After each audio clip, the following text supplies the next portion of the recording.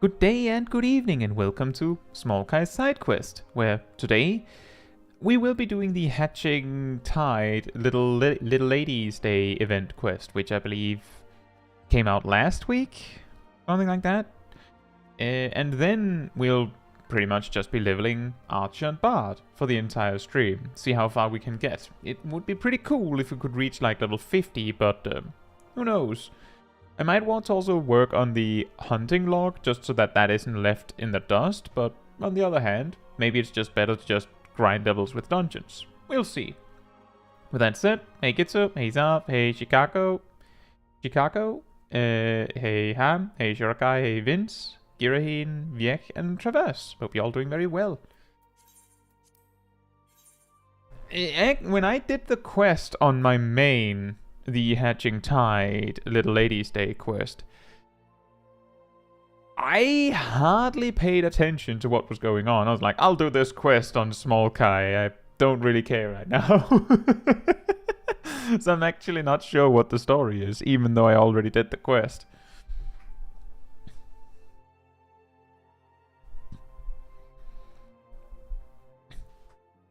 World hopping to find the cheapest items for the Grand Company daily turn-ins. That is interesting. I think, was it last week? Speaking of last week, where someone, or at least some people, said that economically, most players don't bother world hopping to get the most value out of their shopping, so to speak. But I suppose that would make a lot of sense with what you're doing. Is any of this worth keeping?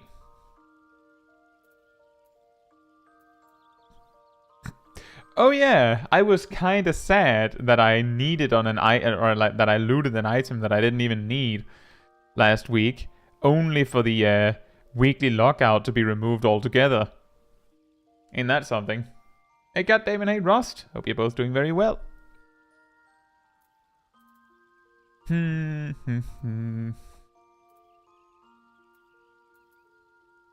guess this might be worth keeping. I'm pretty sure Black Mage gear is terrible. But other than that... Oh, we made money.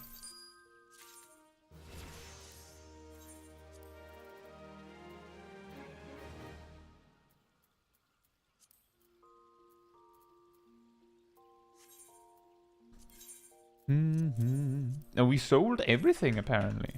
Nice.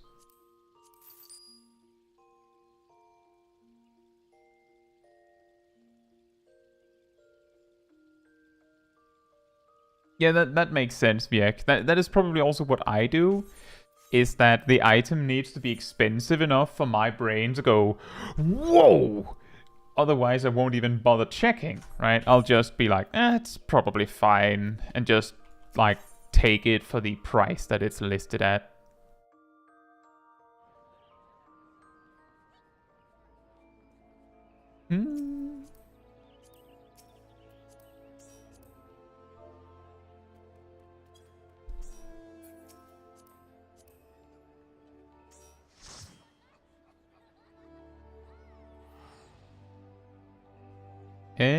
I don't know if there's anyone else hiding in the crowd looking for me.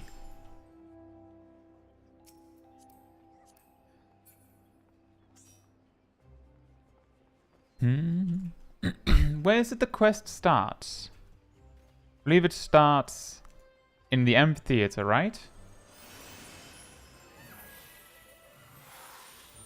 Or is it in a different zone altogether?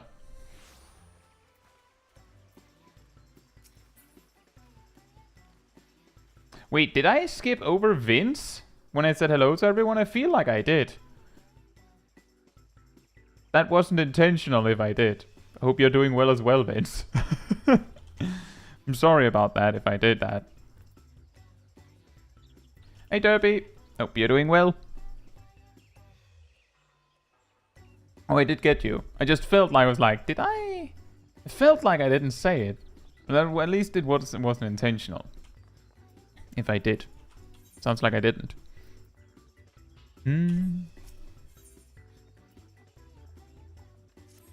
Oh, we can do the quest as Archer. Amazing. Welcome, my friend. I take it the hatching tide decorations have caught your eye?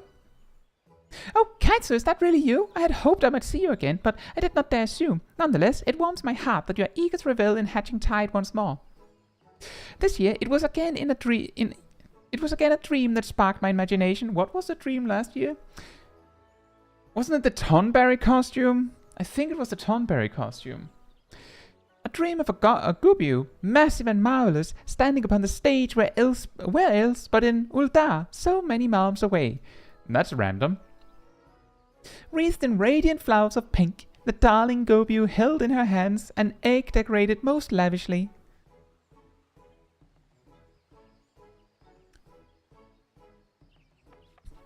And there's but one time of year when the sandy brown of that city is... And there's but one time of year where... Why can I not read this? And there is but one time of year when the sandy brown of that city is accented by peach blossoms in full bloom. Yes, I speak of Little Ladies' Day. The message of Mistress Aliapo's dream was clear. Combine the spirit of hatching tide and Little Ladies' Day to create the most exciting day that jewel of a city has seen. Naturally, we sought out those in charge of the event and brought our proposal before them. It is a pleasure as always, Caetsu. I see ours is not the only celebration which can boast of your selfless assistance. Mistress Aliapo's proposal was quite unprecedented, and so confident was she in her vision that she had already secured the services of a performer and his Gobu companion before meeting with us. I regret to say not all in Uldar share in her conviction. Many doubt the safety of such an act, which has brought our plans for Little Ladies' Day to a standstill. The trepidation is not without cause, mind you. Some 15 years ago, a supposedly tame Gobu ran amok in the city streets, causing untold harm. When the Seneschals informed us of these circumstances, I got to thinking, we could hold a hatching tide event here in Gridania, with a Gobu as the main attraction. Not only would this lift the spirits of Gridania's people, but it would prove to those in Uldar that the Gobu poses no danger. Surely that would put any doubts to rest. In fact, the performers have already arrived. Nonota and I were treated to a display of their show, and I must say, never have I seen a Gobu so pretty and sweet. Out of all the paths forward we could have taken, this seemed to be the only one which might please all parties. I came to Gridania at once so I could act as a witness for my peers in Uldar. Since you're here, might you accompany me to the show? Someone as well versed in this realm's beastkin as you may be singularly qualified to tell us just how docile this Gobu is. Well, I'd hate to see Miss Aliapo's dream shattered. Yeah, Ymir, hope you're doing well. As would I. While I'm certain there's nothing to fear, having a stout arm by my side will be most reassuring. Well then, all is settled. The show of a lifetime awaits at Bent Branch Meadows. You had best not tarry. Agreed. Let us make our way then and speak with Aldemond, the performer in charge. Oh, I can hardly wait.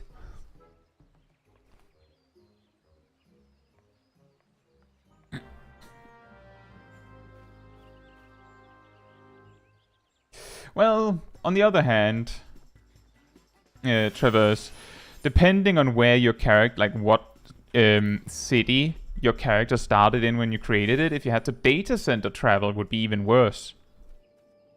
Since you would get placed back in that city every time. Why no Big Ladies Day? Well, I do wonder. I don't quite know why it is called specifically Little Ladies Day.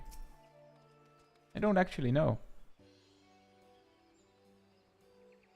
I'm reasonably confident if you ask where Naradel is here, they might know.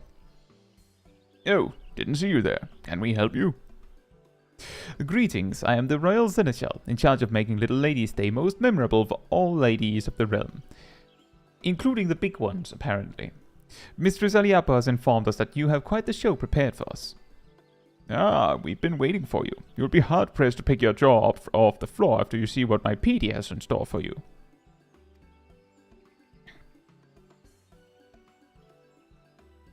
I've been watching over her ever since the day I found her wandering the wilderness all by her lonesome. We spent ages looking for her family, but now I suppose we're all each other has. Petey.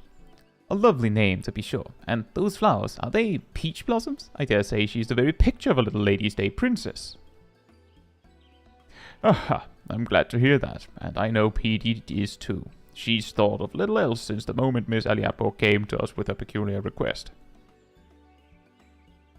There's nothing in this world we love more than hearing an audience cheer, and I think this time we'll earn that and then some. We call this one Egg Surprise. Go on, Petey.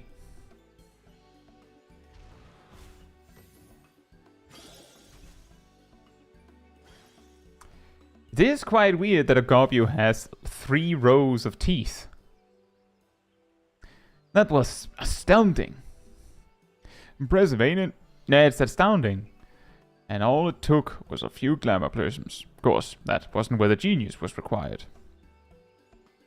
It took us days and nights of racking our brains to figure out how to capture the spirit of 2 celebrations. In the end, though, I think we did about as good a job as could have been expected. Now, here comes the rub. Ever since we arrived in Gridania, Petey's been a little on edge. Hate to see her like this, but I think I've figured out what's causing it. As you just saw, she's got no problem performing in front of an audience of 2, but when a whole gaggle of revelers showed up not too long ago, she just froze up. I see. She must not be used to such large crowds. Luckily, I managed to save the show by climbing atop her head. That set her mind at ease and helped her find her courage.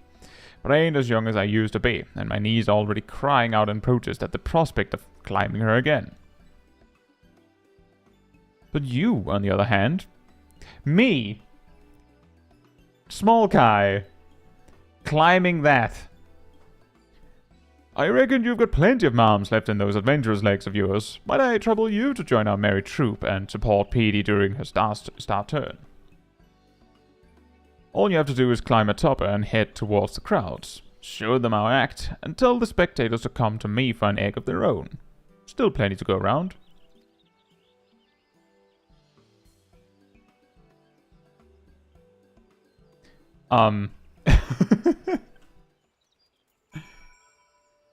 Hey, Gleaming, hope you're doing well. What do they eat? I assumed they ate...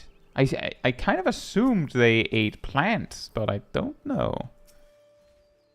Trust me, Petey'll love having you aboard. Now's our chance to get these eggs into the hands of the eager Gridanians. She's too timid to wander off on her own, so if something else demands your attention, she'll make her way back to me. Now, get out there and give Gridania an egg surprise. They eat Lalafell, of course.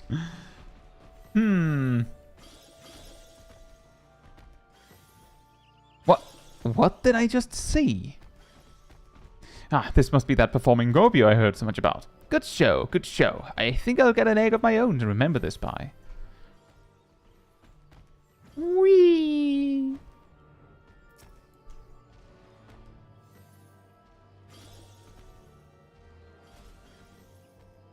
That was amazing! The rabbits were so adorable! And that crown of peach blossoms is so pretty. I wonder if they give them out with the eggs. Let's go find out. Spring. Capitalism bottom text. Oh, whoops.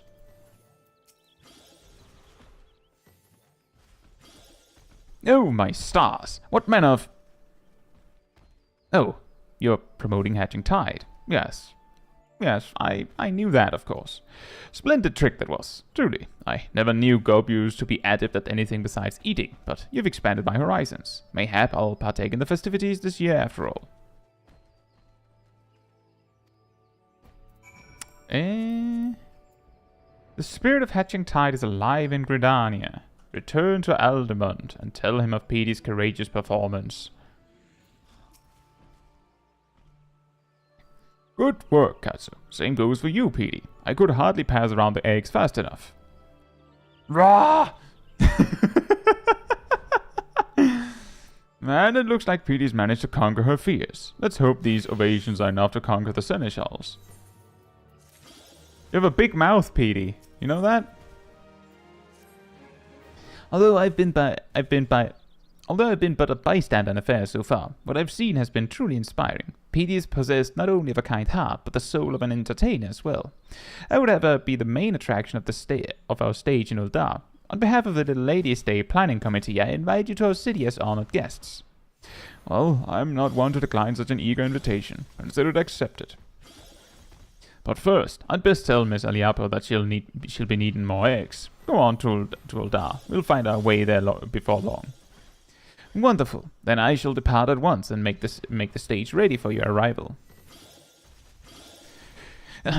You've helped tremendously already, but there's no denying that Petey has taken a shine to you. Might you watch over her in Uldar for a while, just until she becomes accustomed to the crowds?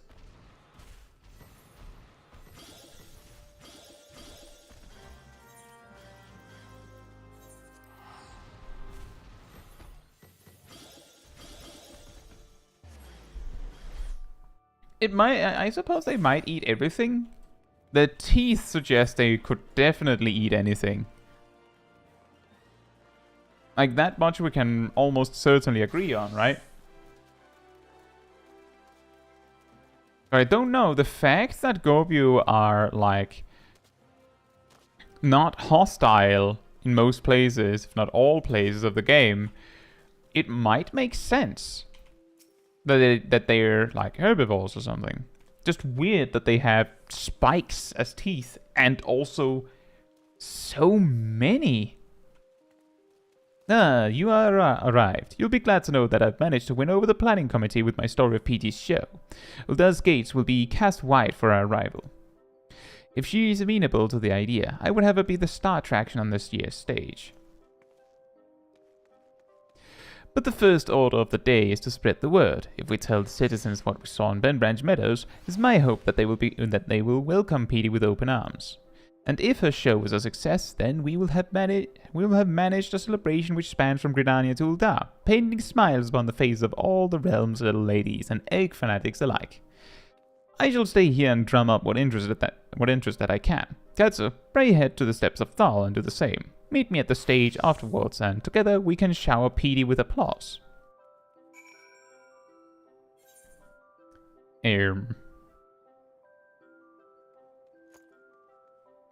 Right.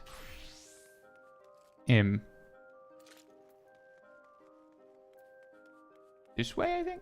Hey, Archibasta. Hope you're doing well. Not hostile. Minfilia's dad wants a word. Minfilia's dad? Oh, right. Well, I mean, those were different kinds of Gobus, maybe. I don't know, maybe they get hostile if they get too close to humans. Or humanoids. Suppose you're right.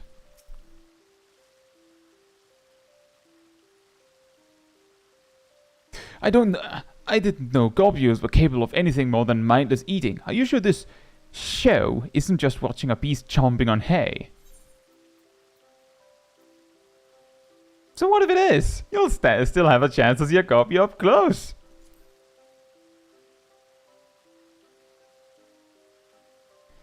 Well, when you put it that way. Besides, it's not as if I have aught else to do. Alright, look for me among the crowd. Hey Philip, hope you're doing well.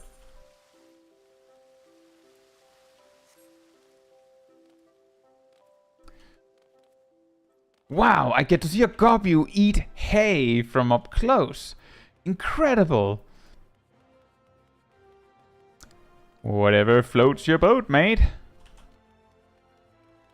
Whatever you like.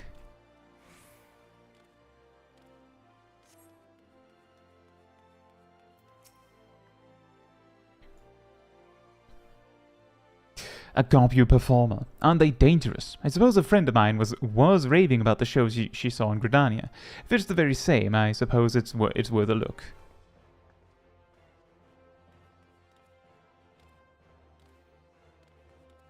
There's also the possibility that the reason why Gobu are non-hostile is because they don't attack you for coming close. They don't need to defend themselves. They just eat you if they're hungry, right?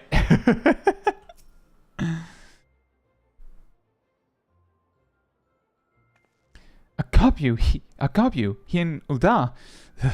That dredges up terrible memories of the rampage I witnessed as a child. How do you know that won't happen again? Have you seen this Scorpio with your own eyes? Yes, and she's as gentle as a tame chocobo.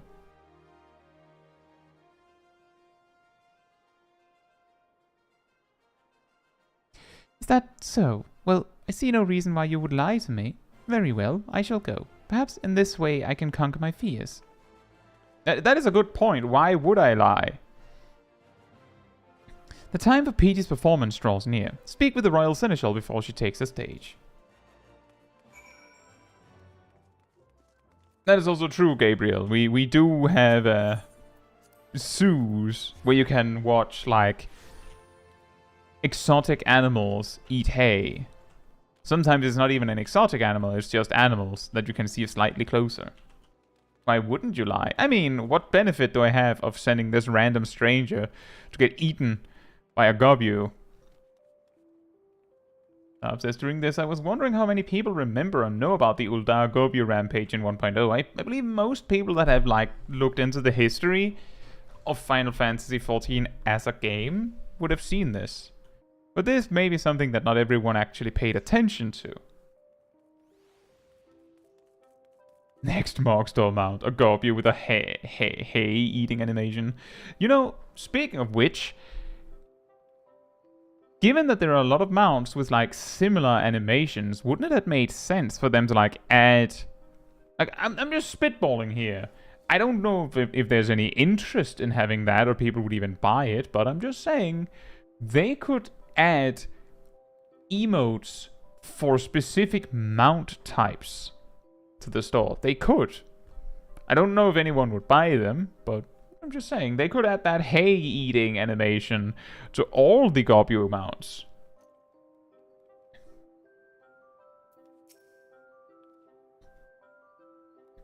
My thanks, Caetsu. It seems word has spread even further than I had hoped. And while this is cause for celebration, Petey appears to be intimidated by their expectant gazes. Of course, you could just hop up on her head and she'd calm down just like that, but we can't lean on you forever. Why don't you rally her spirits with some encouraging words, Caetsu? Seems she's warm to you, and I reckon she'd appreciate whatever you have to say. Why can't you do that, Aldemond? Why does it have to be me?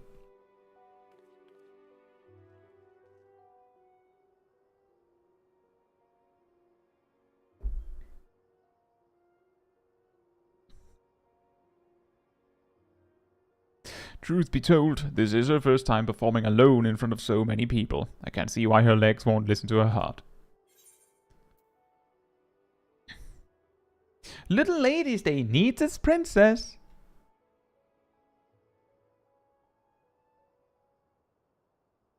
Nom.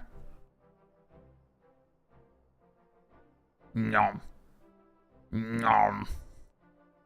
That did the trick. You've really got a talent for lifting the spirits of the downtrodden, Caetsu. Thanks. I think. We are in your death, truly. It's almost time. Lady Aliapo should have arrived by now. Caetsu, pray join the bystanders and give Petey her your heartiest cheer.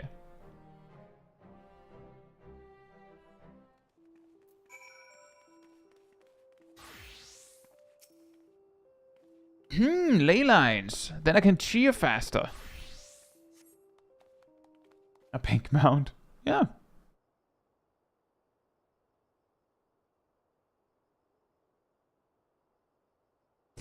And now for the final act. Bedecked in blooming flowers, the Scorpio Princess has prepared something unforgettable for all the little ladies out there.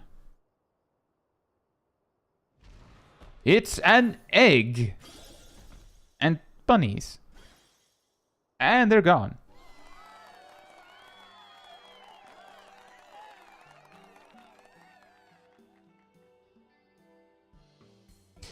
This is just how I envisioned it in my dreams. A 3-second performance.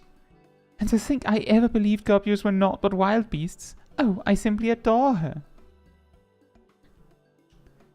Hatching Tide is even a... Oh, he is talking. If Hatching Tide is even half as thrilling as this show, I'd best catch the next airship to Gridania.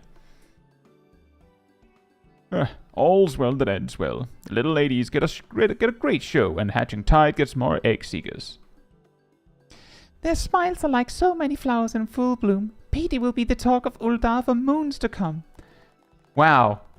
Hey, do you remember that time when there was that Gobu that did this thing for 3 seconds? That she will. That she will. I have to thank you, Miss Aliapo, for giving us both the chance to bring a little brightness to so many lives. Ah!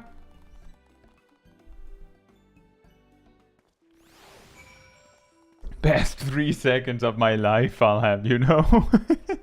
Fair enough. But oh boy, those 3 seconds. Did you see them?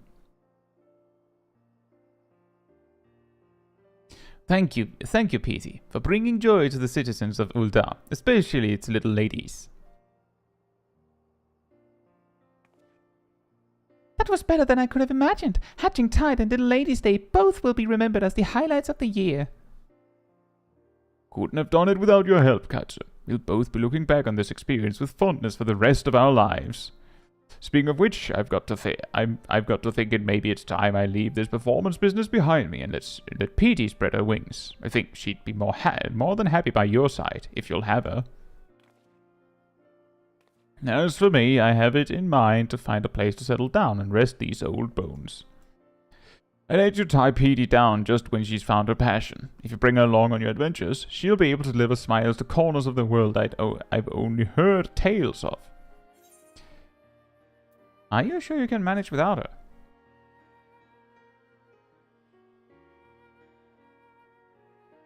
Kant and I already feel the tendrils of loneliness tugging at my heart, but they'll lose their grip so long as I know Petey's with you. I look forward to hearing of her exploits as I while the days away.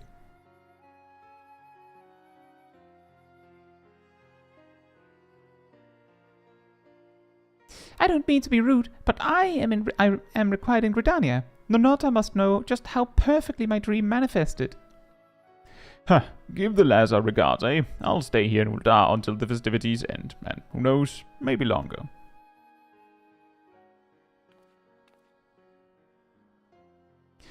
And with that, allow me to thank you personally, Caetsu. No princess in all the realm could have asked for a more devoted seneschal. And that includes Petey. Seeing you dote upon her so dutifully reminded me why I volunteered for this position in the first place. Although Petey's show has concluded, Little Ladies' Day has not. Pray enjoy all that we have prepared. And don't be a stranger in Gridania either.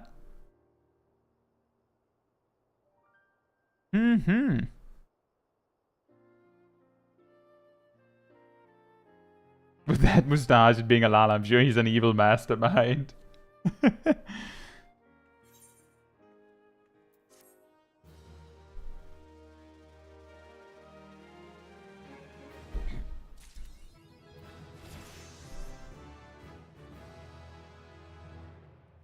Ta-da!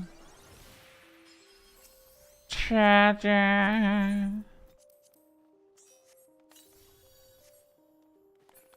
I do wonder.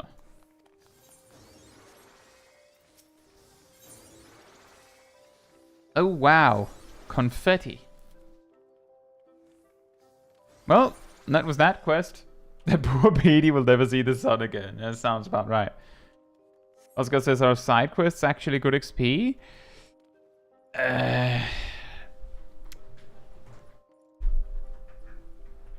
Yes and no.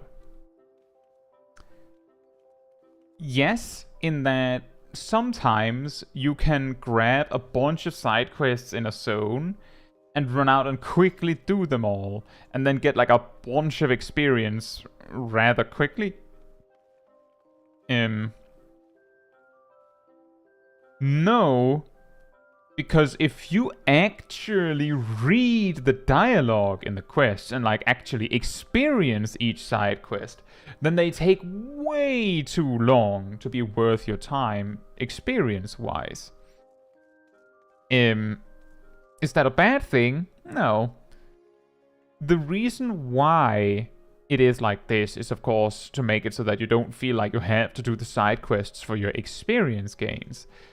The reason why it's still like yes in parentheses is because there are usually better things you could do. Like, you would have to be pretty efficient rushing through side quests for it to not be better to just queue for a dungeon, for example. But if you're doing the quests anyway, it's not a bad idea to make sure you're doing it on a job that gets XP.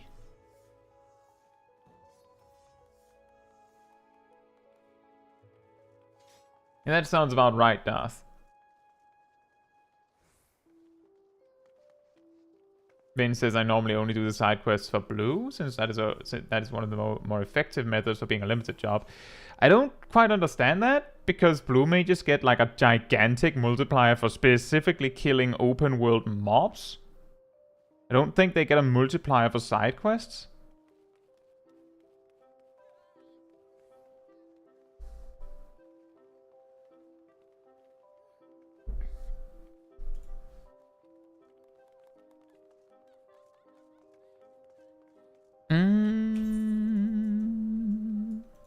Oh right, we have a archer quest.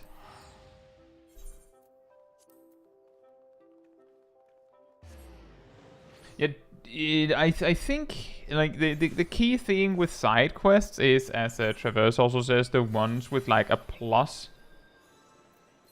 marker.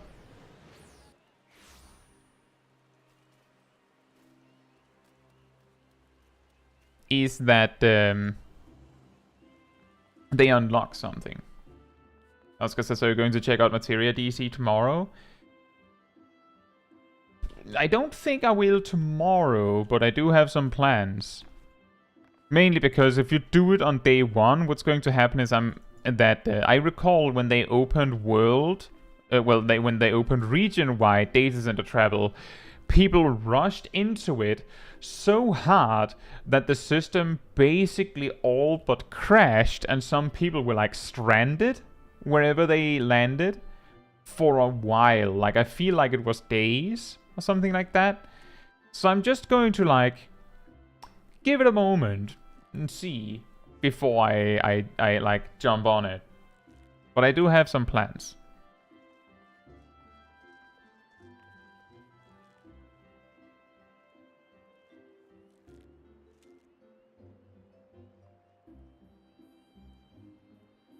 Yeah, if you're not paying attention to the XP gains you're making on, say, a blue mage, you might catch yourself wasting a lot of time. Because blue mage basically gets an unfairly gigantic XP boost while fighting open world mobs.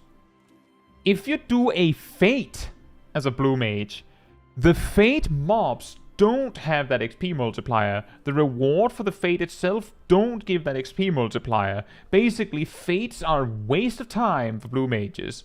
So it's almost guaranteed that this applies for everything else as well. If you do a dungeon as blue mage, the mobs don't, like, the bosses don't give like a multiplier.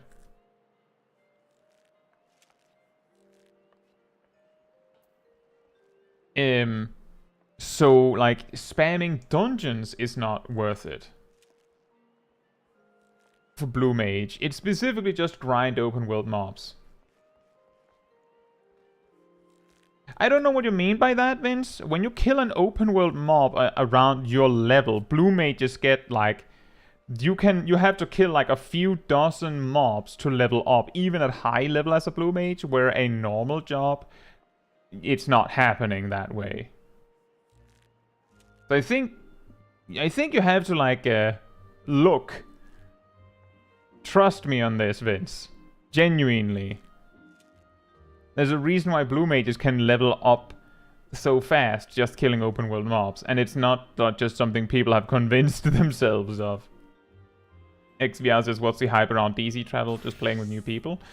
Well, for people, like for individuals, there's a reasonable chance that what makes people interested is being able to meet with their friends from like other data centers, for example. If they have friends that play the game that they've met outside of Final Fantasy XIV, for example, but they play on different regions, they can finally meet in-game.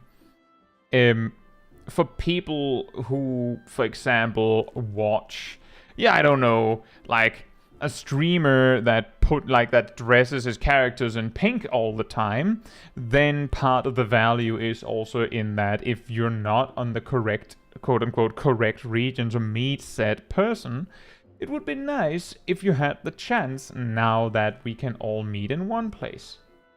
Right? So that's kind of the idea, that there's finally an opportunity for all of us to meet in one place.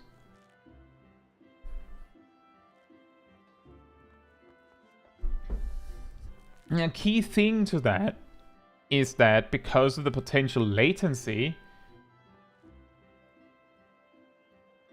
it might not be the most elegant experience to actually play there, but people can always find out what their limits are once they're there. And I have some plans. I've looked into some things we can do that doesn't require too much combat, so that latency won't be an issue.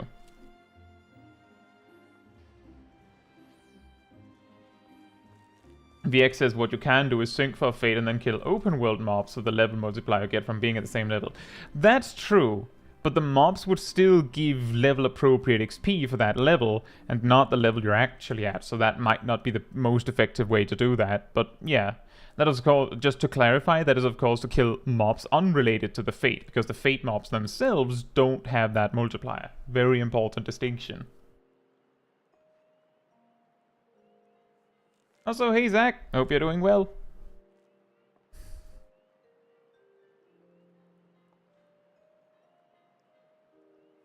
And yeah, that is true, that once we have gone through the test, there's a possibility that they'll do something more with it. But we don't know for sure what the plan is. Now, quest time. Smol Kai hiding behind the chat overlay. You come at a good time, Caetsu. I have a task for you. A petition has arrived from the proprietor of Boscaron Strathus, out in the South Shroud. The petitioner, Boscaron himself, has requested our assistance in dealing with a gang of poachers. I would have the three of you meet with him and investigate his claims. The three of us? You mean Caetsu, myself, and... It would be better if I went alone, Luciani. The Mikote and... the other one would only encumber me. No, Sylvia, you will go as three. Also, it is past time you recognized Caetsu as a fellow archer. I will not. I have held my tongue on the matter of her continued presence here, but I will bend no further. Who in the seven hells do you think you are, Boo Lord Levin? In case you've forgotten, you aren't even a quiverman anymore. That may be, but I have shed blood defending our borders, unlike you, savage. Are you a Gallian? What's happening?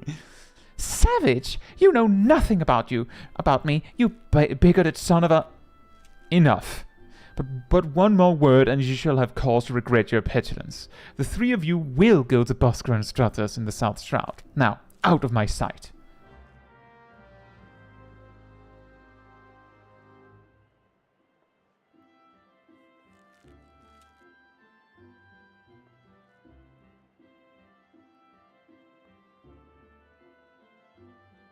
Yeah, indeed, another alley apple. It's like, they're just all over the place.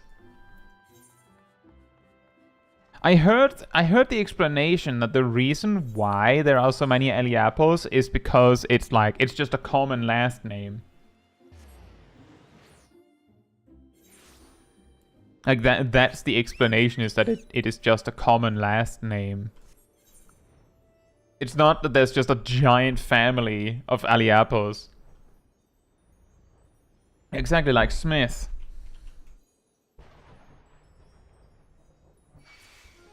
Yeah.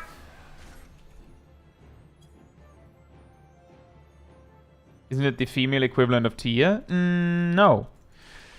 That kind of Mikote, the male ones are called one of two things, and Tia, I believe, is the non-alpha of a tribe. For the males. For the females, they don't have something like that. They just have their name and their alpha's name, essentially, or something like that. Whereas the males have their own name, plus whether they are the alpha or not. Something crazy like that, if I remember correctly.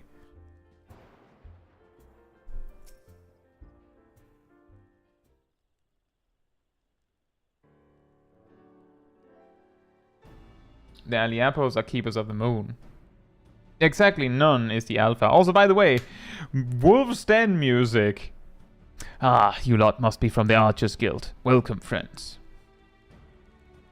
Now, as your guildmaster will have said, I put in a request for some keen-eyed archers to help me track down a gang of poachers that have been plaguing these parts. If I may, it's not uncommon to fight poachers in this region. While regrettable, neither the God's Quiver nor the Woodwheelers deem them worthy of attention. Why then did you imagine them worthy of ours? 'Cause these ain't no common poachers. They're Power Mujuk's gang. They say she and her's always moving, staying one step ahead, but I reckon she's hiding out here somewhere. Thing is, I can't just send my people out searching. I made a pact with the Red Belly Bandits, see? We stay out of their territory, and they don't make no trouble at the Druthers. That being so, if I summoned the massed ranks of the Whalers and the Quivermen, all seven hells would swiftly break loose, assuming they thought the matter worthy of their attention, of course. Needless to say, that's not an option. As luck would have it, though, I've got 3 keen-eyed archers to take care of things instead, and all without raising no alarms. We understand. You may leave the matter to us. Caetsu, split up and scour the area for any sign of the poachers. Should you discover anything, return here and wait. We will reconvene to compare our findings ere long. Go.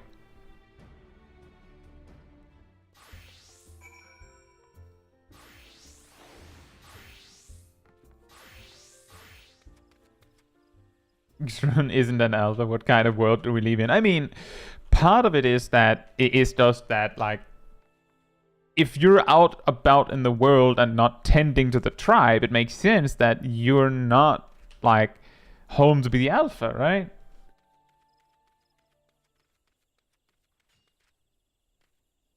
Yeah, that's true, Liet. It is more like, do you or do you not own territory, I suppose.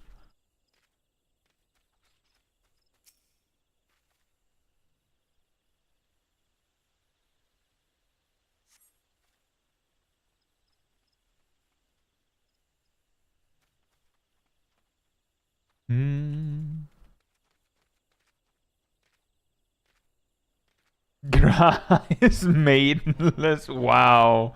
I think actually that if players were allowed to, then Graha would be extremely not maidenless.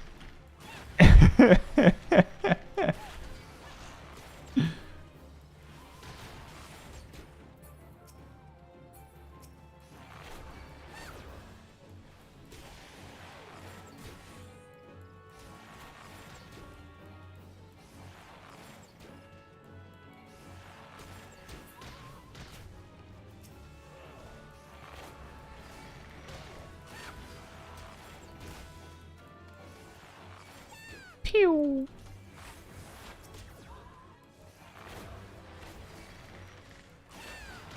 I found a hunt mark, everyone. Good news, everyone.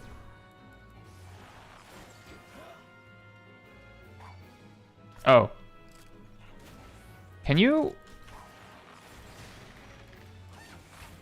I have a quest here, you know? Can you... Like...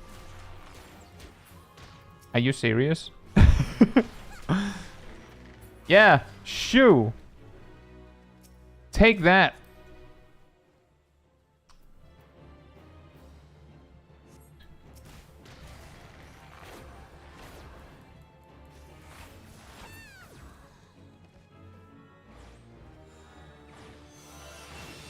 Ooh.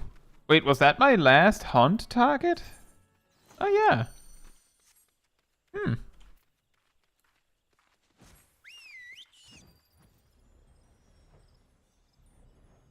Gleaming says Kryl Rock. She feels like an aunt sometimes, but she's like 25. I suppose it makes sense because she was like, as far as I understood, she was like just like Alphino's upperclassman, right? Like that was that.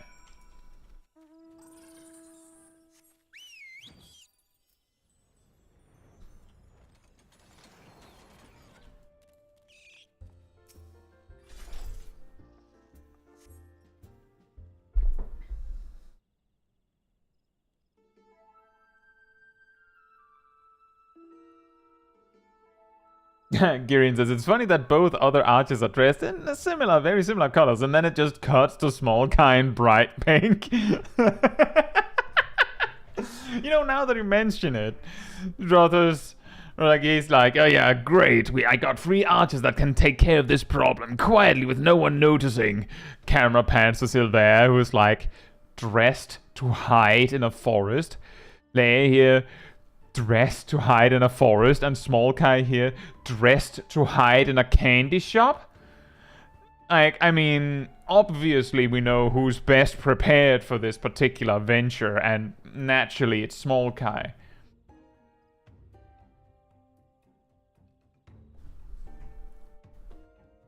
No, Traverse. I'm pretty sure that the Y'shtola being 23 is she claims to be 23. Where would you... Yeah, exactly. Where would you prefer to hunt? An iron leg trap and a poacher's arrow. These are both evidence of illegal activity, but nothing that will help us find power.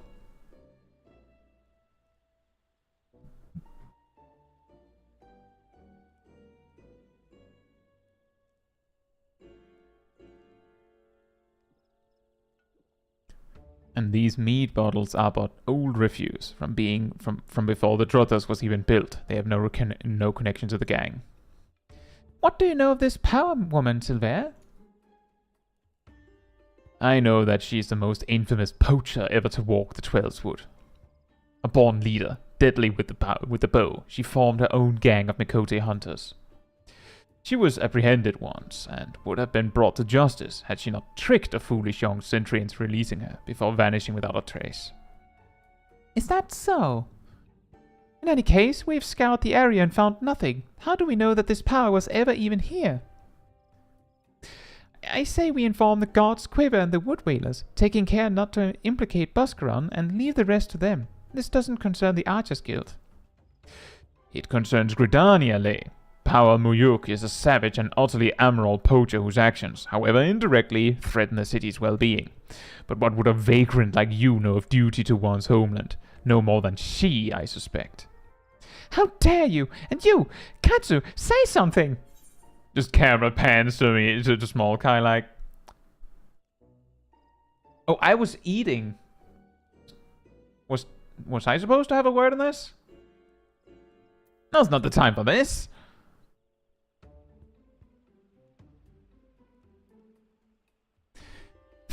Very well, we will return to the matter at hand. Mayhap we should take a second look at the clues we have gathered. Look all you want. Though the trap and the arrow we found suggest poaching, there's nothing remotely unusual about them. What do you think we should examine, Caetsu? The arrow. We know that this is a poacher's arrow. Beyond that, it tells us nothing. What happens if I choose the poacher's arrow again?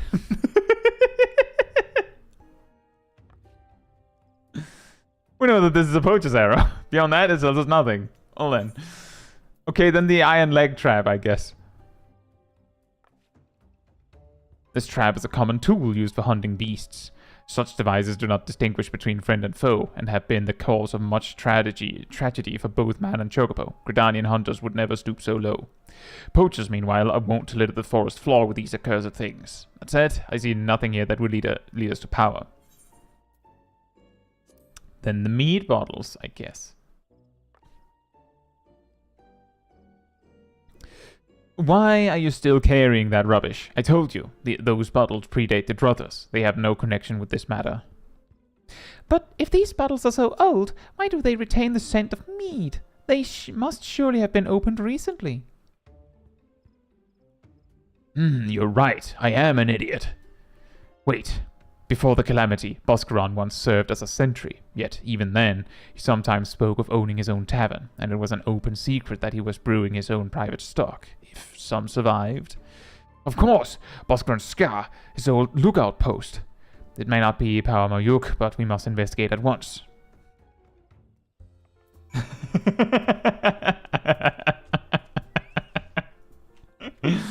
Wait, what if we check the arrow again? Maybe something has changed. You see, Silvermint, that's the best quality of adding like just sneaking in an added sentence sometimes in this voiceover. It's just sometimes it sounds real enough that you think that that's actually what happens, and that makes it even funnier. Derby says, does Smol Kai eat the elemental crystals too? What would they even taste like? Depends on the color.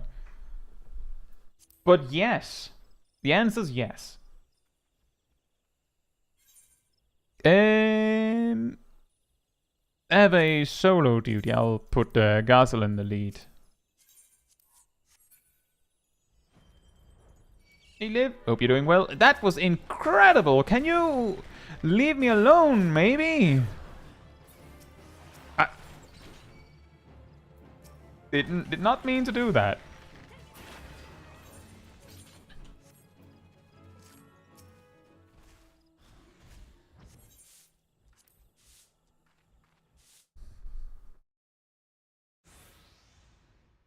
If the earth crystal is yellow enough, it tastes like banana.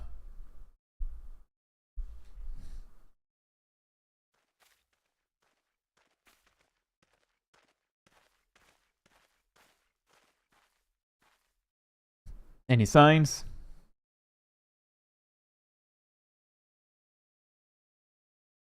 Look, the ground is covered in Mikote footprints. These tracks are fresh. Very fresh. I'll wager the bandits were alerted to upcoming and fled. Else, they're hiding near...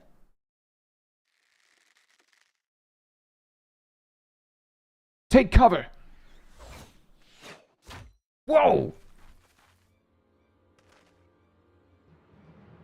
There? Ah, there I was thinking we'd caught ourselves some of them meddling bloody masqueraders. Not that I'm complaining. Hiding your face is downright bloody rude when you ain't been introduced. I put a cross on my face.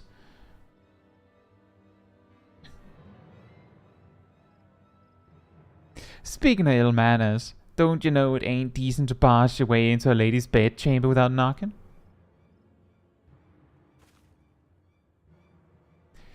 You would lecture us on manners? Truly, I've heard it all. They have us outnumbered. We had best split up. The leader's mine. I'll try to isolate her from her litter.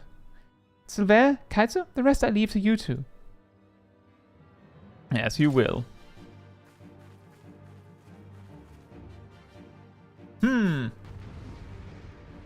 Thank you, Traverse. I think it caught up. Like, I refreshed it just as you mentioned it.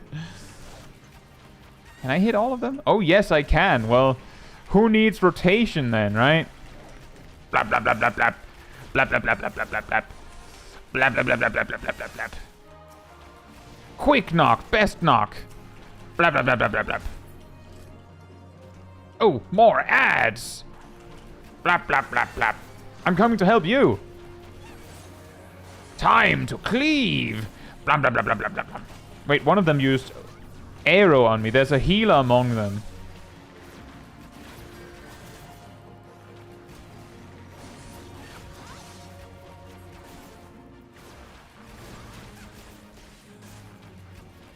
Bam, bam, bam, bam, bam. Oh, look, more ads.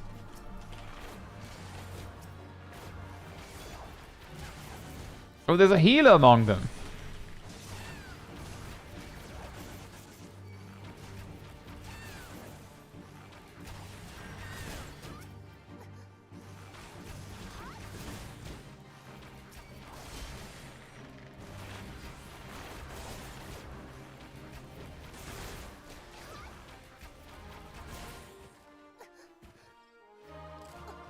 We did it! Whew, that was close, wasn't it?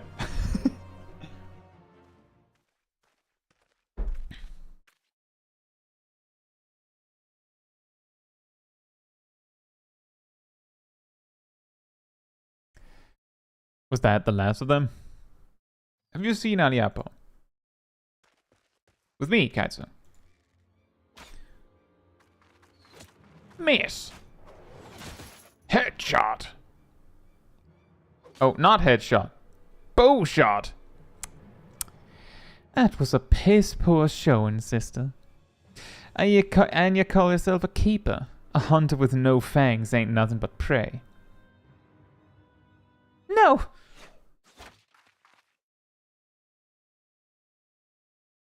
What are you gonna do now? There's an arrow stuck in your bow.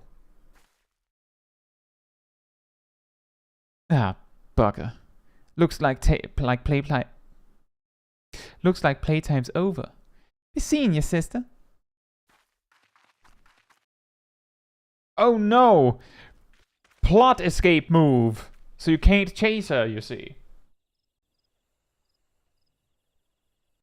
As far as I can tell, they're wearing shoes.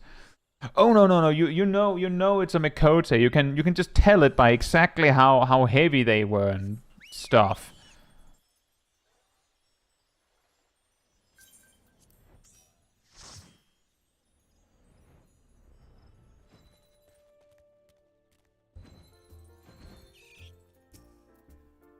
Seven hells! They were at my old post, and they drank my old mead. That stings most of all. Well, 'tis past time the proper authorities were informed. I'll send messengers to the Wood Whalers and God's Quiver. The Red Belly Bandits won't like it one bit, but I'll see they're told exactly who the military is after. I only hope it'll be enough. Gosh, Pava Muyuk's no fool. Now she knows she's been spotted. She'll break camp and be long gone by the time the next bell sounds. And the trail won't stay fresh long neither. Anyway, you've done me a great kindness, friends. Tell Lucienne I appreciate the help.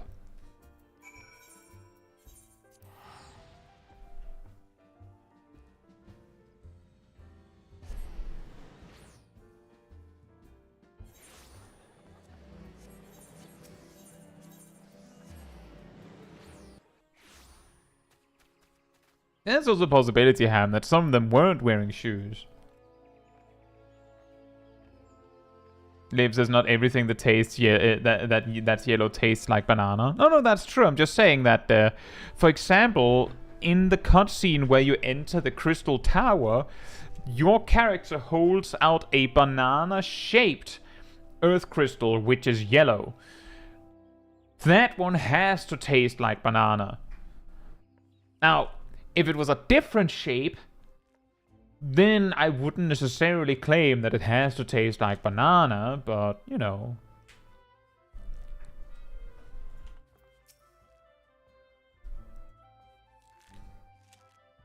Welcome back, Caetsu. Sylvain tells me that you encounter Power Muyuk. No Gridanian could fail to recognize that name, so oft has it been spoken, and with such bitterness. I fear we lack the strength to face ourselves. This is a matter for the God's Quiver and Wood Whalers.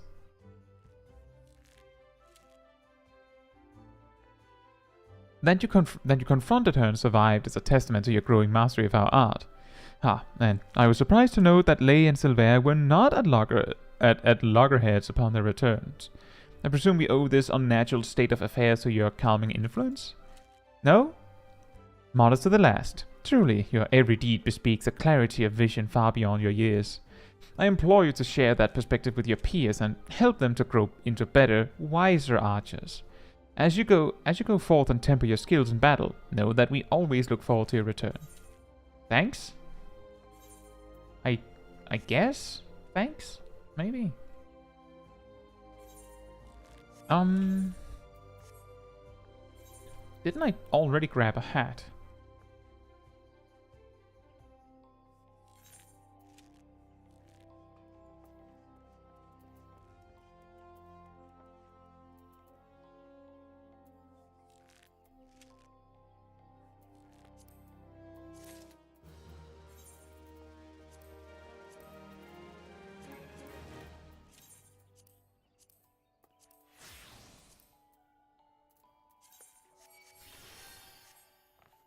a hat.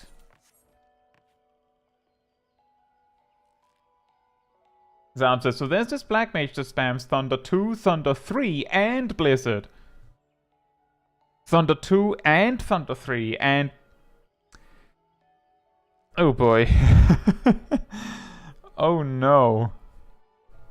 Oh no.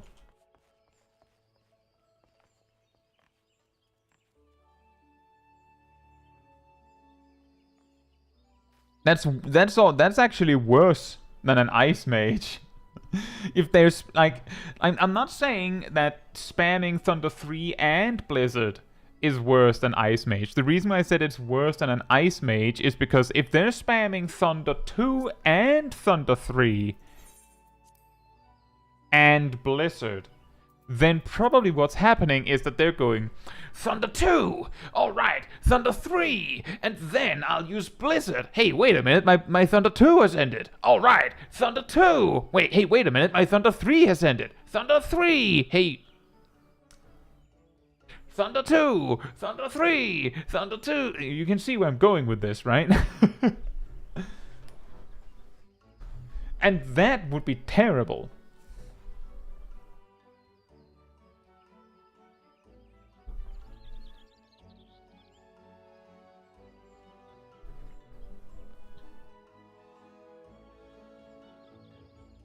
There's only... Now, Derpy, that's also a terrible one. A Dark Knight just spamming on Mend and Soul Eater the entire... Why? Why would you do that? Why? Right, with that said, I think what we're doing next is leveling roulette. Because that's kind of our options. Do we have 3 takers for leveling roulette that would join?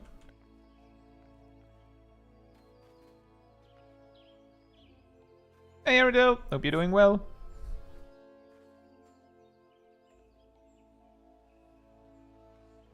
Philippe says the game literally tells you the next step in your combo by making the next skill shine. See, now the problem there, Philippe, is that you'd have to press not Soul Eater first.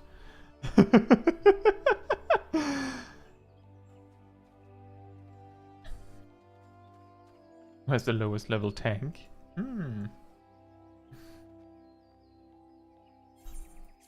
Oh yeah, I should do this. I don't think it matters.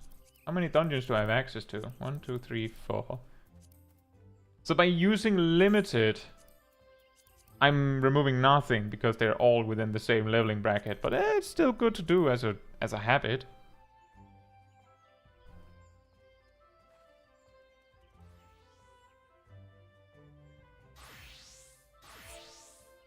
That we just had 2 people level in the same frame. So do I re-invite Gazel or Graham?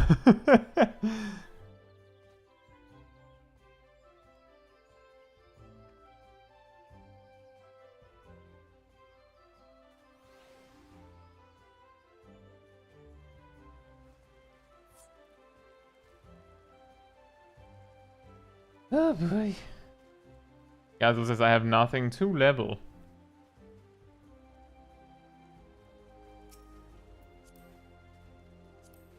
You can do it like this.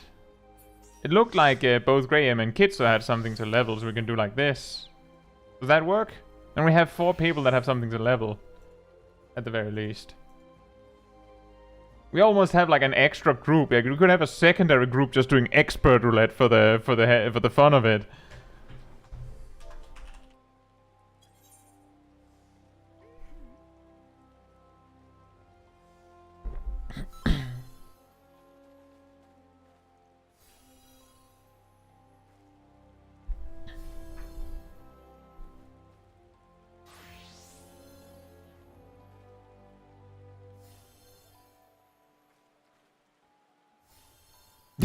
Sky almost... What do you mean by that? I said for the fun of it.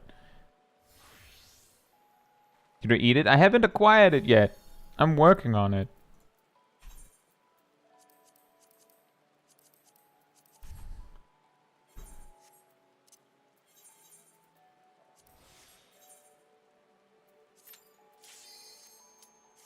I'm guessing Copperbelt Mines.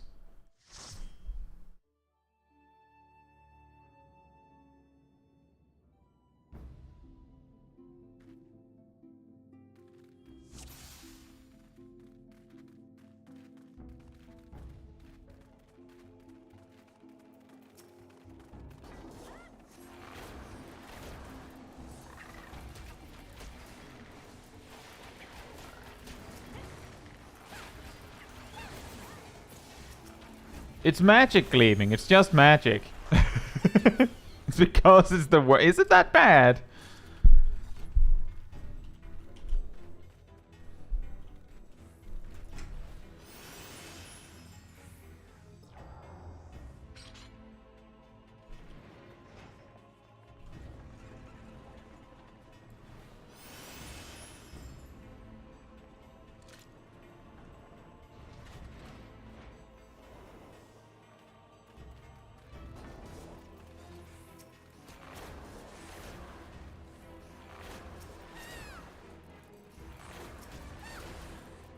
Yeah, this part is one of the weirdest in any dungeon ever.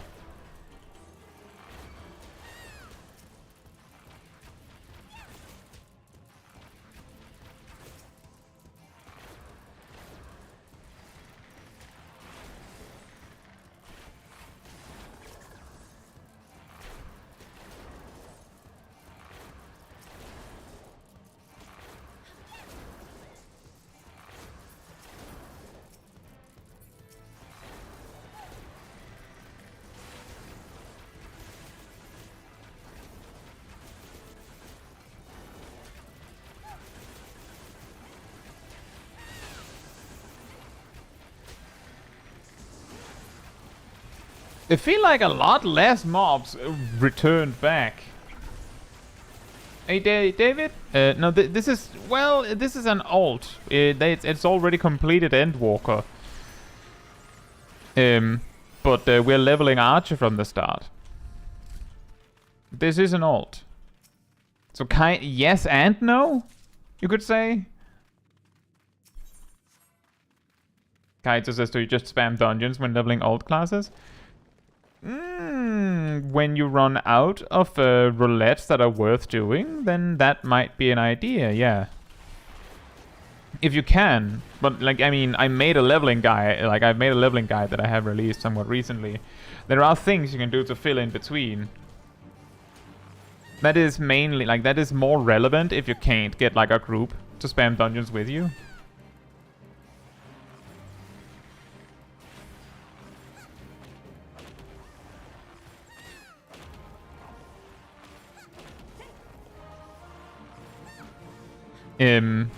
On that note, when I leveled on this character, for Black Mage specifically, I went out of my way to level using other means than just spamming dungeons until I had exhausted those other means, specifically because I wanted to see, like, how long does it take if you're, like, quote-unquote doing it properly.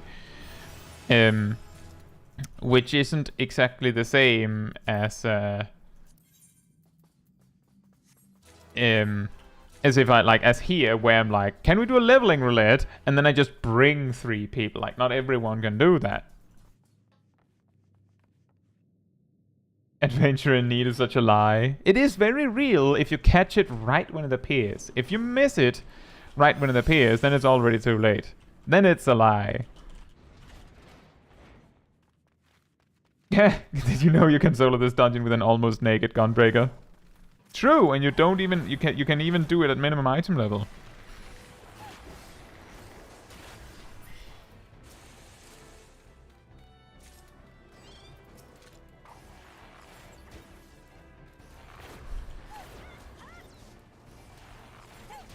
This dungeon is so weird.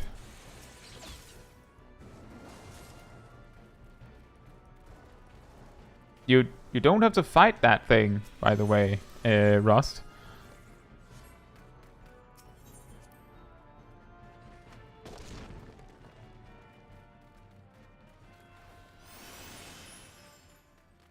gil. Oh yeah, I did obtain 9 gil from the kill, now that you mention it, so...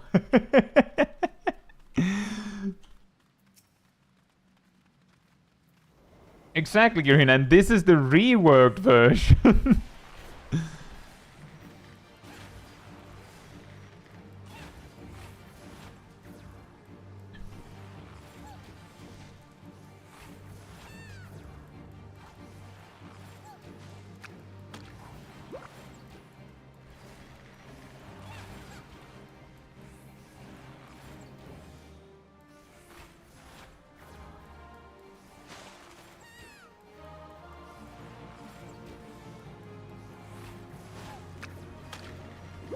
When the boss fights are so short that you kinda almost only need to apply your dot once.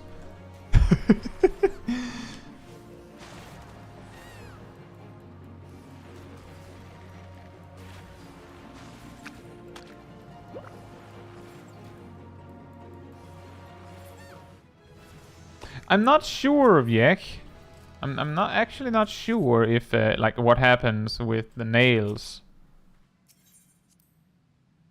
Does anyone else know? Does Ifrit Extreme eventually get fed up with you if you just, like, don't break the nails in time?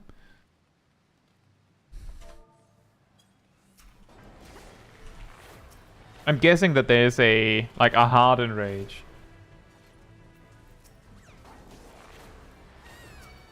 Kills you if Ifrit goes below a certain percentage. I mean, Ifrit is invulnerable in that phase, isn't he?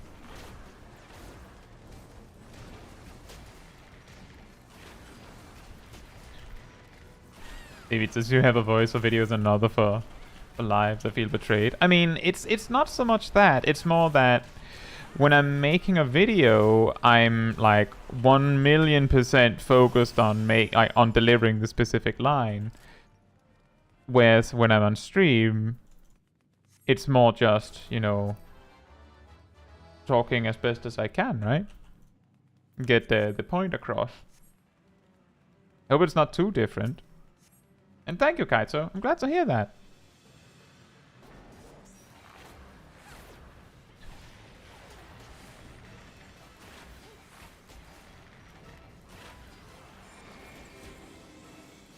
I know that Ifrit on normal, he puts down one nail, and if you ignore it, like, he will, like, if you're doing it synced, he will eventually just kill you for it.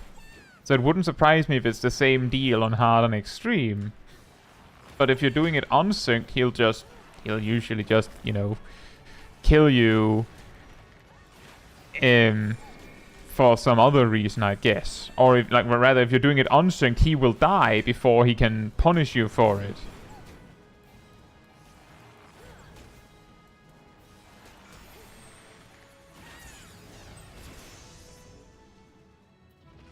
No, level 27.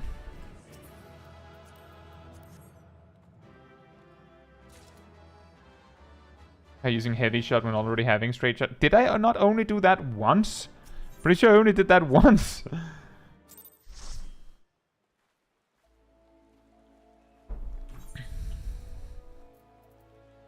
No goggles. Oh, and we're level 27, so we don't need this anymore. We have a ring.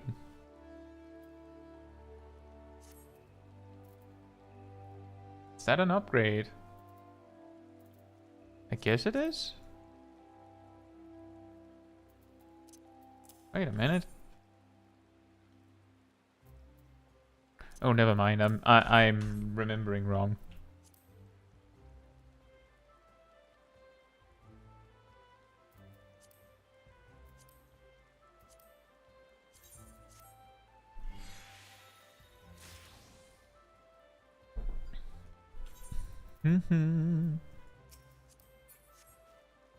That means we can take another quest.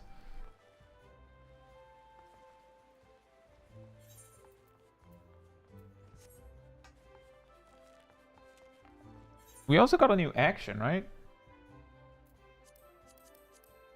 Oh, right. Head grace.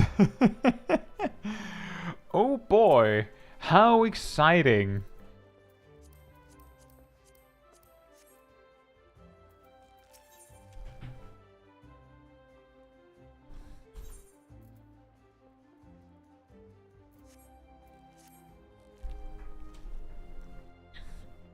Kaetsu, I had hoped you would come. You may be able to help. I'm concerned about Lei and Sylvain.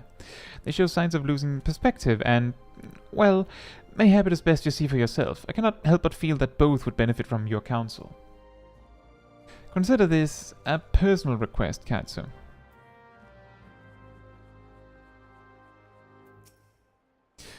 Oh, gods, did Lucienne send you to pester me by any chance? This is hardly her concern, and it is most definitely not yours. If you must know, I have decided to leave the guild. A means to track down Power Muyuk and finish what we started. The gods Quiver and Woodwaiter seem content to ignore our warnings, but I will not let her escape again. I already made that mistake once, and it cost me my place in the gods Quiver. I, the foolish young sentry of whom I once spoke. He was me. We had her, Kaetsu. There was no escape, but then she began to wail about a wounded comrade, one who would surely die without her help. She looked me straight in the eye and begged, and I blinked.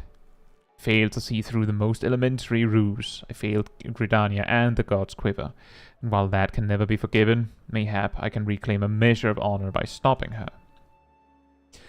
But a wanderer like you would not understand what it means to betray your people. Worry not, I do not intend to leave just yet. I will continue to gather information until I am certain of Muyuk's whereabouts. Make no mistake, though, it is only a matter of time. Now, run along, will you? Oh, and if you're so concerned about your fellow guildmates, you should attend to that moping Mikote. The sight of her shuffling around while staring at her feet is bad for morale. Not that it matters to me. Not that I would care, of course. Baka. Oh, it's fine, David. It was more that some people would say, like, I feel betrayed in a, like, comedic sense. Others, actually, I have had people that kinda meant it. So that's why I kinda take it a little bit. Like, I take what people say a little bit more at face value, because sometimes people mean it, and if they were joking, they usually just, go, oh, no, I was just joking. I'm glad to hear that. And hey, Drew. Hope you're doing well.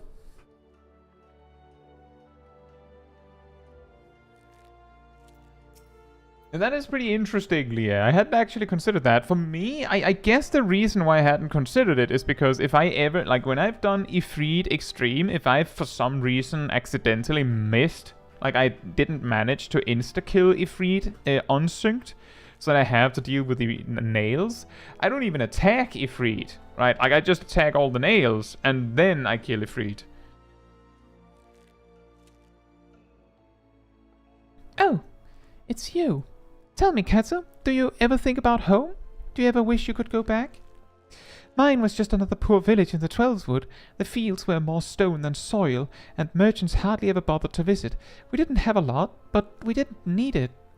And then the calamity came. I remember running, and the screams. It was so loud, Kaetsu, so unbearably loud. And then I was here in a strange city, surrounded by more people than I'd ever seen, and I didn't know any of them.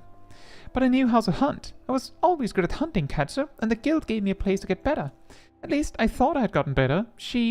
Power Muyuk, she was so much more. I've been thinking, Kaetsu, that maybe this is a sign. Maybe Sylvain's right, and this guild, this city, is no place for an outsider like me. And so I've decided to leave. I'm glad to have known you, Kaetsu, even if it was only for a short while. Forgive me if this is too selfish a request, but before I go, I would like to meet with you one last time. Alone, in the South Shroud. These Gridanians would not understand.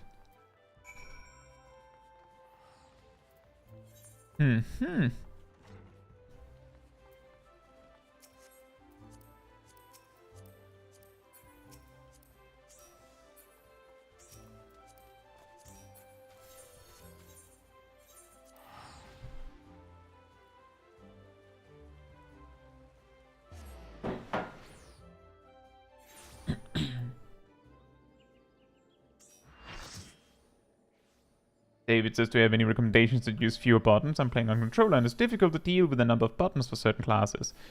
Well, on the one hand, all jobs are playable even on a controller. I'm saying that because I know people that have managed to play like Astrologian on a controller, so it's a matter of practice. However, if you want an easier time with a job that has a little less buttons, then Warrior is probably the tank with the least amount of buttons, and Summoner is probably the job with the least amount of buttons.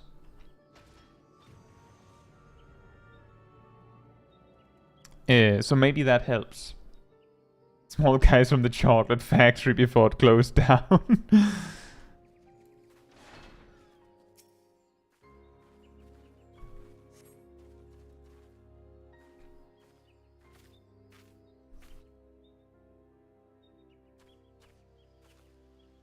No! Don't hurt her! And there I was, thinking you mightn't accept my kind invitation. I don't recall inviting her, though. It's rude to presume, Missy, and I do so hate rudeness. Wait, it's not her fault, it's mine. I invited her. She's a member of the Archer's Guild like me, and she's not Gridanian. Ah, I do begin to recall her face. Aye, knows how to hold a bow, that one. Well, she ain't the typical recruit, but I reckon I might be willing to make an exception. No, it's not like that. I wanted to say goodbye. Caetsu, ever since I met Power, I've been at a loss, but I realize now that my place isn't at the guild with the Gridanians. They'll never accept me. This is where I belong, with my people, carrying on our traditions, our archery, not Gridania's. It's all I have left, Caetsu, so I'm going with Power. Maybe you don't understand now, but just promise me you won't tell Lucien. Or Silver? I mean, Silver's going to figure it out all on his own.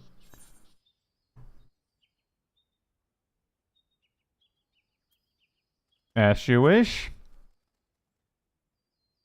Caetsu. Made your peace with your little friend, have you? Right then, let's go and get on with it. Put an arrow in her. No! Ain't no love lost twixt ye and the guild, is there? Then what's the problem with Feather in a bloody venture? No bugger'll miss her. I think a lot of people will miss Caetsu. I'll miss her, all right. So just stop. Dear me, and I had such high hopes for you, Miss Eliapo. Waste of bloody time. A keeper what's lost her nerves about as much to me as a glass bow. But there's no sport in killing captured prey. I'd better not see neither of you again, because if I do, I'll show you what happens to prey what's staffed enough to get caught twice. Away, sisters, away.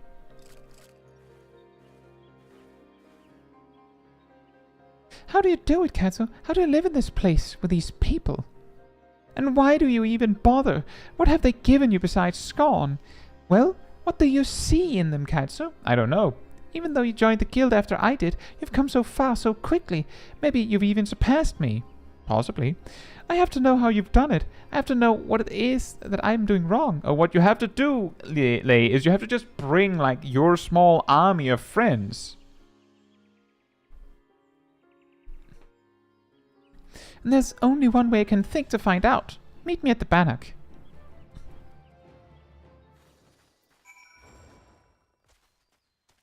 MBL says, I heard from a friend ninjas locked in place like a caster. No, that's not true. Maybe, like, that is a huge misunderstanding at least. They have an action called Tenchijin, which locks them in place while they get to do 3 jutsus in quick succession. In that time frame, if you move, the ability fails. But beyond that... Oh, that's in a different zone. Where are we right now? Oh, we'll just fly there.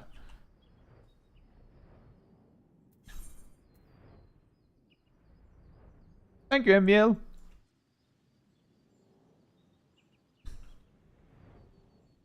But yeah, Ninja is not really locked in place. They have, as I said, they have 10 Chijin. They get a level 70 where you just click 3 mudras in quick succession. And if you move during that, then like the entire spell falls to the ground. But it's like essentially like 2 seconds every 2 minutes. There's also a possibility that there was a time where you couldn't move while doing mudras, but that is not the case now. In fact, it is standard procedure to be like running up to your target while you weave your hand signs, like Naruto.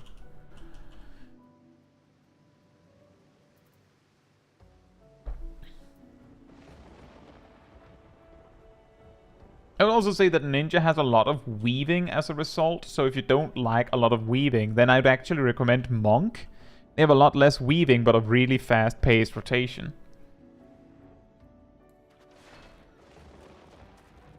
Oh.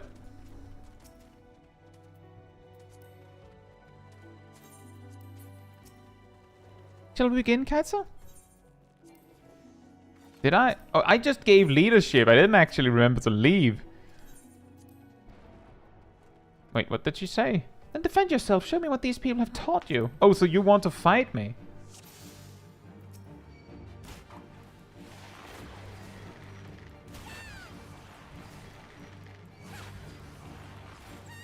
You know, a good start, Lei, would be to remember to put up your dot on me, you know? Wait, you have a pet?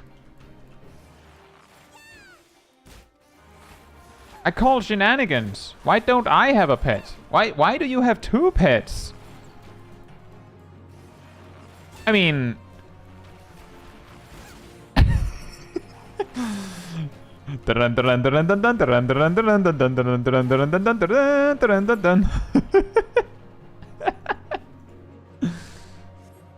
Oops.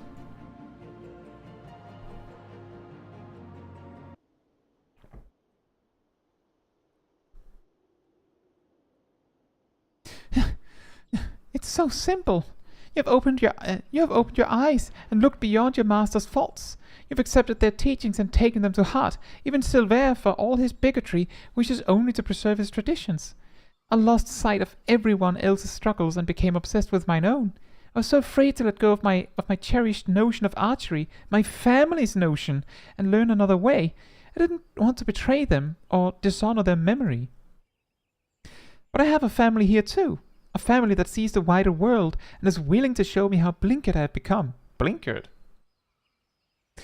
As archers, we train our eyes and minds to be unforgiving, to defy any attempts at concealment, and discern the naked truth. It is little wonder, then, that I have neglected to look inside myself until now. Though unquestionably worthwhile, I have found the experience rather excruciating. Thank you, Caetsu. I know now that I belong at the guild, together with you and Lucienne. And yes, even that bloody Wildwood. Gods help me, I think I might actually miss him. Well, then I have some bad news for you, because he also left.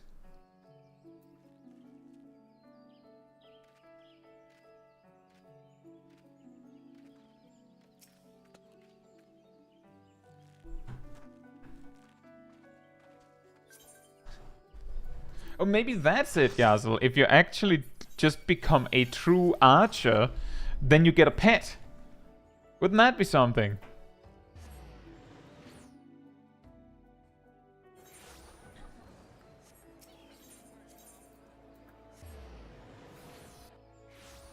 Can you imagine how people double weave with Monk? Yeah, that is a lot stricter. It is possible. It's absolutely possible, but it's a lot stricter.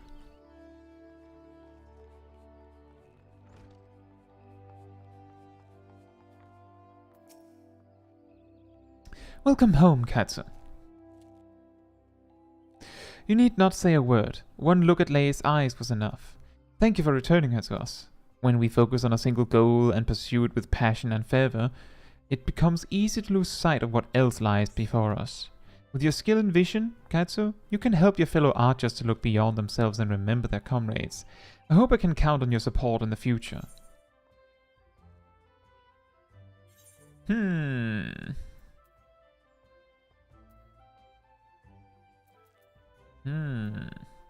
3, 2. I think this one is better. And a new bow!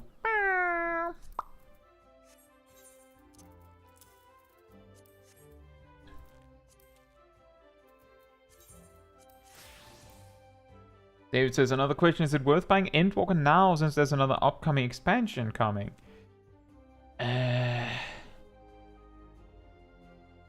don't know. How does that work?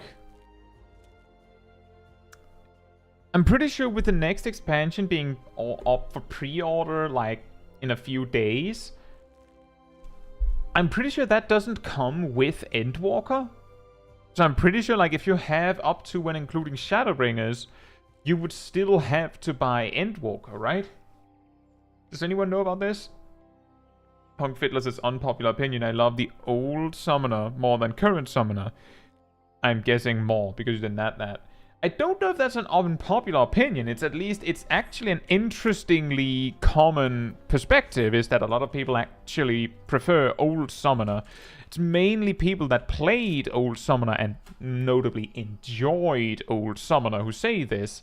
Whereas people that never tried it look back on it and go, or either people that never tried it or tried it and didn't like it, that go, well, I prefer the new one. But it's usually like there's a story. My perspective on Summoner is that, I've talked about this a few times before, but let's take it once again, it's been a while. Old Summoner was plagued with a lot of bugginess, and its toolkit had not very good focus on anything. It felt like it was trying to do too many things at once. What I mean by that is that a lot of people looked at Old Summoner as a dot class or a dot job, you know, one that that manages damage over time effects. But at max level in Shadowbringers, so the final expansion where Old Summoner existed, the way you interacted with your dots is that in a 2-minute time frame, you would apply your dots 3 times with an ability that just applied both, like that. Once every 2 minutes, you would actually, you know, cast your dots. So you actually interacted less with your dots than a bard did. And you didn't have any procs related to them, so they didn't really, like, serve any significant role. It was just that they did good damage, so obviously we're going to use them, right? So Summoner wasn't really a dot job. Okay, well, it's also a pet job, right? Well, 20 seconds every minute, your pet was replaced with, like, a demi-primal, like Bahamut or Phoenix, who basically just auto-attacked every time you did, basically removing the pet management. They were just there as an auto-turret shooting for you. And during that time frame, your pet wasn't there and wasn't controllable. And that caused a lot of trouble with actually controlling your pet. So you weren't really a pet job either then, right? And then you had that resource with your ether flow, but there was a time where you could use your ether flow on multiple things, but then they made Bane not cost ether flow, which means that ether flow was basically just Fester. Like, there's just, you use energy drain and then you use Fester twice. So, like, that wasn't needed. And because your pet was basically the way that it was really glitchy. A common problem that people talk about, or people don't talk about much anymore, is the concept of ghosting. You see it sometimes in people optimizing. Like, if the easiest way to envision it is if you initiate an attack on an enemy, like a boss, and the boss disappears or becomes invulnerable or something before the damage numbers land from your attack. This is particularly obvious with attacks with a weirdly long animation before the attack lands, something like Warrior's Storm's Path or Storm's Eye or Monk's Demolish. If the enemy disappears before your attack lands, then your attack doesn't actually land. Like, the damage doesn't connect. With pets like Bahamut or like your carbuncle, if you order your pet to do something, or your pet is doing something, just as they disappear, and it doesn't matter whether you ordered it to disappear or there was a timer that forced it to leave, then it will do the animation, the attack will do 0 damage, it won't show any damage numbers, and then the pet disappears. That's called ghosting, and the key thing is if you ordered it, it still goes on cooldown because you ordered it and your order came through. This isn't a problem anymore because the only order you could give in this manner that could cause a problem is Summoner's Radiant Aegis, Scholar's Whispering Dawn, Fey Blessing, and Fey Illumination. That's pretty much it. But back in the day, there was a lot of things that could ghost. And with Endwalker, they made pets way more responsive and removed most of the need for it. But they made them more responsive, making this a less common occurrence. But the problem was incredibly egregious back in Shadowbringers. Like, the incredibly weird thing about Summoner in Shadowbringers is, to my understanding, even though the Phoenix rotation, like, while you were in Phoenix, you just alternated between two buttons, those attacks were both instant, so you could move. If you did, it had an impact on how quickly your Phoenix attacked, because your Phoenix would move over to you and then attack, which meant that while you could attack, it was a DPS loss because your Phoenix was an idiot. So, like, I'm not saying anything that old Summoner was bad. I was a Summoner main before the rework. But the reason why what I'm saying is that old Summoner was trying to be too many things at once. And some of those things didn't really work. Like, they didn't work really well. So when they reworked Summoner, they took a bunch of those things and just went, people don't, like, let's not focus on this, or this. Let's emphasize this. And it actually makes sense. It makes sense that what they ended up with was a Summoner that heavily emphasizes the Bahamut and Phoenix thing. Because here's the thing, the first thing Arcanists learn now is, like, summon Kabi, Ether Charge. And Ether Charge is low-level summon Bahamut. Like, that's what it is. Like, your first thing is basically the thing that turns into summon Bahamut. So they're basically saying, that's what we're focusing on. And in the end of Shadowbringers, that was also what they were focusing on. That's why they gave you Phoenix, right? They gave you an add-on to that. So it makes sense that they go, well, that's what we feel like works, so we focus on that. And then they got rid of the dots and the pet management and that because it didn't really work very well. And given that they've decided that dots are apparently a problem for balance or whatever, it's not surprising they got rid of it.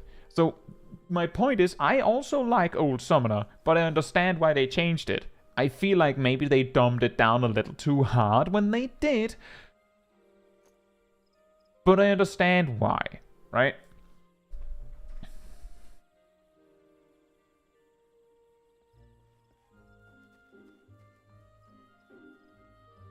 Yes, didn't Old Summoner use a triple weave in its rotation? I don't know if they did, but there was a short part of, like, at the start of Shadowbringers, where their Eggy Assaults were OGCDs, where you needed to weave, like, 16 things every minute, but you didn't really have any instance to weave them in.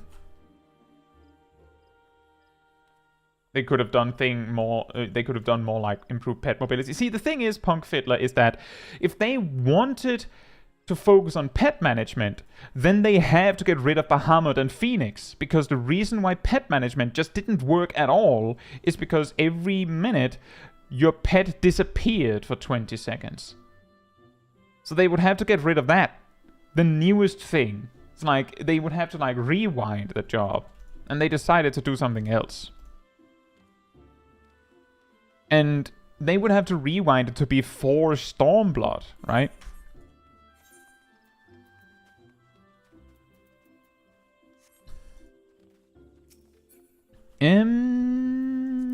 Right. And yeah, indeed, they could have made, like, a pet-centric job. Again, I don't disagree. My original perspective when I learned they were going to rework Summoner was, I hope they choose to focus on something. Because in Shadowbringers, while I was maining Summoner, I was like, they are too, like, spread thin. Like, they're focusing on too many things at once. I hope they grab one particular thing and focus on that. Like, for example, pet management. Or dot management. Or both.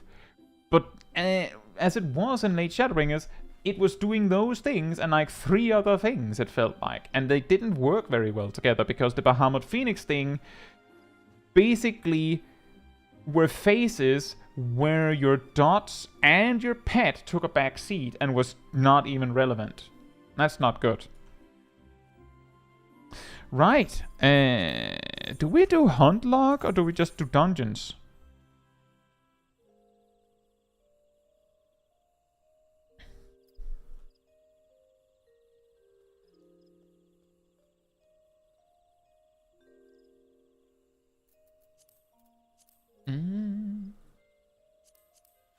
I think it's more effective to just do 1,000 miles of Tuturak. Do we have 3 takers for 1,000 miles of Tuturak?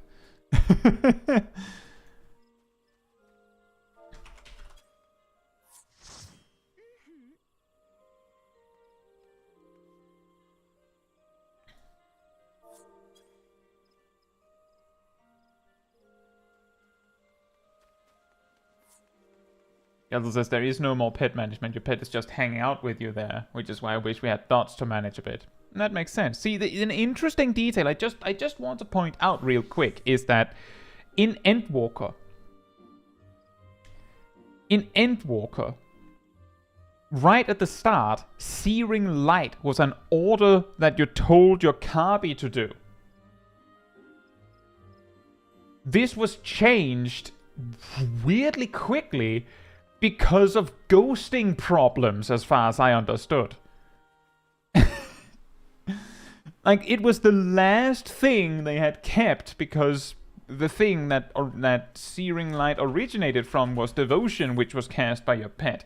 That wasn't good enough, so they changed that too. Like, they tried to keep something and just concluded that, nah, it's not working.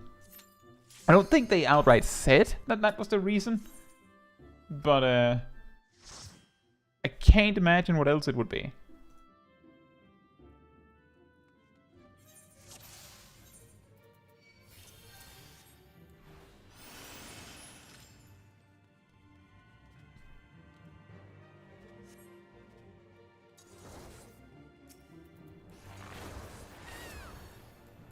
I'm glad to hear that, David. Thank you very much.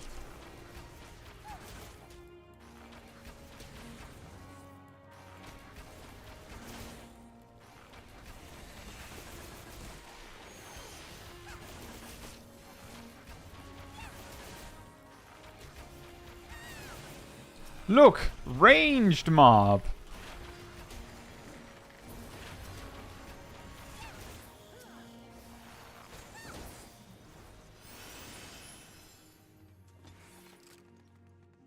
And also enjoy your lunch, David.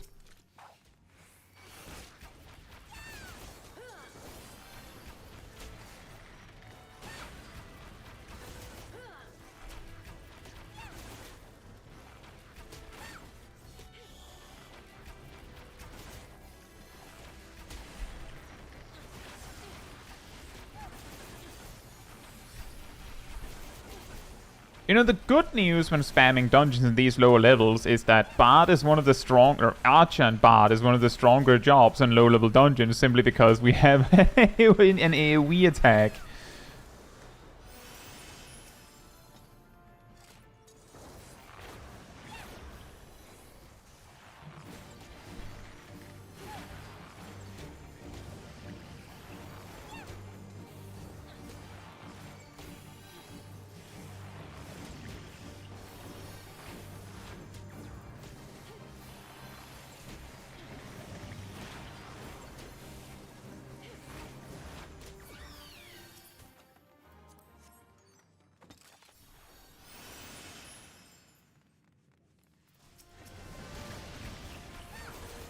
How about some more cleave?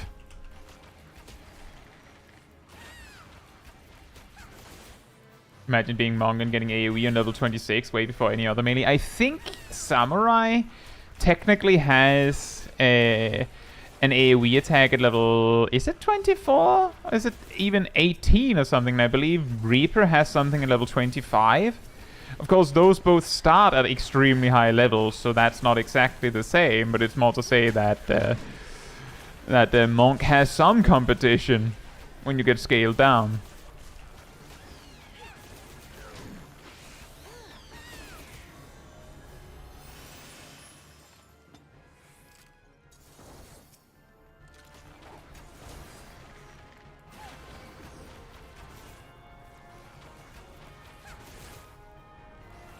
At least dots cannot ghost.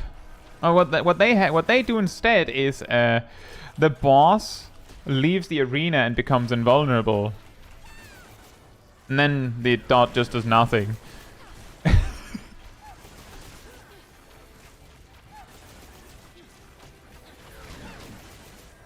Thank you very much, law-abiding Pokemon.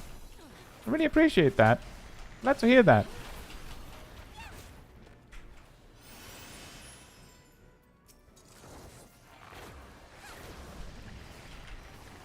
Another plant!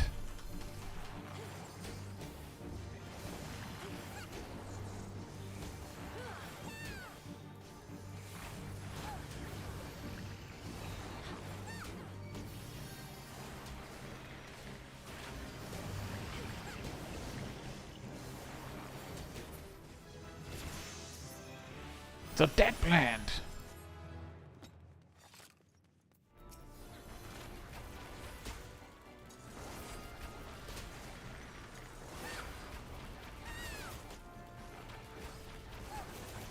E10S.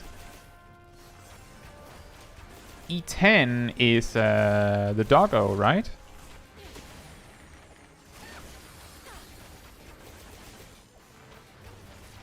I think it is.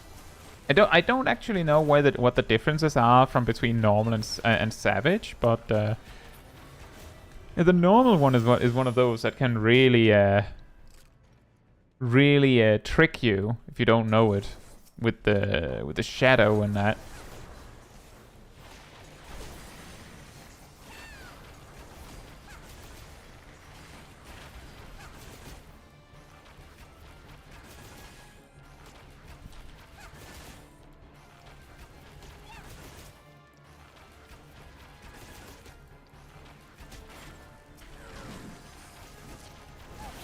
Wow, that's actually a lot of mobs.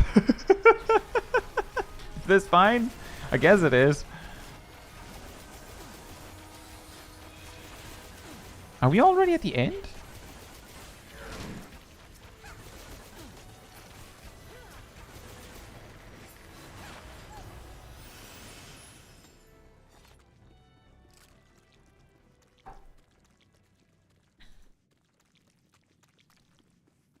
Yes, Steve. I could imagine. Also, hey, Steve. Hope you're doing well. I feel like it's been a bit. Why did I not skip the cutscene? What? Why did I not skip the cutscene? Huh? Why not? What?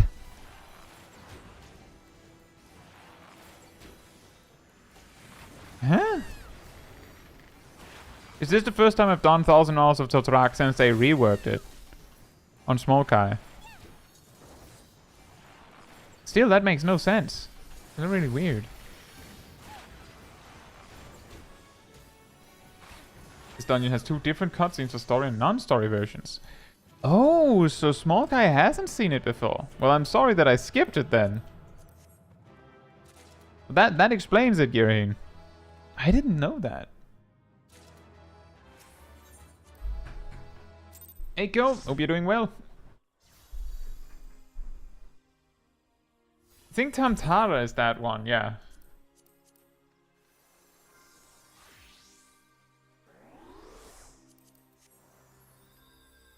Oh, we can do Hawk Manor next.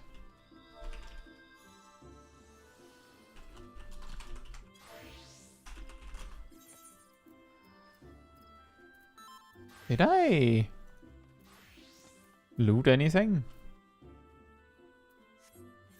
At all? No upgrades? Oh, there's one.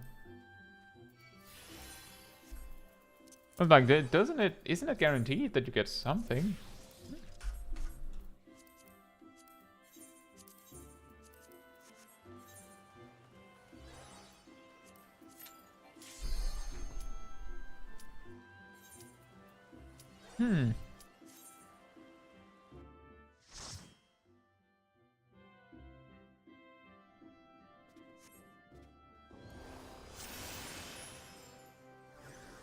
We will need a key. We will need a key.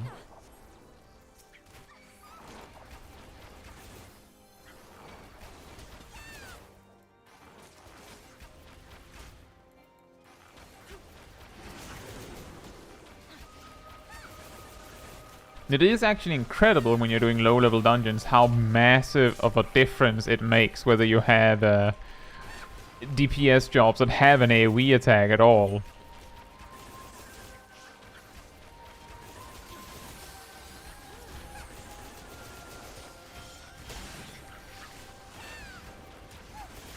I already spent my interrupt.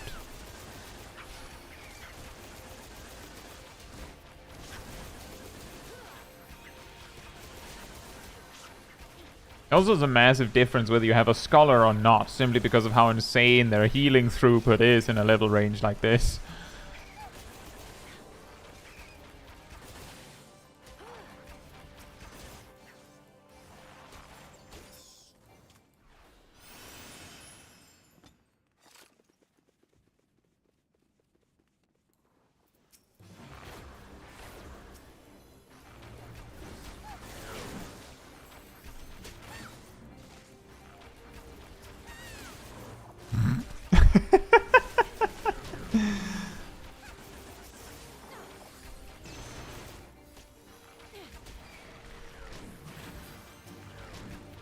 Now it's getting a little wild.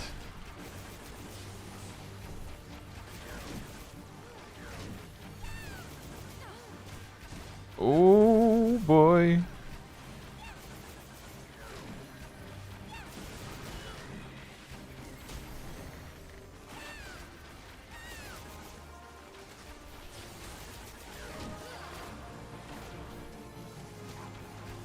Not only do you have regen like over 30 levels before anyone else as a scholar, but you have an automatically applied regen that hops between targets depending on who needs it.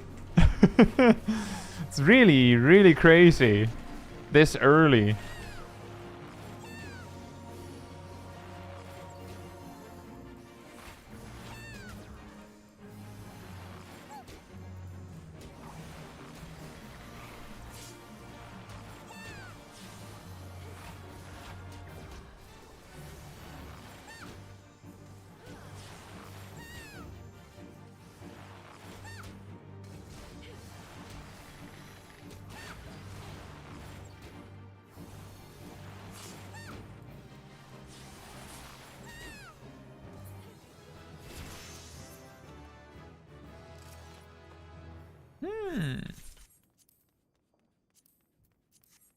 Glove.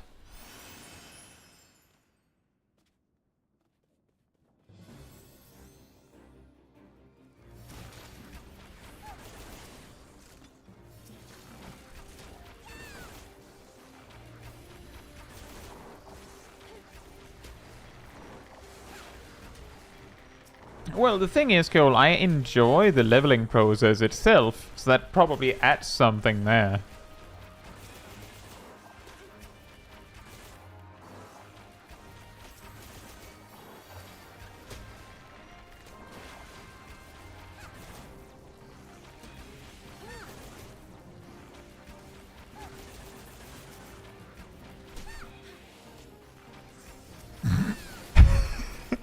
The dumbest thing about the Gigapole here in the dungeon is that there is a trick where you literally just run in circuits. Like you just run laps while everyone cleaves down the Megapole you've done. And it works. Like that is a way to do it if you can't like stand and fight. It is an option to just keep running.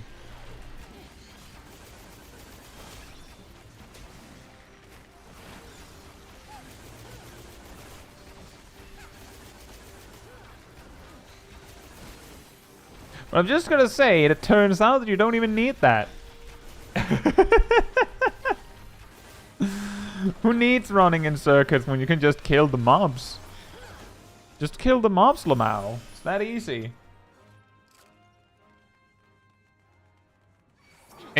Huh? What? How did we not pull this earlier? Huh? Strange.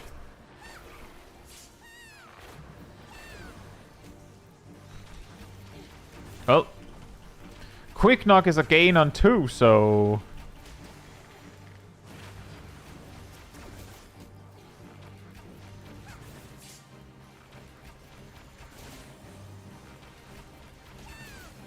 Failed wall to wall. You missed one mob. No!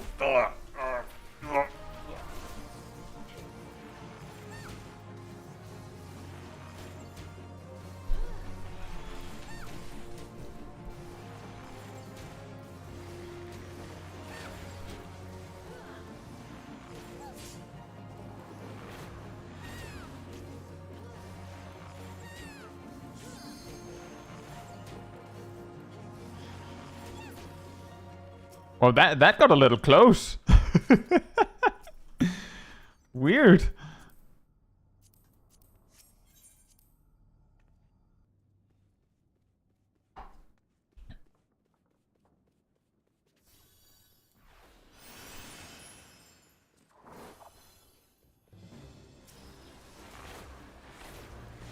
Yes. Hope you're doing well. As how come you're Lala so talkative, and what is the voice? Oh, I don't know. Don't remember which number voice this is, but some people might know. The reason she's so talkative is because some jobs just like invoke your character's voice a lot more, and Bard and Dark Knight are among those. So that's why she's making so much noise. Does anyone remember which number voice Smol Kai has? Because I certainly don't. Limit break. Now?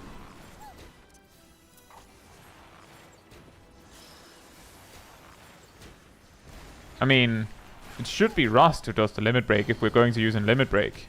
Not me. Hey, Rust.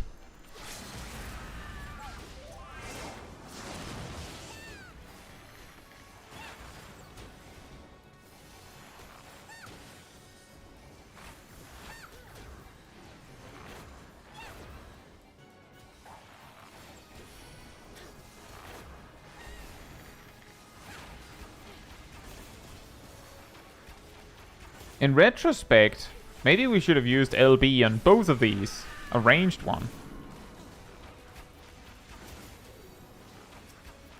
Don't actually know if there's any need to attack this ad.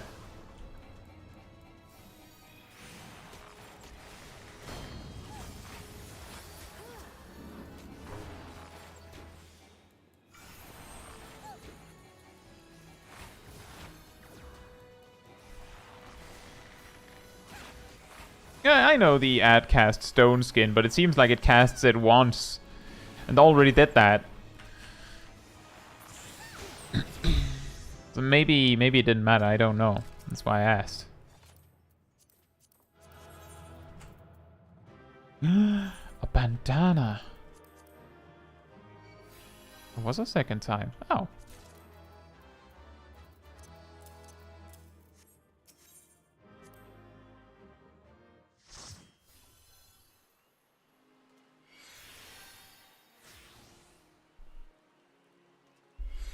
I think in that case, Cole, I think part of it is that different people learn jobs in different ways. And some people enjoy getting, like, that experience of having more time to get acquainted with the toolkit as they level up.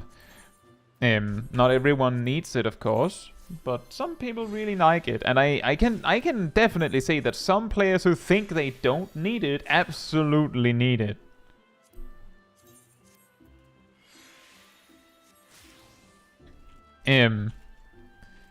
So that's why I'm like, I think it's not like, unless you are certain and have like kind of like proven that you can learn a job personally by like sitting down and actually like practicing with the job for a little bit, and that's all you need. If you can prove that, then go for it. But there are a lot of players who just like buy a boost and be like, I'm fine, I'm good at the game, and then you figure out that no, they have no idea what their toolkit is supposed to do. None whatsoever. Which causes problems for everyone else as a result. So like that's why I'm saying this might be a good idea to like prove that you can do it. HR Lampos, thank you very much. I'm also quite excited for Dawn Trail. Still a few months till that then. But it's going to be great. You're not doing your job quest? I'm just about to do my job quest. I'm literally here. I just got one. I was just inviting people. That's how we do it here. I just have like a group.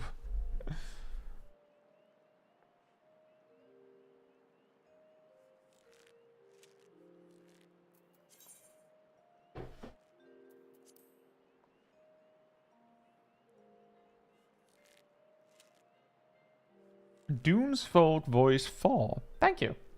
There we go. Windbite.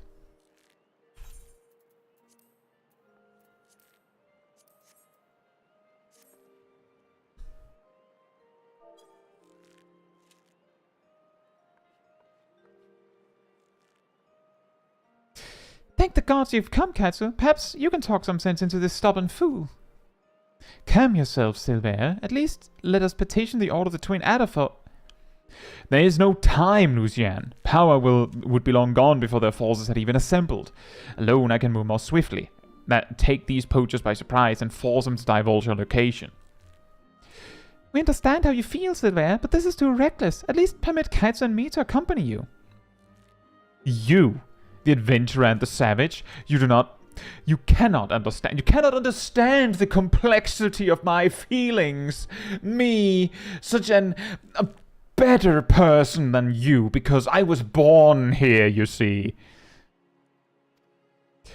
Silver. Oh, sorry. You were probably also born here. Anyway. But I do understand. I know what it means to take pride in your home. To want to more than anything to protect it, and to be consumed by guilt when you cannot. I see what you're going through, Silver, and I understand. This guilt taught me to open my eyes and see clearly. I beg you, Silver, open yours. You have friends here, ready to fight. You have us. I've never considered you my friends. Do not follow me. I'm too complex of a person to possibly have friends.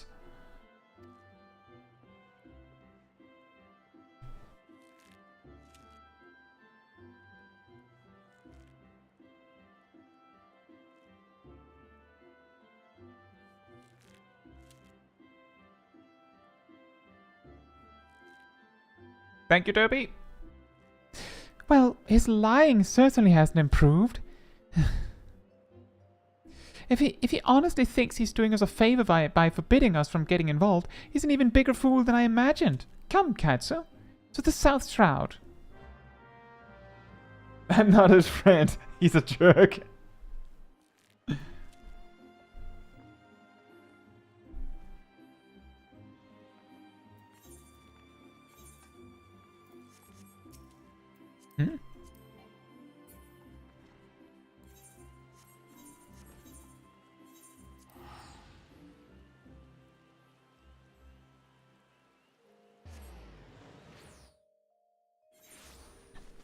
Wait, what? How did you land in Thought and normal gleaming?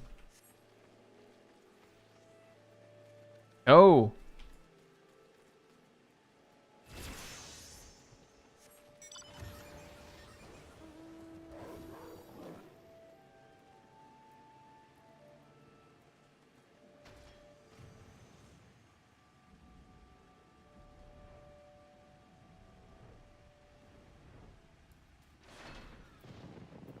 Oh.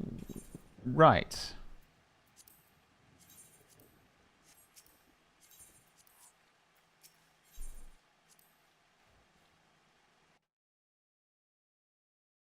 Watch one Caetsu stream but take a shot whenever chat overlay breaks. Yeah, you could do that. Given the way that I fixed it, I could almost tell you exactly how many times it breaks. It has broken once a stream is over as well. All right, Leah. Hope you do. I hope you get well soon.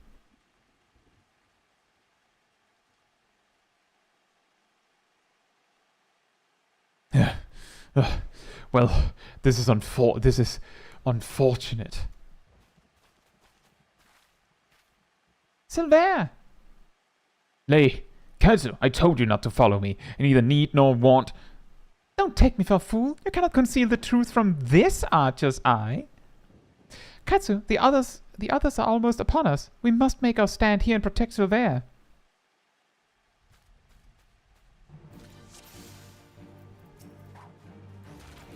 Oh boy, it's time for more Quick Knock Simulator.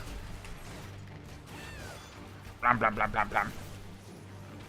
The mobs won't. The enemies don't survive nearly long enough for venomous bite to be worth it, and there's too many for heavy shot to ever be worth it.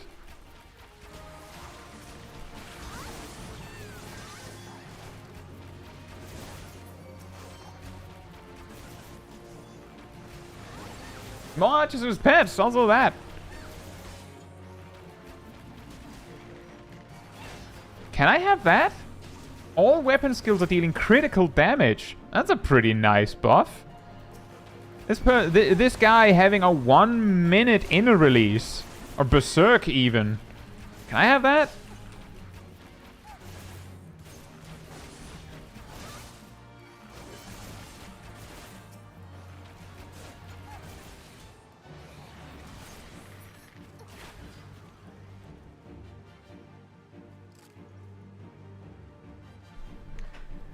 Whew, just barely made it, everyone. That was close. I told you, I do not need or want your assistance. Quite why you have deluded yourselves into thinking.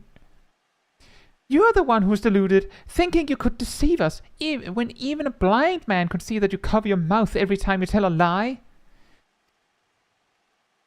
Observe with intent, overlooking not the smallest detail. Discern your subject's unique characteristics and recognize patterns in their behavior. I learned these things from Lucian and from you. And I'll be damned if I'm going to watch you get yourself killed. There's still so much I don't know about Gridania and Wildwood archery, so much that I need you to teach me, such as that weird racism thing you've got going on. I suppose fixing your form is the least I can do. Why, you...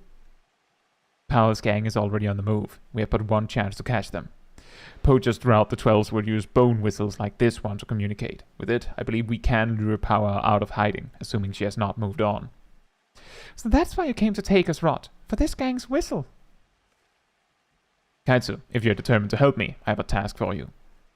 Power was last seen near Isumha, to the east of the camp. Through a hollow tree trunk is a clearing where two streams meet, and efts are wont to congregate. We will lay our trap there, and you will be the bait. Do not fear, Caetsu. I swear on my honor as a Gridanian archer that no harm will come to you. You're the bait because you are not dressed to hide, you see.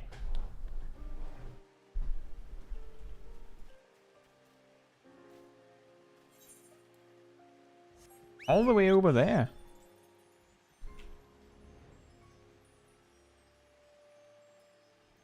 I do agree with that, Cat Damon, is that when they moved the repertoire things away from thoughts, Bart got a lot more, it felt a lot less weird and awkward at times.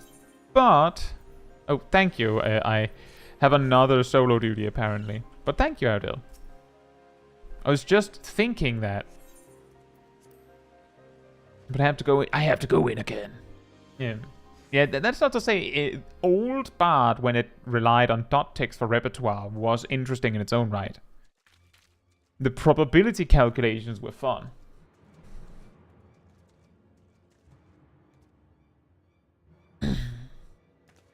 Bollocks. I knew I should have trusted my gut. My gut.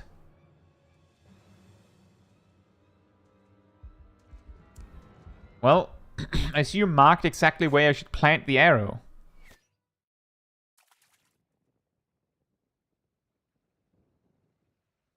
Some blokes just can't take a hint. I do hope you will forgive my forwardness, ma'am. No, no, sir. 'Tis most flattering. Wouldn't you agree, sisters? Why don't we show our gallant Wildwood admirer and his mates just how much we appreciate their attention? I hope you like it rough, darling.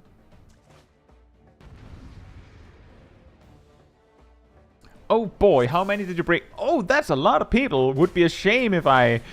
Oh, I don't know. Used quick knock.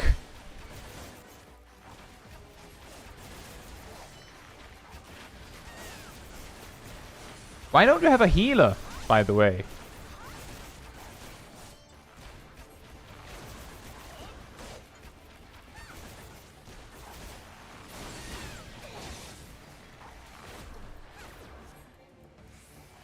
With your short legs, you only need long grass to hide. True.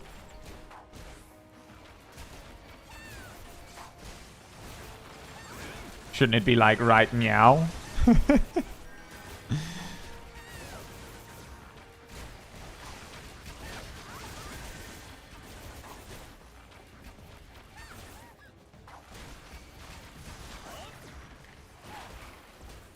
No.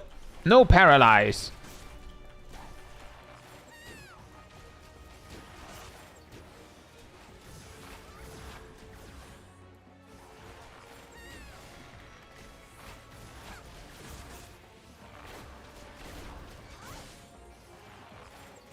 It just has to take 4 times to be worth it.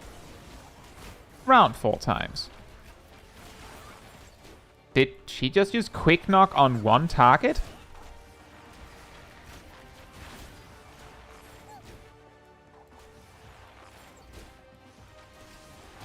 Did he just use quick knock on one target?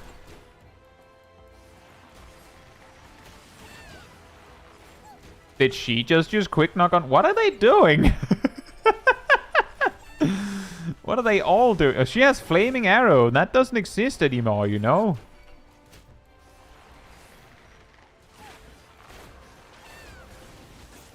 Uh-oh.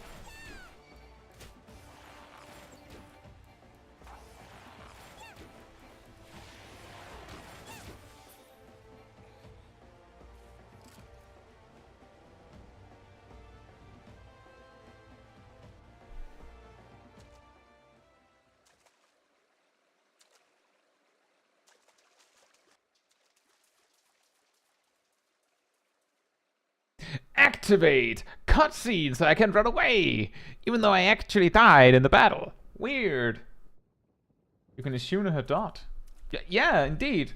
Not only that, but it's a 45-second venomous bite, which means that venomous bite got increased in duration when they changed the duration on the actual Archer Bard venomous bite.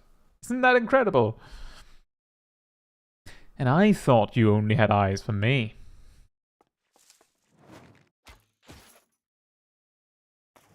Blup.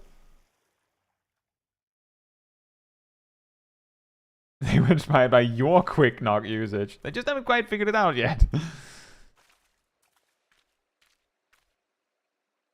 The most threatening that could happen. Smol Kai walking up to you like that. I can't. I won't. Lightning strikes.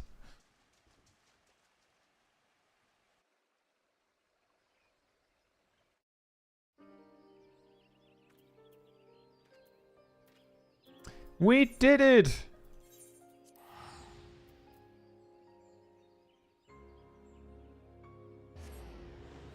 Well, I think I'll reach level 32 from this.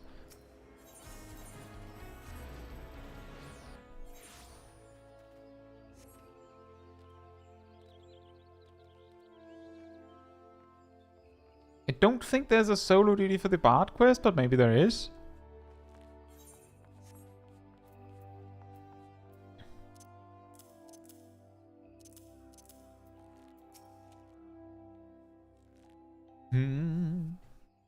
I'm relieved to see you again, Caetsu. Had the three of you not been united in your purpose, Power Muyuk would still be free, and one or more of you would surely be dead. I'm so proud of you, Caetsu. Not only have you mastered our teachings, but you have also helped your guildmates regain the perspective that they had lost.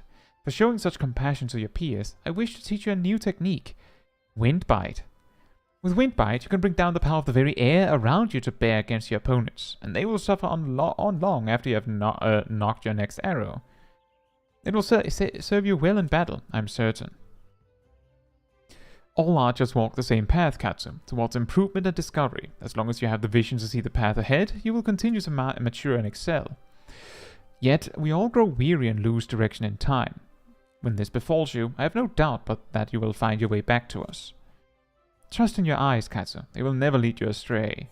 By the way, if you suddenly, I don't know, randomly, like, end up in a, I don't know, like a situation where you, like, go astray into, like, I don't know, like, choosing to, like, become a bard or something. Don't do that. Like, as I said, come back here if you lose your path, if you lose your way. Just come back here, right? One Smol Kai as a bard. She's obligated to hold the content of the Gridanian Aetheryte, though. Don't think I can hold you to it. I don't think I can do that. I think that will be really awkward. Because there's already plenty of music there, among other things.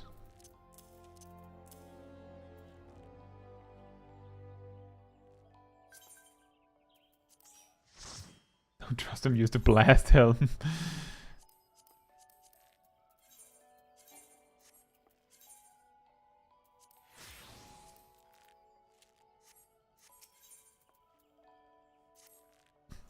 Well met, Caetsu. Would that we had the time for banter, but we're all up in arms here. Yet another Ixali dirigible has been spotted over the Twelveswood, you see. Their reappearance calls to my mind the Battle of Griffin Crossing. Well, I say battle, most are agreed that massacre would be rather more apt. Aye, the Ixal dealt us a crushing defeat that day. Right around this time of year it was, more than 2 decades past. A humiliating episode in our history, to be sure, but heavens forbid that we ever forget. Failure is the finest, if not the kindest of teachers, and few things drive a woman better than its sting. Ah, but do let's speak of cheerier matters. Mayhap you've already heard, but a renowned archer has recently returned to the Twelveswood, the one they call the God's Bow. That's just a title, of course. His birth name is Jihantel, and he was once of the God's Quiver. The man was a legend even then, and there was no honor greater than being taken under his tutelage.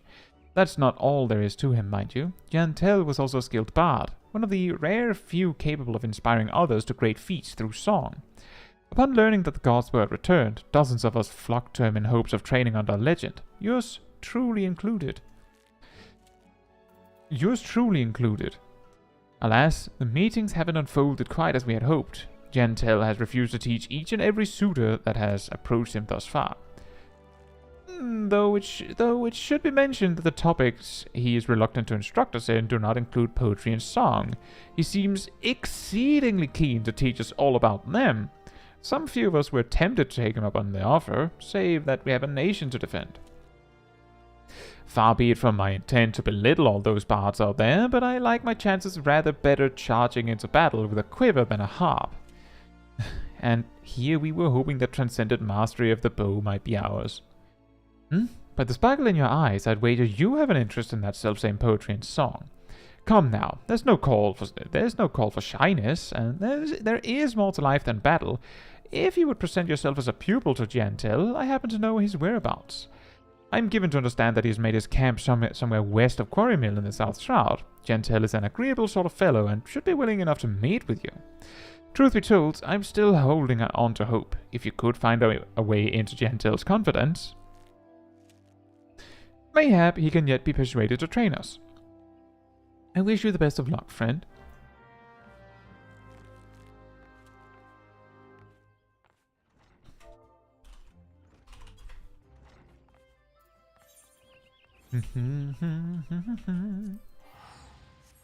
An army of paladins and also a carpenter.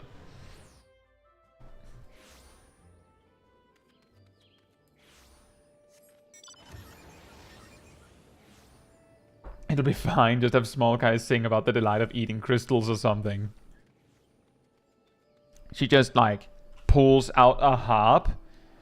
But on the way, she also pulls out, like, a crystal to eat. And then she just forgets about playing music and instead just eats.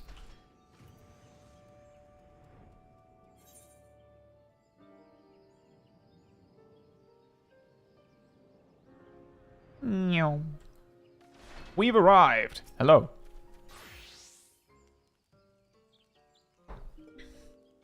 Ah, another guest. You're kind to pay me visit, young one. Naught gives us elderly folk more pleasure than the company of the young. Add to that a steaming pot of tea and the beauty of the 12-wood, and we could want for little more. Ah, but the curl of your lip tells me that tea and scenery are not what you desire. You seek knowledge of archery, I take it. In which case, I am afraid I must disappoint you. Caetsu, was it? Yes, I am Gentel, the one they called the God's Bow, but that was in another life. I have long cast aside my bow, taking instead a harp to my breast. For years I've lived as a bard, going wherever the wind blows, exulting in the beauty of creation through song. To be sure, I still have the eyes to recognize a promising archer when I see one, and you, young one, have promise. Keep your nose to the grindstone, and one day you may count yourself a virtuoso of the bow. Yet know that virtuosity is worthless without virtue. Aye, the words of the ballad of the vainglorious fool tell us this much. You truly wish to remain and learn poetry and verse? Well, I must admit to be rather taken aback.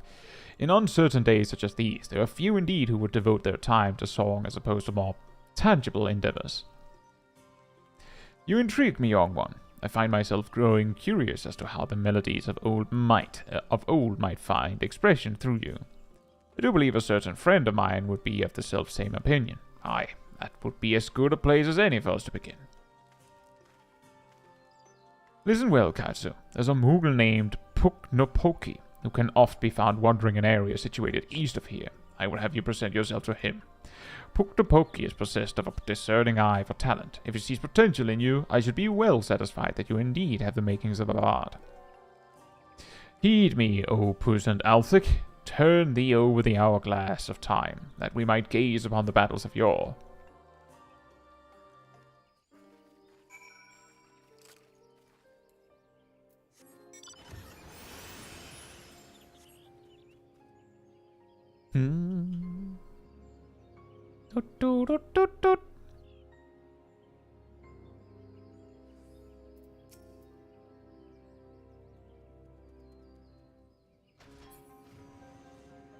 The virtuosity of the builder. Indeed. The pink orb. The pink orb himself.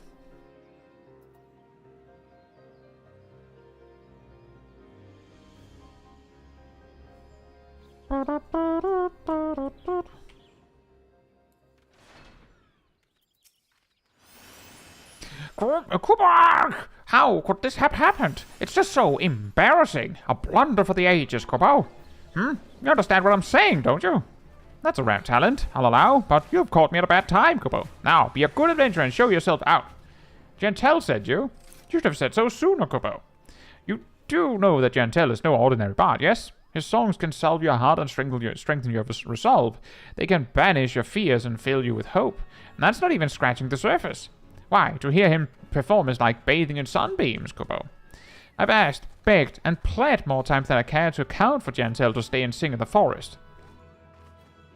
Only now has he deigned to set foot here again, but he's refusing to sing for us. That's a blatant breach of promise, Kubo.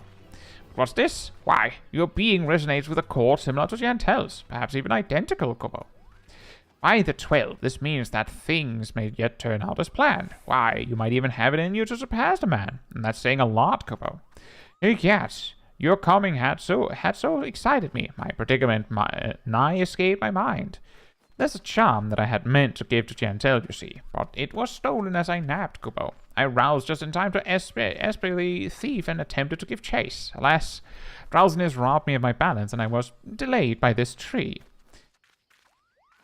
Last I saw that overbold brigand, he, or possibly she, was scurrying towards Taker's Rod, Kubo. Taker's Rod again. Now, I realize we've only just met, but would you mind recovering the charm and delivering it to Giantel in my stead? Alright, Cat Damon. Thank you for coming. And see you.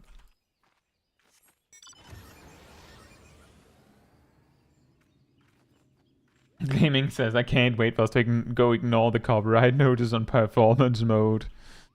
It is quite funny how it clearly says that you had like that copyright notice thing, yet basically no one like even considers it.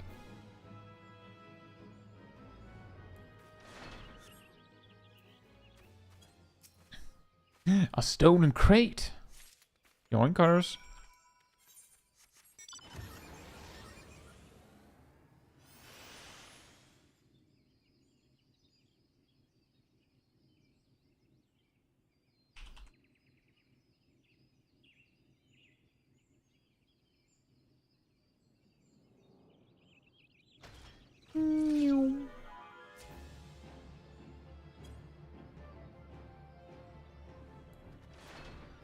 Did you bring an entire boss to recover the charm? That's not very sneaky. Are you sure you're an archer?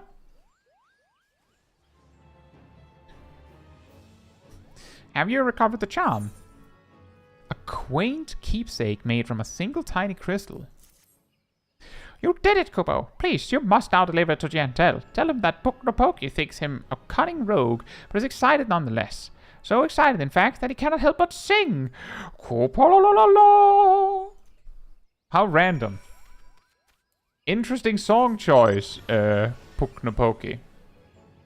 Kupolololo.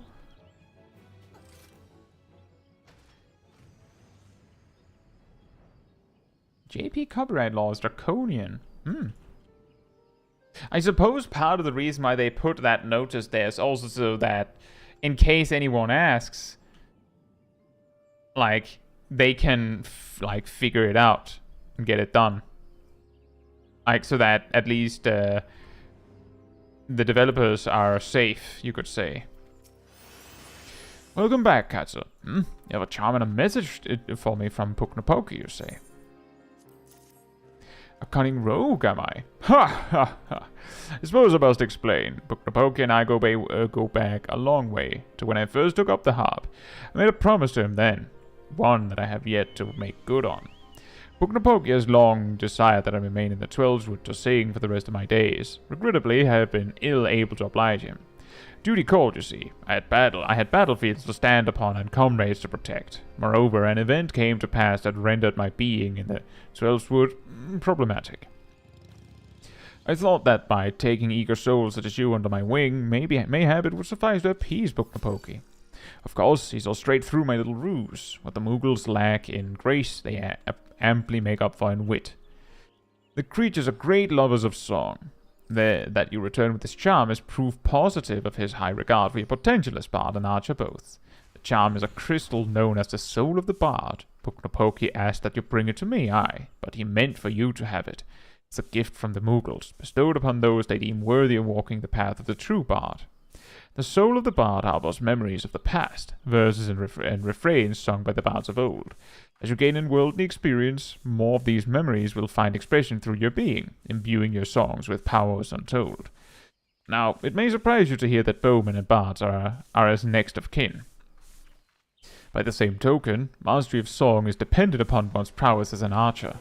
The sense in this will be lost upon you at first, but in time the realization will dawn that bow and harp are but stringed instruments played by the same hand.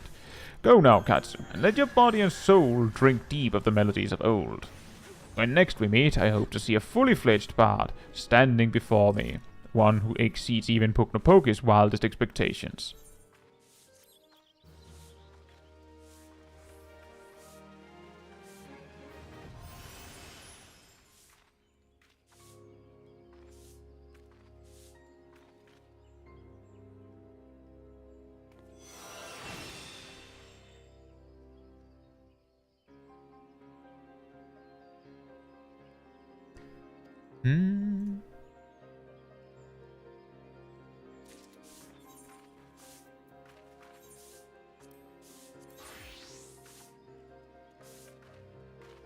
I've never seen this menu before. Is this new?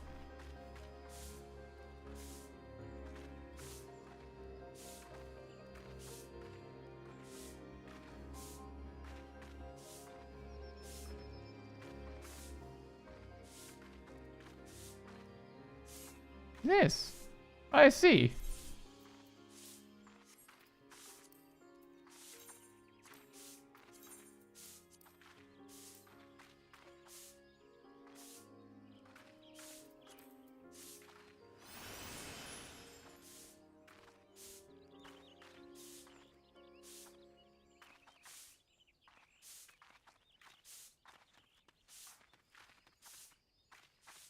Indeed, it means I don't have to redo them. I was exactly thinking, oh no, now I have to fix my bars again.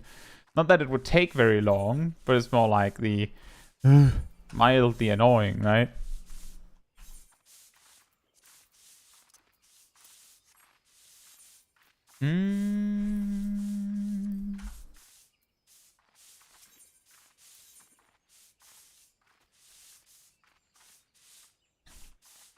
Right. I believe the quest for perform is in Gridania, like somewhere in New Gridania, I believe. So let's go there. So we're not standing out in the middle of nowhere, at least.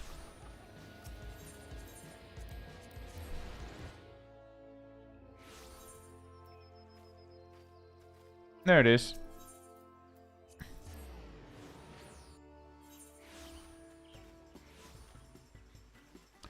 Go over here. And then I'll be right back. And then we continue. In the meantime, sanity restored.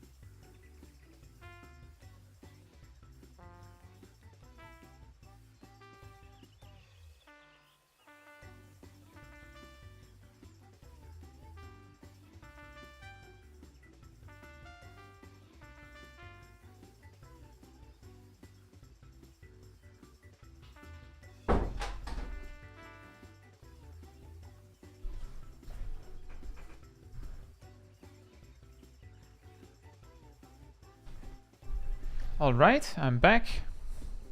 Yeah, the last time that I would have had an opportunity to see this new feature was when I was leveling Black Mage.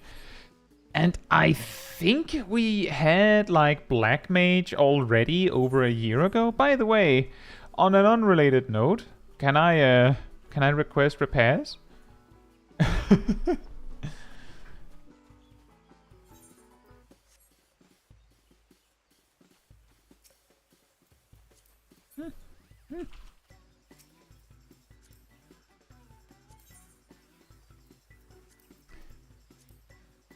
It's the classic that two people respond at the same time or react at the same time. I'm like, ah!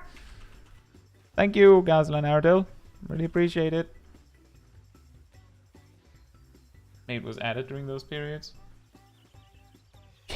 Maybe we can look it up.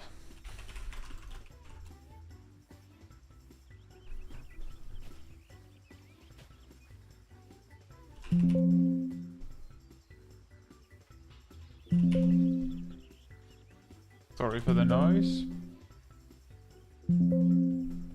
Okay, I can't find it quickly. I was just trying to like skim through some patch notes extremely fast, but just, you know, searching, and then each time it made a noise. Sorry.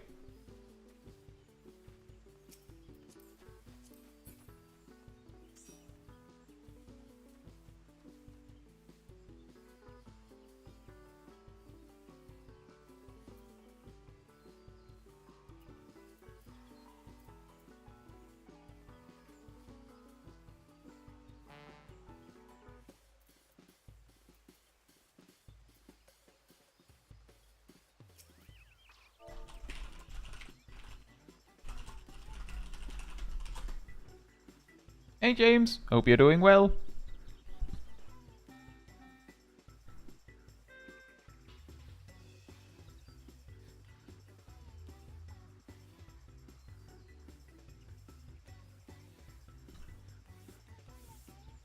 Have you come to listen to the silken strings of Simpkin, traveling troubadour and master minstrel? No? You do, however, have the look of one who lives life on the road, and on the subject of wondrous wanderings and the musical expression thereof, I do mayhap some small wisdom to offer. When I suddenly find my heart stirred by some spectacle or of nature or inspiring act of daring do, I simply let the emotion of the moment flow through my fingers and into my heart. I found no sound to be as achingly beautiful as one born from that instant of genuine joy or wistful sadness. You need no special training or knowledge to give voice to the music of the heart, only a willingness to play the score as it writes itself across your soul. If you can accomplish such a surrender, then you will have created a piece unique unto yourself, and what melody could be more precious? Aye, I knew from the moment I laid eyes upon you. Here's a woman whose spirit begs for instrumental interpretation. Pray release your inhibitions and favor the world with your performance. When using the performance actions, you are strictly prohibited from performing the music of any third parties. You may record and upload your performance and hereby agree to license such recordings to us for use by Square Enix or others in accordance with the terms of the Final Fantasy XIV Material Usage License. Yes, definitely. To begin, you should simply play whichever notes catch your fancy. Let whimsy carry you up and down the scales. Revel in the soaring heights and plunging depths until you find a song which resonates with your being. Painted with the experience of your adventures, the timbre and tone will be yours and yours alone. Ah, I wonder what manner of music will fill the air. May the wind catch a composition and deliver it unto my covetous ears. Covetous ear. You have learned to perform. You've learned to perform when playing as a bard. Boop.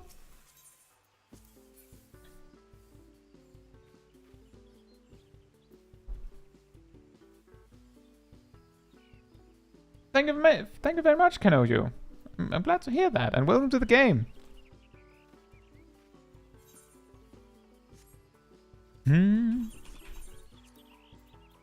There's so many instruments.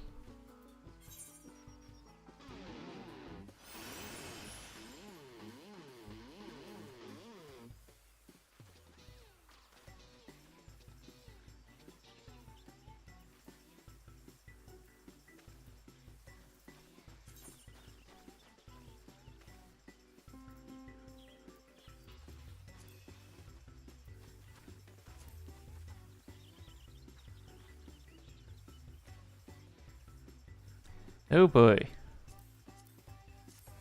It's so much to set up.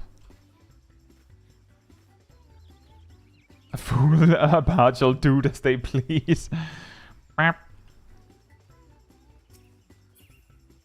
Right.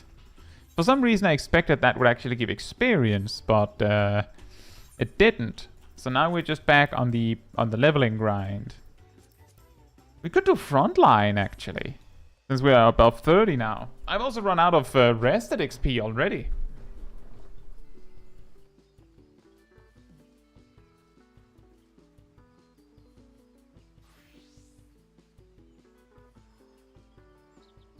Let me just go to Wolf's Den Pier so I can fix my bars at least.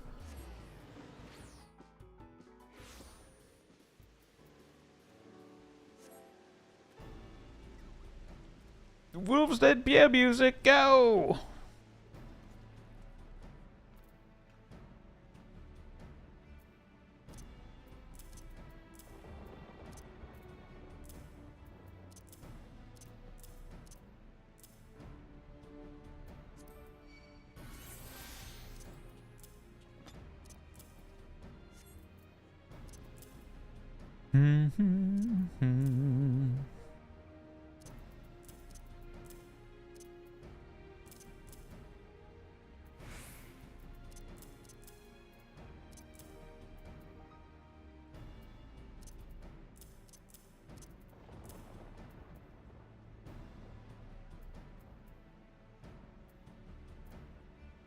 I think something like this.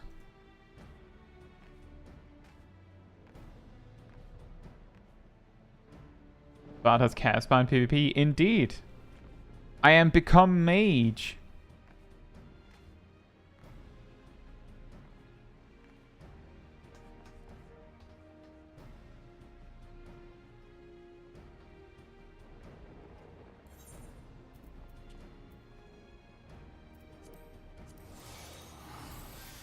Teleporting back to Gridania, since that's where we usually hang out when we're just spamming roulettes and dungeons anyway. I'll go over to the Twin Adders place.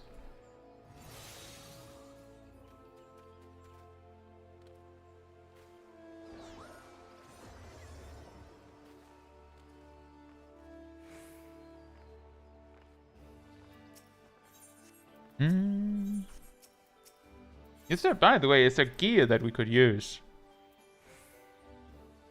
And a bow upgrade? It's not a bow upgrade. This is a bow upgrade. This is worth keeping in mind once we go back to dungeon spamming. Let's see. Who wants to come along for a frontline?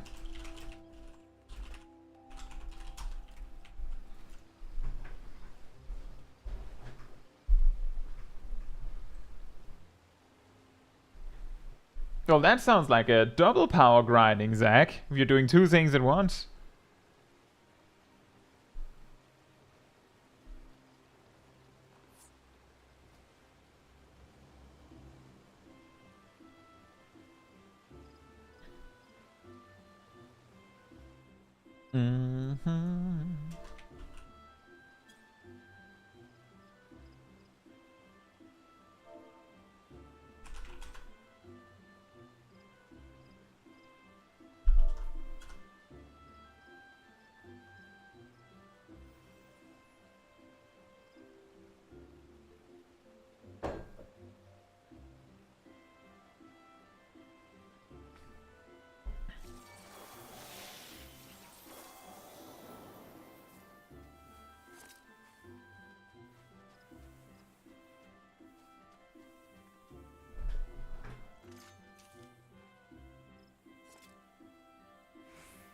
I think we'll wait a moment for Rust so that they can also join the front line then.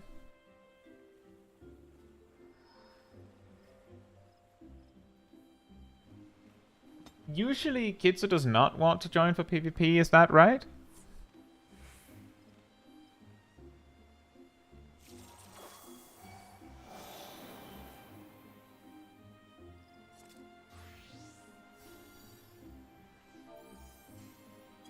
Don't... Well, the question, Caetsu, is do you want to join? You're in the party.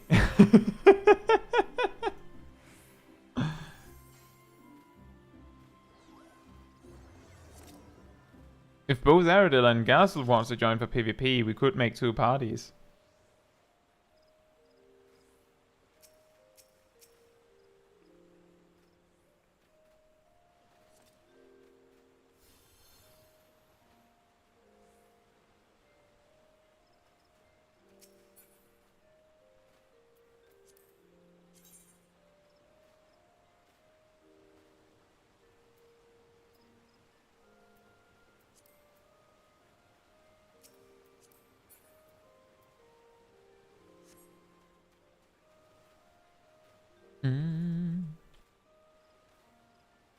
Okay, so does that mean we have a 4 and a 3?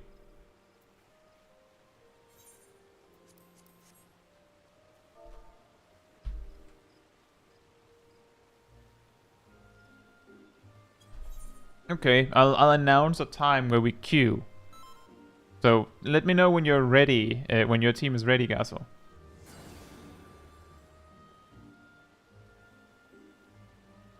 Dragon's Dogma 2. Well, I do hope you enjoy, James. Right, I will queue when it says 7:15.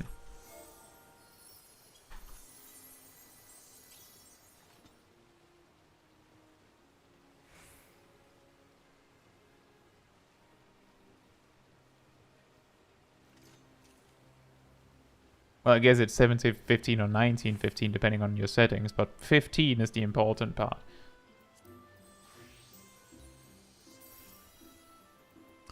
Oh boy, it's Shatter today.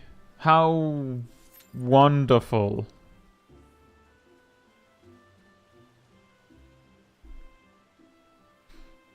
If I remember correctly, Frontline gives a weirdly massive amount of XP when you're not super high level, so hopefully this means we can skip some dungeons, so to speak. Although I guess it might be like 1 or 2. Partly because we ran out of rested XP. That's going to be a huge... that's going to make a huge impact on our XP gains.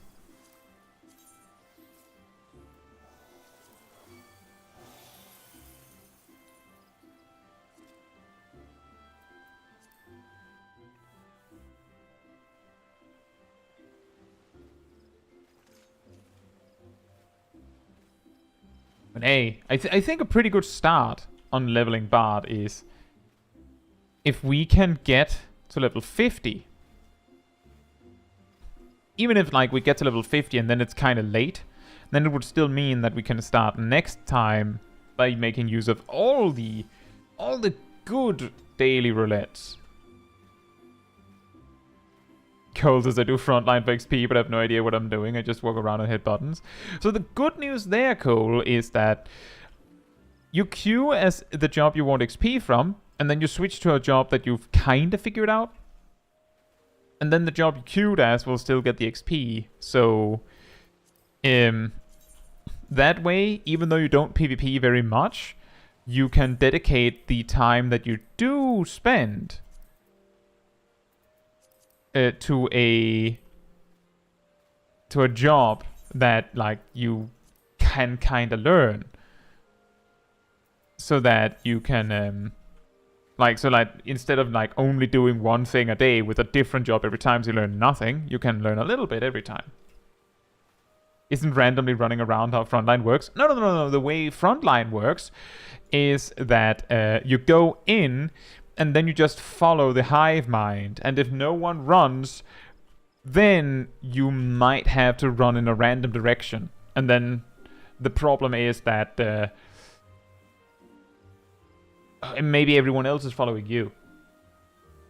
It's extra interesting if you just run forward 5 steps to make everyone else move, and then you stop, and then like the stampede just goes somewhere. That's the joke answer on how it works. For the most part, it's just a matter of grabbing easy points. And that is why it's often a curse to get the easy points served, because that sometimes leads to you not having battle high. Like, in reality, Frontline is a lot more complicated. But your average Frontline goer doesn't know that. But yeah, just staying in the pack is one of the better ways to survive, at the very least. Like, that's something to keep in mind. But just remember, whatever happens, being not on team with me when I'm streaming appears to be a good idea. Because I have a bad win rate. And all of these matches were on stream. My main has like, I think like a 33.4% first place rate. So like, she's not looking a lot better.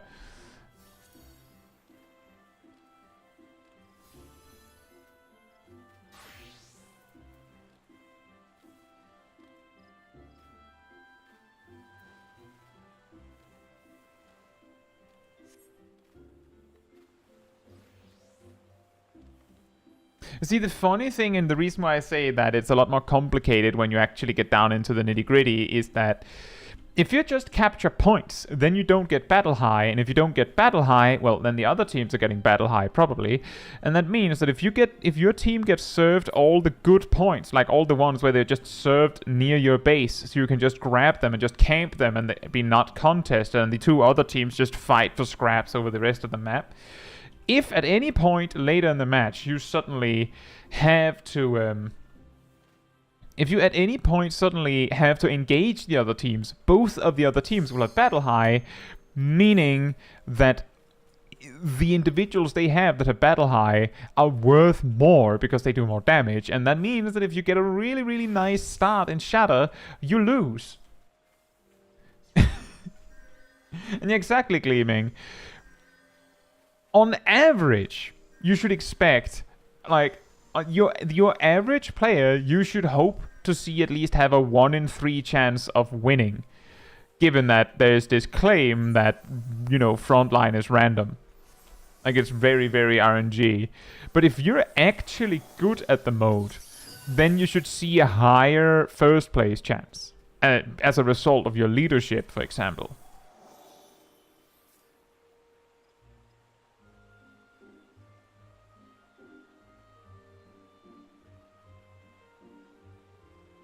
And also, I've dabbled in PvP. I have my main has the crystal portrait and that from season 1 of Crystalline Conflict. And after that, I haven't done like very much ranked. Not that much since.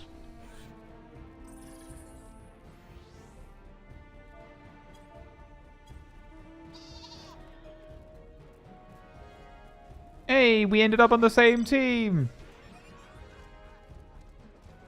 Woohoo! It is massive chaos. But the best you can do is try and have fun with it. That is generally what I do. Like, that's why I'm saying, like, I know kind of the things that cause your team to lose. The kind of the things that makes your team win. Kind of. But I don't really have the skill to actually do anything with that knowledge. Which is why I'm just like, well, if you follow the hive mind, then X is likely to happen. Like, Y, you can be served a good start and it's actually going to cause you to lose. Like, this might actually be a curse that we got a very nice very nice crystal right here at the start. We might not actually want that when you really think about it. But like, the hive mind is here and we can't convince the hive mind to go there. That's simply not going to happen.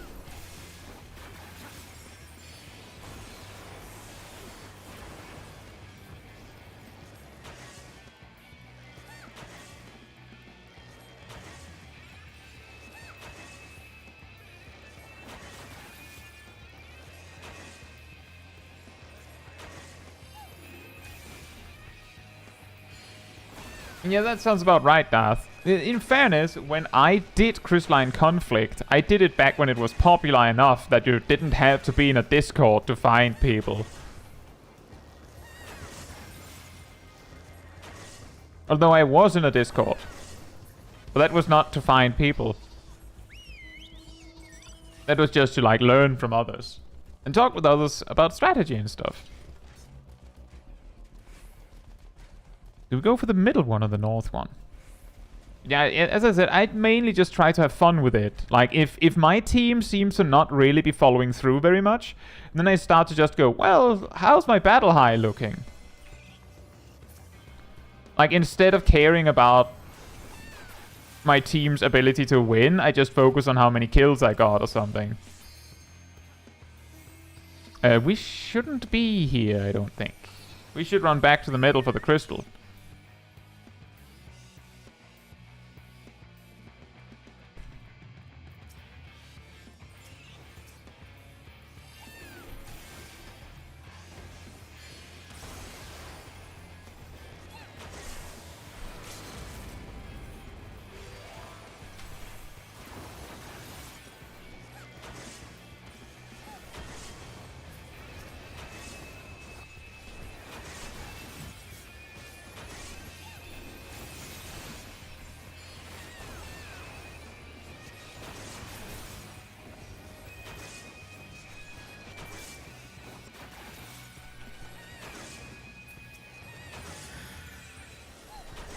Clonk. Blonk. Noises.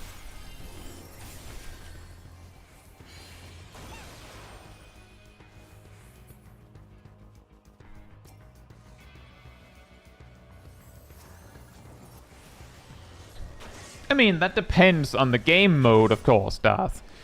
Part of the reason why you don't want to not participate in stuff is because if you're not participating in battles, then you don't have any battle high, and if you don't have any battle high, then the reason why you find success not participating in battles is actually because you're behind, you're like less valuable to your team. So it's really complicated. Like, I'm not saying that that battle high is everything and I know the answers. It's more to say that it's complicated. And staying out of battles also comes with its downsides. I didn't mean to do that. I meant to do this.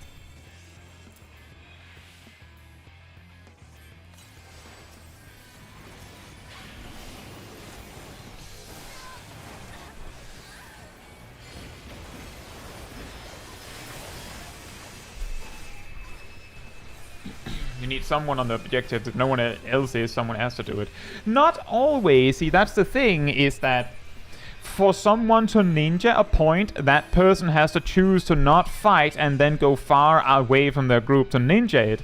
Similarly, for you to stop them from ninjaing it, you have to do the exact same thing, but in reverse. Like, it's rare that this is necessary. It happens, but it's not like the most common thing that you'd have to need to counter.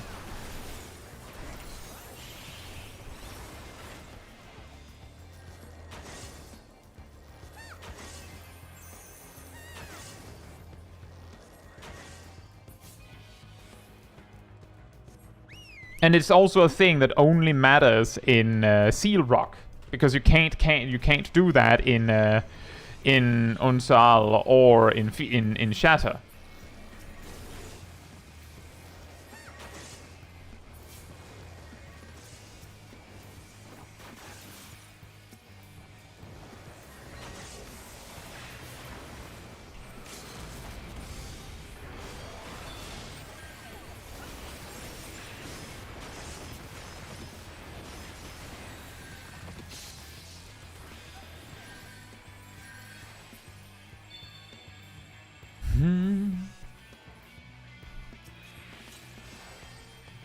You cannot ninja flip two of them.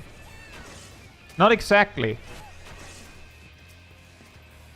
Because, Darth, in Unsal, once a point is taken, it cannot be flipped anymore.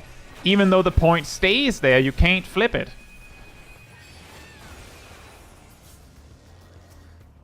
Like, the closest you could get to ninja flipping is, like, if you can sneak into an enemy's, like, closer to an enemy and, like, prevent them from taking it, kill whoever's camping there and then take it from them, for example. Or if a team forgets to take a point near them. But that's not ninjaing a point. Not by that, not in the same way, anyway.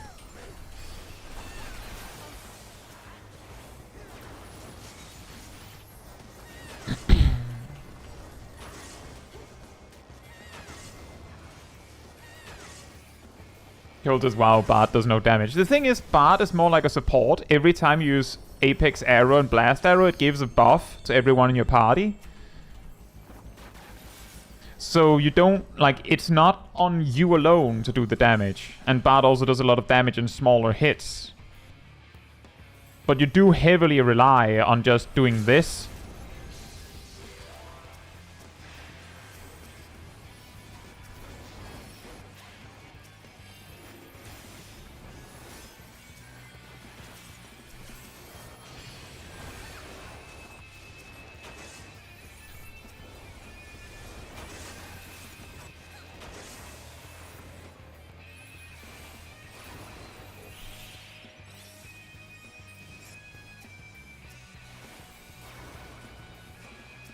Which of course has the problem that if either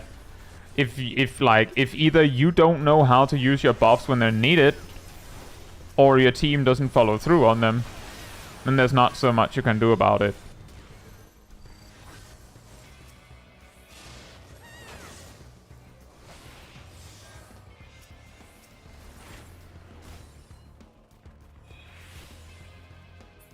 Also, total chaos has ensued, it seems.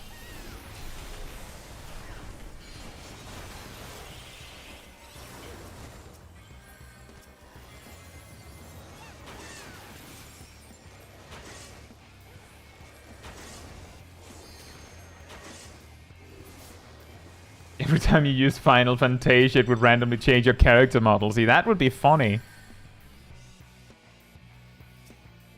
Instead of the whatever animation they actually added, they just make you drink a potion.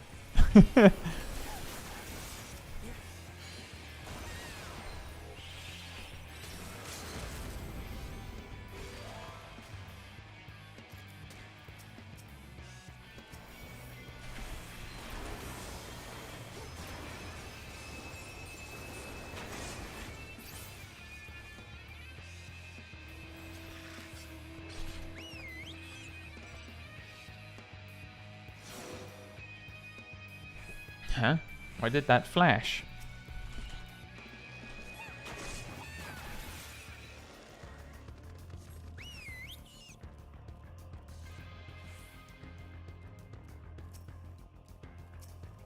Oh, that is very concerning.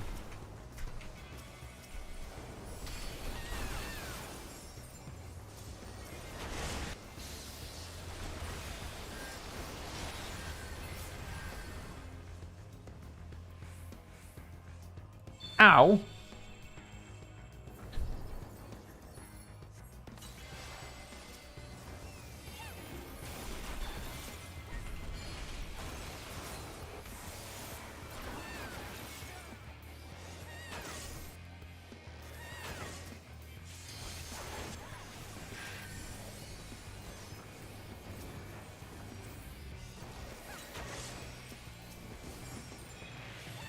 Not much I can do right here.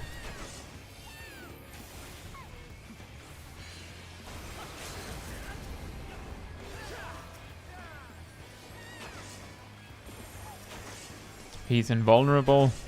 And silence him.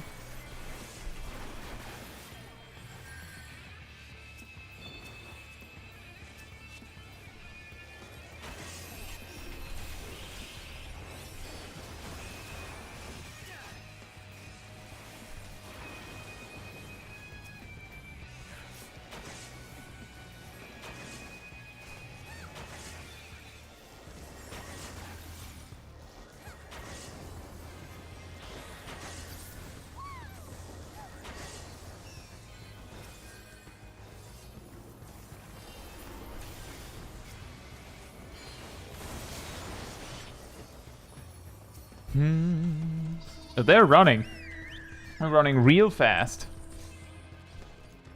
Yeah, what I'm getting at is that strategies such as camping a point or something it looks way better than it actually is. Because when it works, it feels amazing, but when you camp a point for like 2 minutes, you're also progressing 0 on battle high for 2 minutes. And one of the most classic ways of losing a match is being served up points for the first half of the match, and then for the second half, you don't. Which leads to you having to fight the 2 other teams who've got all the battle high in the universe. So every time you have to engage them, you die. And the reason you're losing every exchange is specifically because you don't have any battle high, because you spent the first half of the match getting spoon-fed 3 points. Which is why I started by saying getting served, basically served the like easy point at the start can be a losing factor. And the reason why this is complicated and difficult is because these kinds of things are incredibly counterintuitive. Incredibly counterintuitive. Because when these tactics work, they work really well. When they don't work, well, they are sometimes the reason you lost.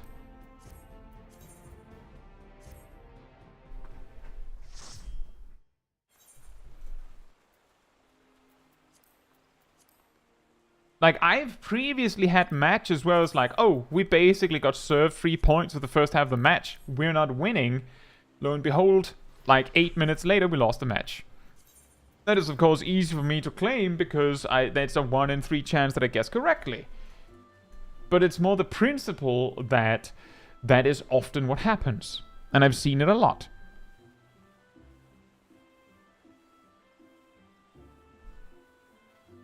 I just don't use that knowledge well enough to actually flip that into a victory, which is why it's a little weird. People hogging the ice? I could imagine. Ham says, like here, where red pretty much ignored blue a lot. Indeed. Interestingly, we were in a very awkward predicament, because we were in last place for a very large amount of the match. And a common thing that you hear people complain about in Frontline, especially if the players don't understand how Frontline works, is that second place complains that third place is king-making first place. But what's actually happening, I'm just going to finish on this PvP tangent.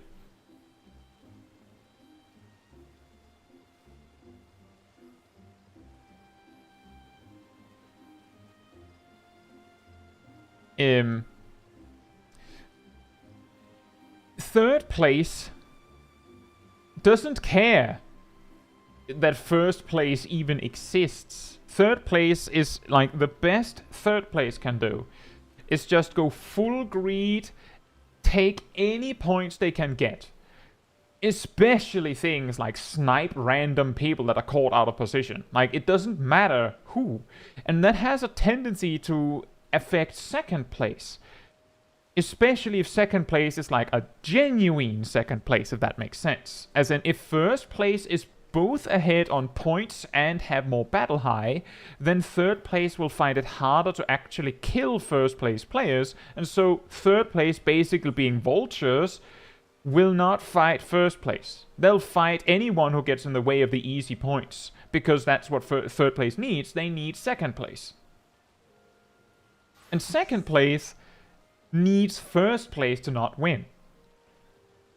But from second place's perspective, it looks like third place is helping first place win, when in reality what third place is doing is fight whoever is the easiest target, because they want to not be third place, which has this effect. First place, on the other hand, can find whoever they want. The only reason they'd have to focus specifically second place is if second place is catching up to them. Which again means that first place might choose to fight third place, specifically just to farm them or something. It's really weird.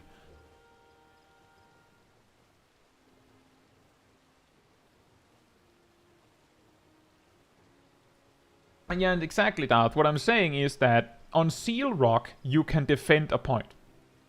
Keyword being, can defend a point. Depending on your opponents, that might be a good idea. Like, and it also depends on which point you're getting. Like, if you're defending a point that is right next to your base, whoever's trying to ninja that point really has to dig deep to do that. So sometimes there's no reason to. The keyword being sometimes.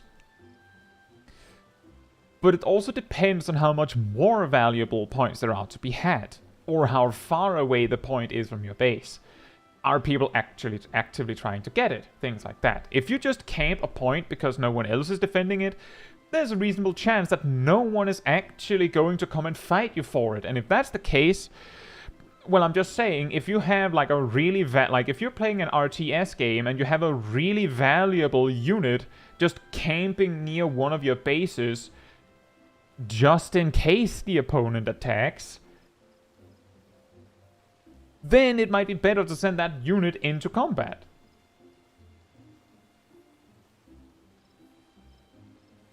So, as I said, it's complicated. I'm just saying that that it isn't always a winning proposition, because you're sacrificing something for it. Notably, you're attacking on the front.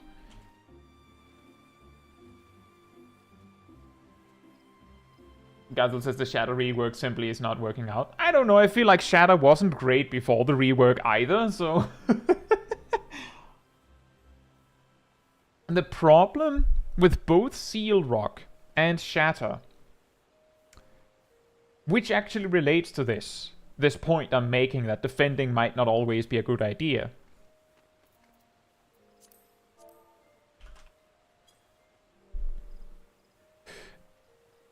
is that in Unsalakar, you fight for the point.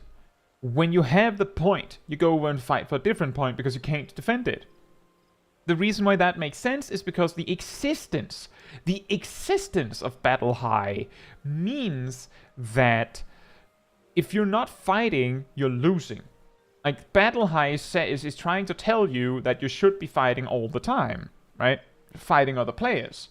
Shatter, you gain points by not fighting other players. Seal Rock, you're incentivized in some capacity to stay at a point and defend it and not fight players. Only Unsalakar is a game mode where there's no benefit to defending at all, which actually synergizes with the Battle High system. And like, the only reason that I'm saying that potentially it is not good to stay home and defend is because of Battle High. Like, it's not that I'm saying you should be out fighting, it's specifically because if you're out fighting, you might get more Battle High. That's the problem. That's the particular reason.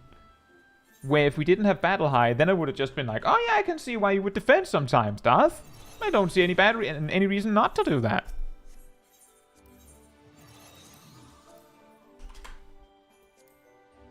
Oops.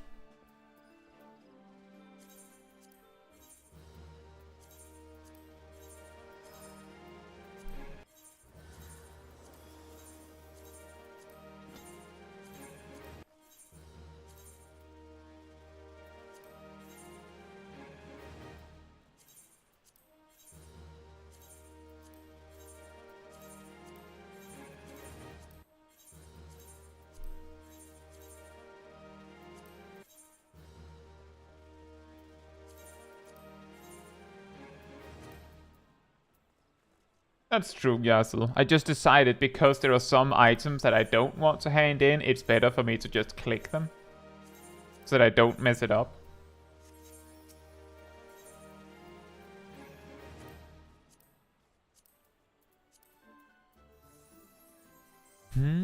That's strength.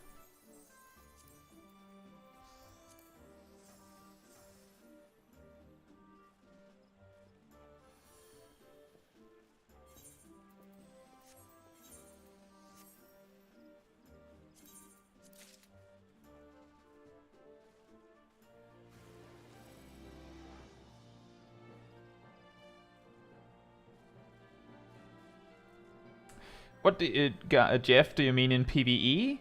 Or in PvP? How do you mean?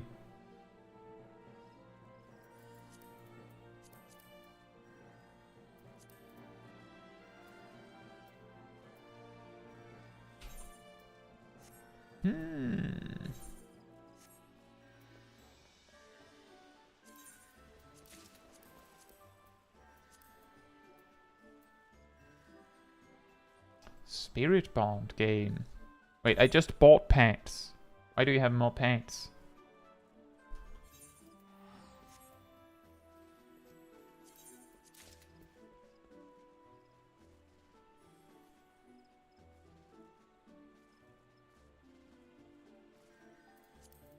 When's the next potential upgrade? 39. And that was the same for the weapon.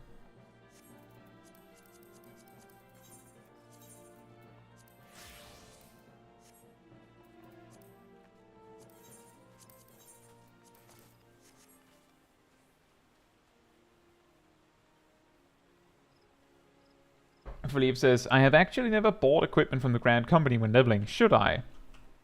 You can. That's basically... that's it. You can. It's a lot more involved because you have to, like, go and see, oh, do I have the Grand Company seals and all that. Whereas, like, if you just have guild, you could just, like, go, I feel like my gear is kind of outdated, and just go over to the, like, to the market board and buy some gear.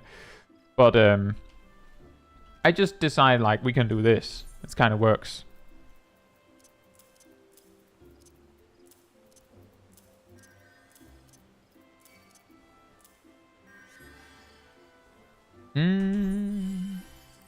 Right, we've spent these, so that means that the next step is just spamming dungeons.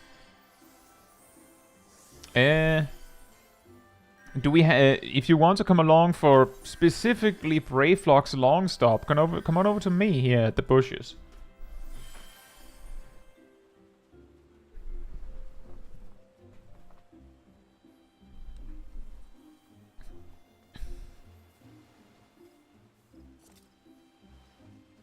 Rust is also coming back. It would of course be if we can get anyone that has like a job in the appropriate level range that is extra good, because then there's like extra value. But yeah, I just want 3 people that wanna join.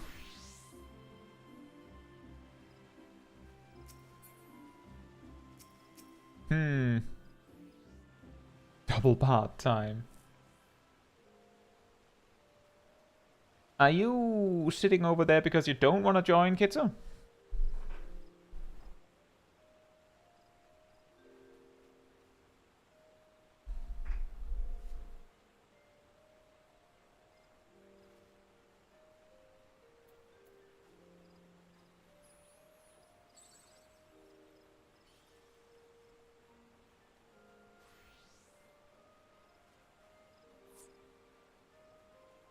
Well, this is very confusing. Did you do that again? Doing like this?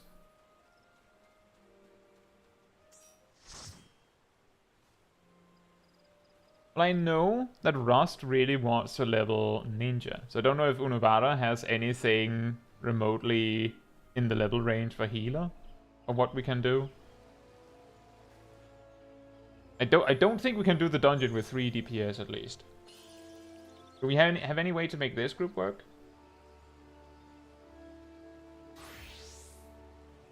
Okay, that's maybe a little too low level.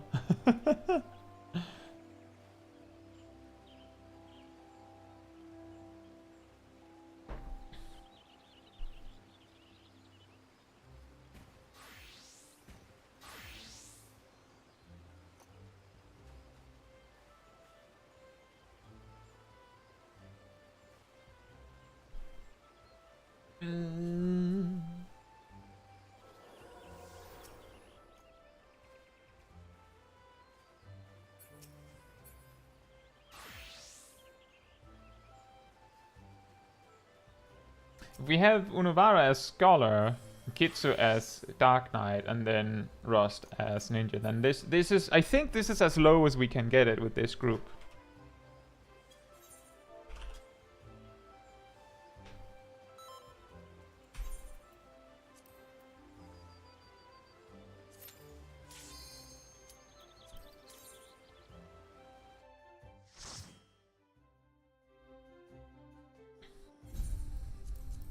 Remember to summon your pet.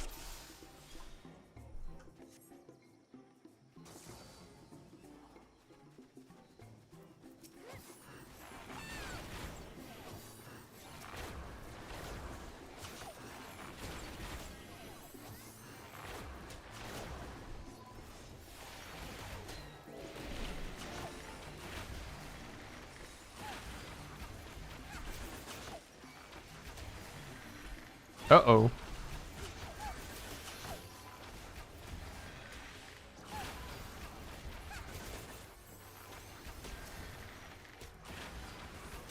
And this is also like, this is like a classically really mean pull right at the start of the dungeon, because the monkeys are ranged. It's really not fun to tank those.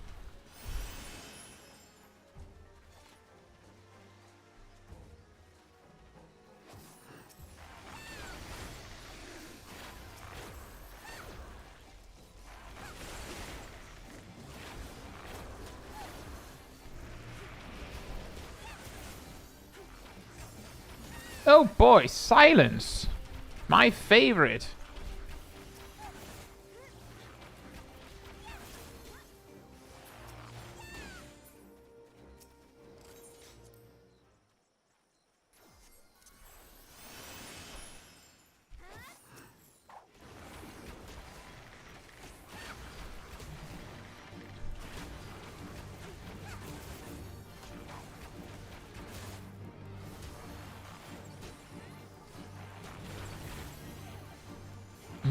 I wonder if it'll live until my dot ticks out. I think the answer is no.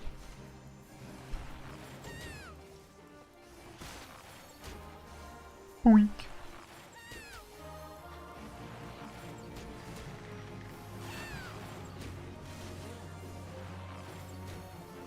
There isn't even any point in me using Mage's Ballad because the boss is going to die in time. It's overtaking my dot tick and I was slow to apply them, just a little bit. Oof.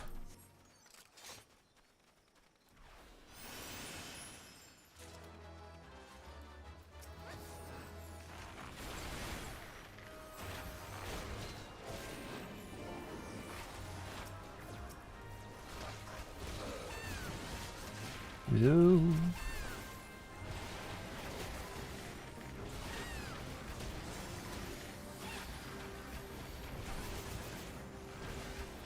Oh, isn't it it's going to be great, Rost. Very soon you'll have Katon, at the very least. Oh, in the next dungeon, I guess.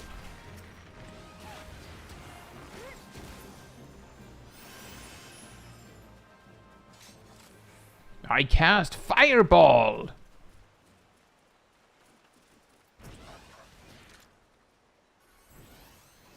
Yes, cat on. Soon you'll have cat on.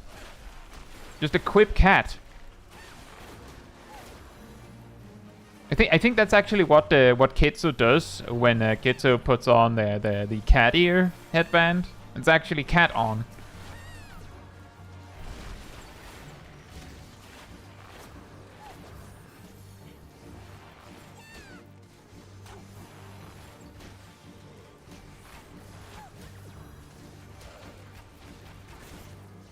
Rust, meanwhile, just is a cat, so.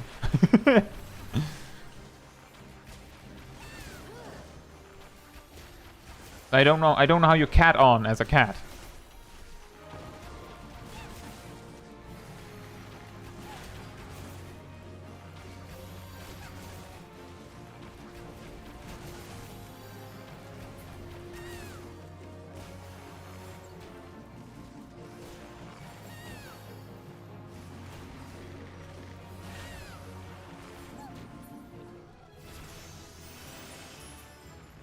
Hey, level 35. New gloves? Potentially new gloves. That's the secret. You're always cat owning as a cat. Aha! It's just a permanent fireball. Now we're cooking with gas.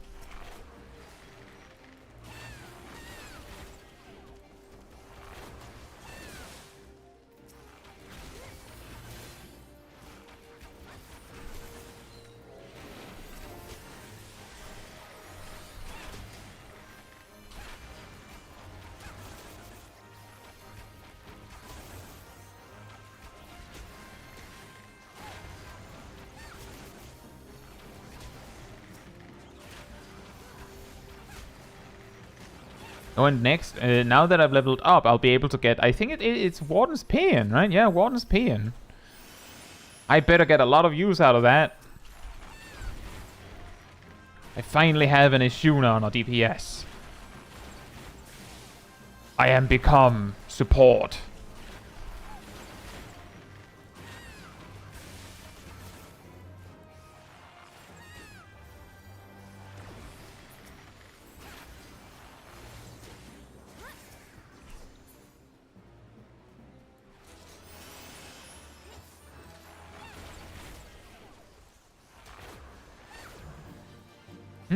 I wonder if this one will survive my dots. Ow.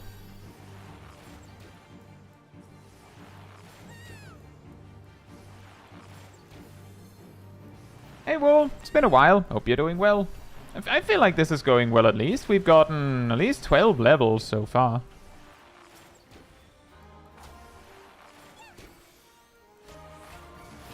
Like since the stream started, I mean.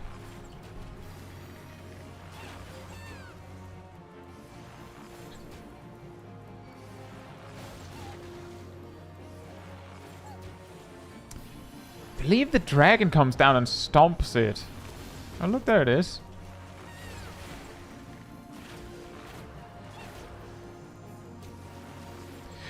How can you blame a new archer or bard for being bad at reapplying their dots when at lower levels bosses literally die before you ever have any reason to reapply them? I'm just saying.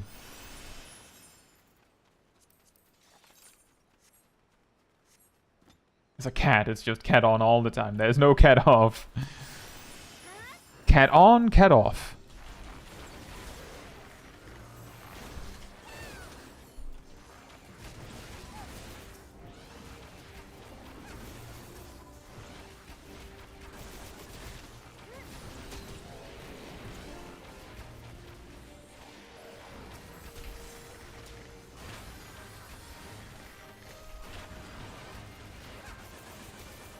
This is what we call speed running. I was just about to click LB, but then I remembered that the mobs are dead. Oh yeah, last pack. LB. Not going to work in low-level dungeons. Imagine in Dawn Trail you get Iron Jaws at 30. They just give you Wind Bite and Iron Jaws. That would be kinda silly, wouldn't it?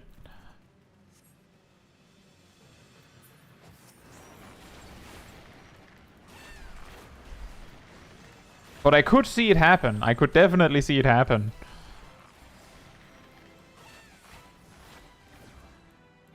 Maybe they just give you Iron Jaws and be like, it just applies both dots now. Like they just give you no dot at level 6, and then they just give you Iron Jaws at level 20, at level 30, which happens to apply 2 dots for no particular reason. That would be extremely silly. Wanderer's Minuet at 50 would be very nice as well, yeah.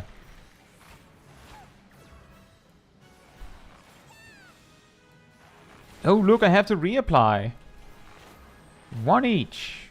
Now, boss, will you survive so I can use Raging Strikes on you, or will you just die so that I just used my buffs on trash? Iron Jaws is a weapon skill, I think it's 56? Yeah, 56. Just reapplies both of your dots if they're already active on your target. It basically refreshes them. But the joke was more that with how it seems like dots are getting phased out, that if they gave Bard dots sooner, it wouldn't surprise, would it?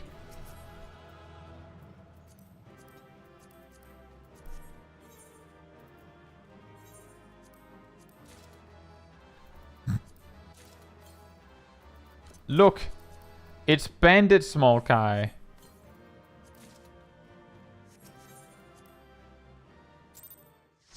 Yeah, you get it from a quest, like your level 56 quest.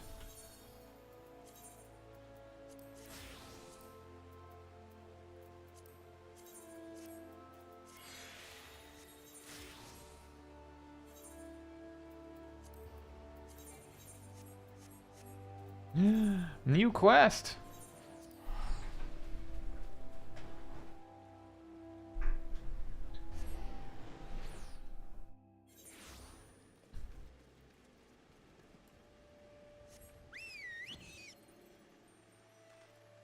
No.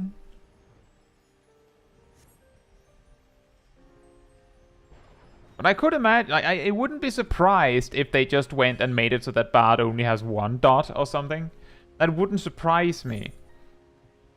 The key thing that makes it really weird and awkward for Bard is that over the years, Bard has gone from having an active relationship with applying dots for procs to having less and less and less relationship with doing that through the dots lasting longer and the procs being more likely, and then eventually just removing that connection altogether. Kind of silly.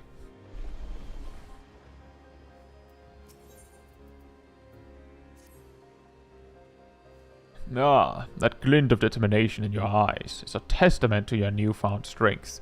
You put me in mind of my salad days, Caemmunity. Your what? Hmm?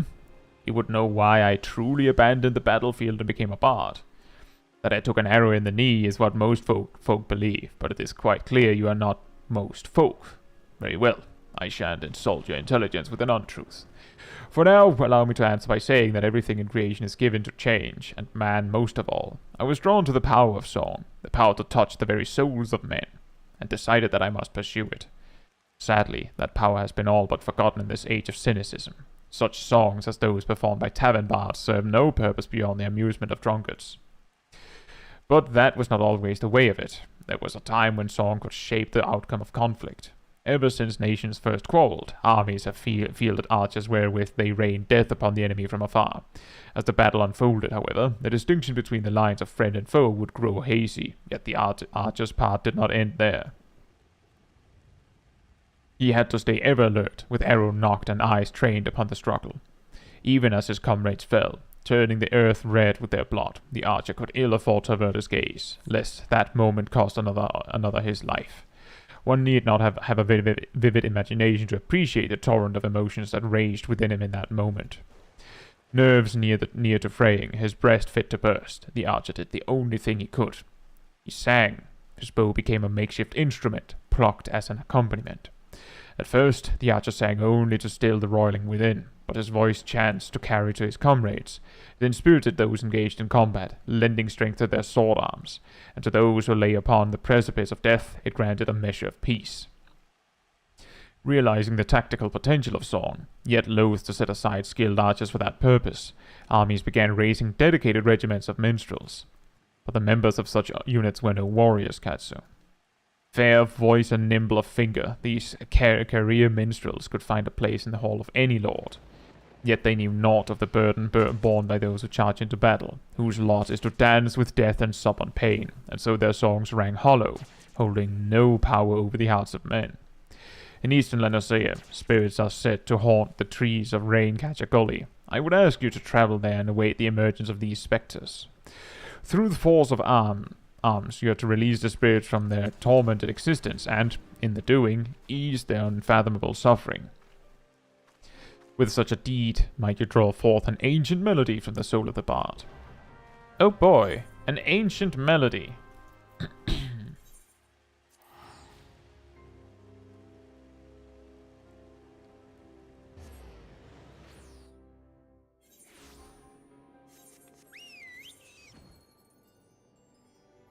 The ancient melody of the bard.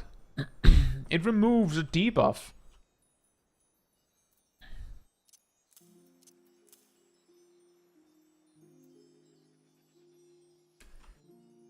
What action did bards originally learn at level 35? Because Warden's Paean used to be level 60, I believe. Well, 58. 58 or 60. And then at one point they moved it. What did we originally learn?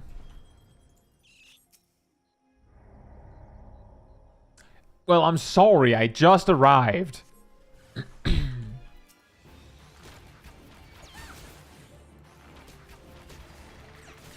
That's always unfortunate. You just arrive and then the fate immediately fails, isn't it?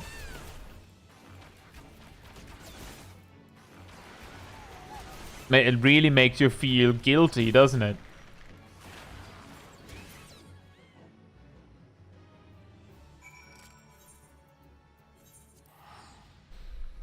Rust gets a solo duty. I go to Wineport to fight 3 thingies.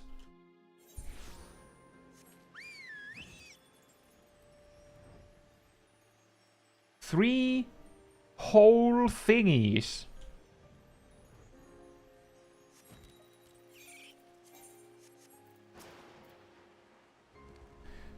Welcome back, Caetsu. In your eyes I see a layer of understanding, of regret, and of futility, and in your heart it now echoes with the strains of an old song, newly discovered. Embrace this song, and as you play it in battle shall ever more powerful emotions beset and temper your soul. When your stock of tales has grown, pray return and regale me with the stories of your adventures. Oh boy.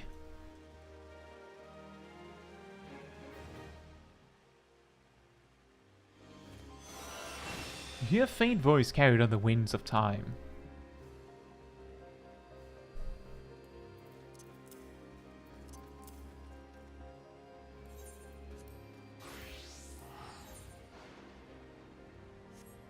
Oh, mudra. Oh, right. They make like a whole tutorial to explain to you how mudras work, right? That is quite funny.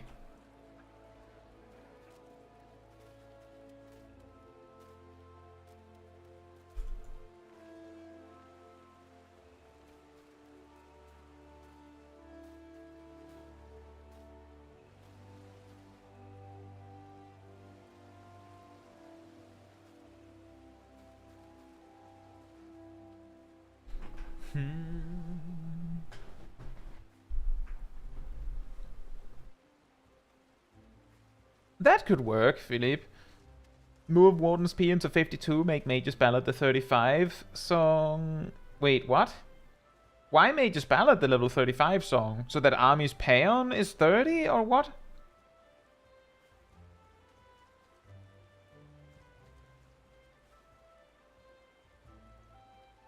I mean, it would be pretty fitting if they went like 30, 40, 50, right? 30, 40, 50.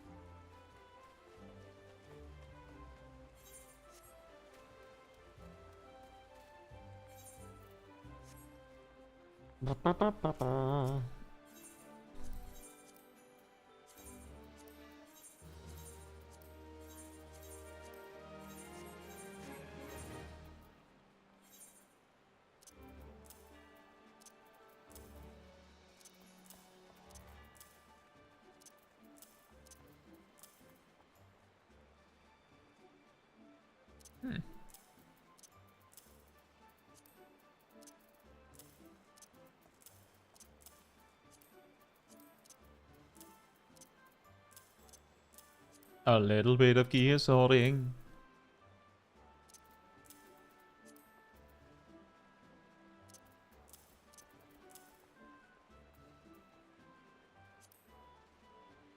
Why is it called Mage's Ballad? Because of the MP region? I believe it was the one that gave MP region back in the day, yes.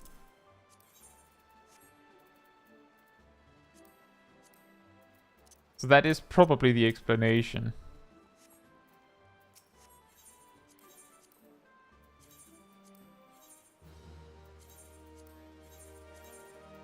Army's Paean also used to give TP region. And the fact that the blue one gave MP and the yellow one gave TP also made perfect sense when you think about it.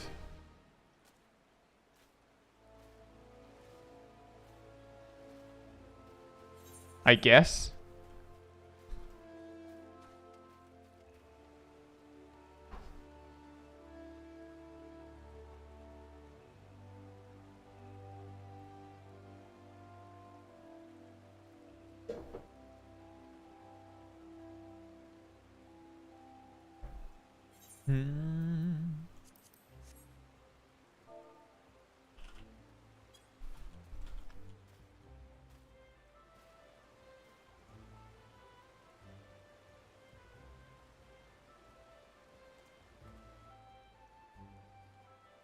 The next dungeon we would be doing is Sunken Temple of Khan.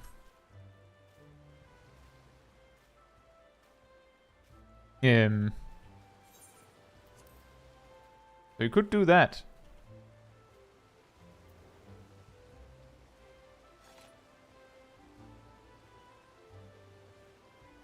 Yep, it does look like the overlay froze again.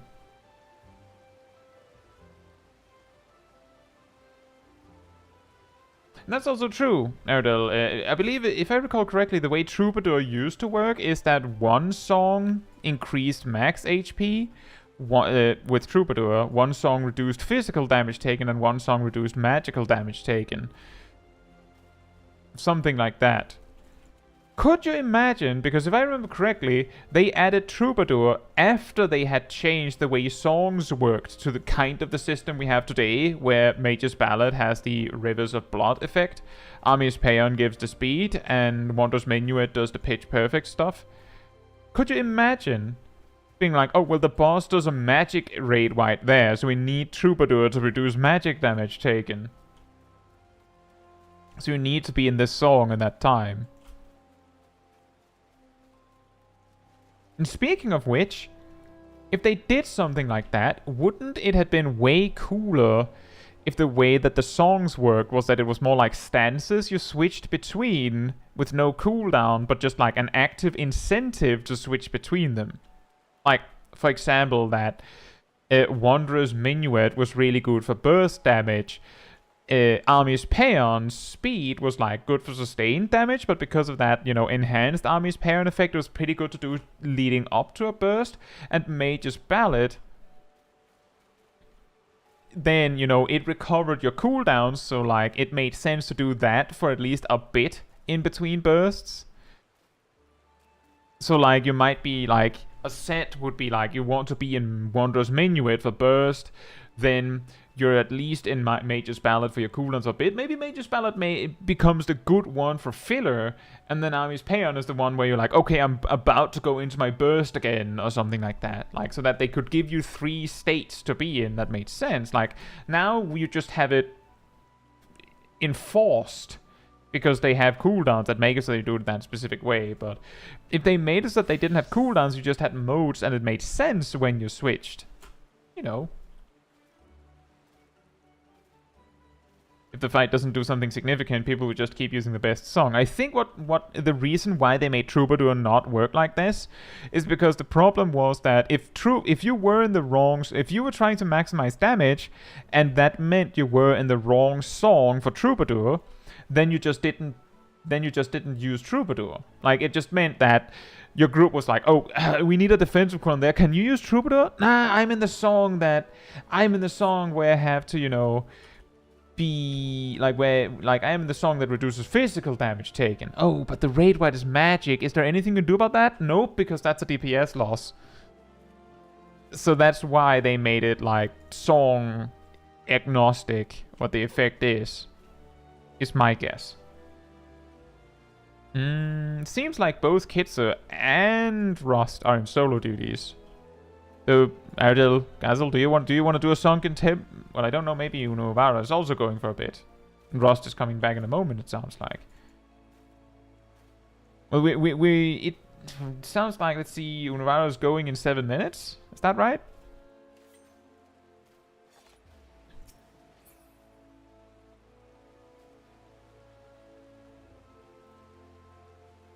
In that case, I don't want to hold on to you, Navarro. I don't think we can finish. I don't think we can finish Sunken Temple of Khan in 7 minutes. So I'll just leave like this, rather than burn my pizza. You know what? I understand that. I wouldn't want you to burn your pizza either. You need to enjoy that. Pizza's awesome. Okay, I'll invite Rust back in.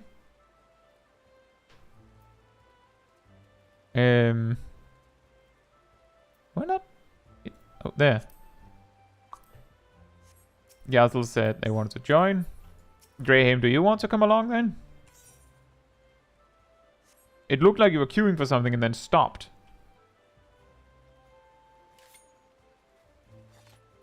I'll take that as a yes. Though I don't know if you can also be ninja.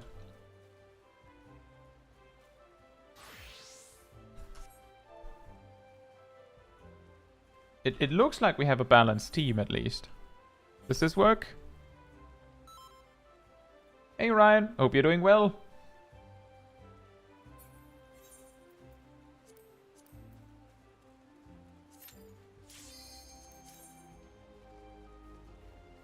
Are there any relevant debuffs in this dungeon?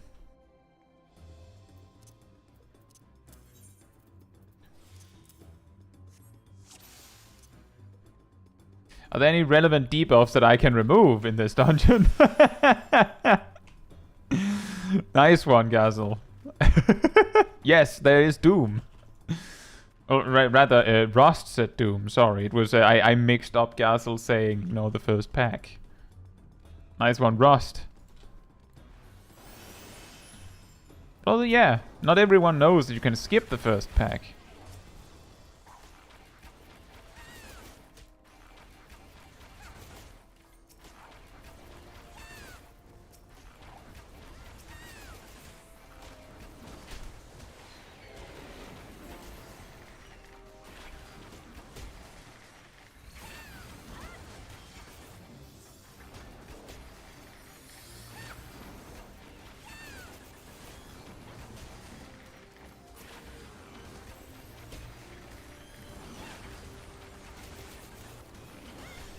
The chaos of a gigapole. Oh, look, treasure.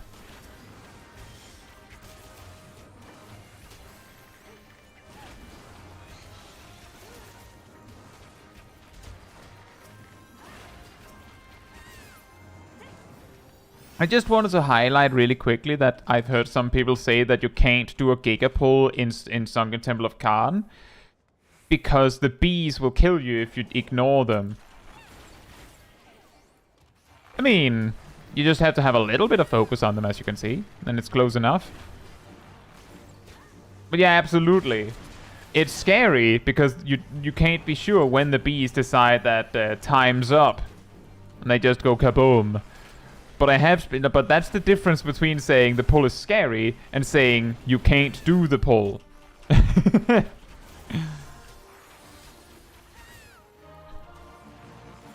Because yeah, the pull is scary.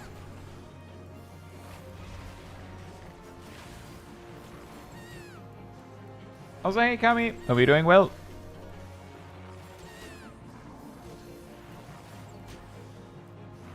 That says I can stun them, but if I'm not on pally, I don't trust others to stun the other one. Well, the thing is, as you saw, the bees didn't even start to cast in the first place. So you might not need to stun them. But yeah, if you need it, then that is a way to do it. Like, if it turns out your group isn't as strong as you hoped, then that is like a backup plan.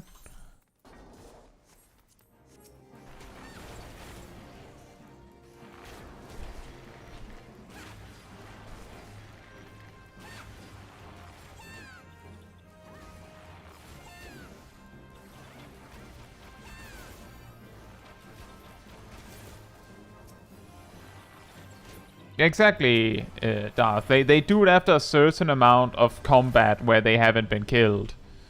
That is exactly right. So as long as you don't outright ignore them, as you saw, I was targeting the bees so that my auto attacks were going on them and my bloodletter shots were going on them, but I weren't single targeting them.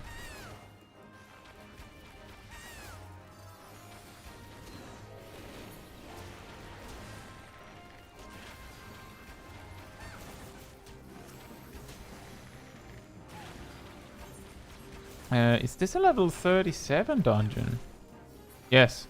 Okay. I was just about to say, but wait. Ninja has spammable AoE at level 38. But that's exactly it.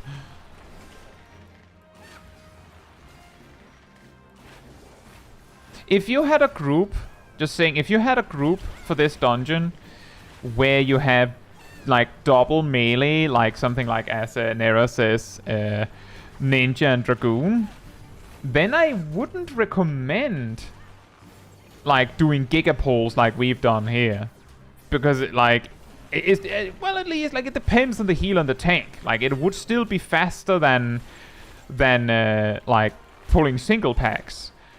But if you have double melee that doesn't really have like any good AoE anyway, in particular Dragoon, especially Ninja has a little bit with Katon, but if you don't have anything, then there's no benefit to... Or, well, there might be less benefit than downside to doing a gigapole in the first place, at least.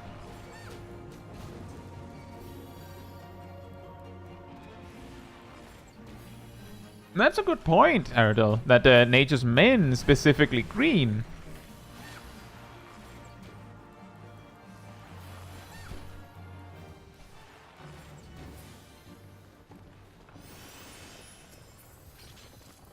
Yeah, that is the common problem, is that you could go on the one hand and go, well, if you don't have any DPS with AoE, then what's the point in doing a gigapole? But the point is that the tank can AoE, if nothing else. And in this level range, the healer doesn't have any AoE anyway, so if the healer is forced to spam heal the tank to keep them alive through it, that is still a net DPS gain most of the time.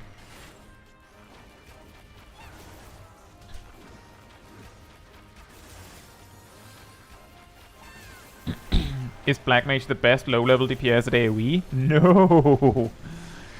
The best low-level, like, in low-level dungeons, the best at AoE is Machinist. Because Spreadshot is 140. Spreadshot does more damage than... Like, it does significantly more damage than Dancer's AoE options at that level. Standard Step is really good and almost makes up the difference. But I'd still say Machinist is the stronger one. Like, Machinist is completely insane. That is also why if you watch... Oops. If you watch my 10 Insane Walter Walpole's video...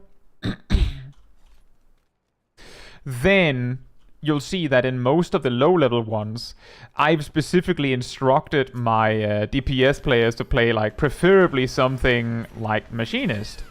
Where the only exception has been, like, when we did Zemail Darkhold, I requested we had a Bard, because we specifically needed Warden's Paean for the Gigapull there.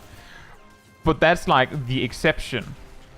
Even with Thunder? Well, Philippe, the problem is that the Black Mage is utterly incapable of actually casting something before things start dying in low-level dungeons. Like, by the time you actually reach the destination where the Black Mage finally gets to cast stuff, a Machinist has already halfway killed everything. Like, yeah, a Thundercloud proc would be really, really nice. But Machinist would have just killed it in time. Like, it's completely insane.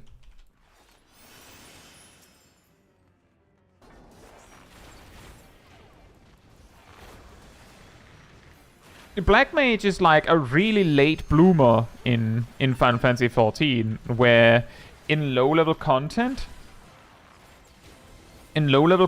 Black Mage has like a core issue of simply not being able to do things a lot of the time.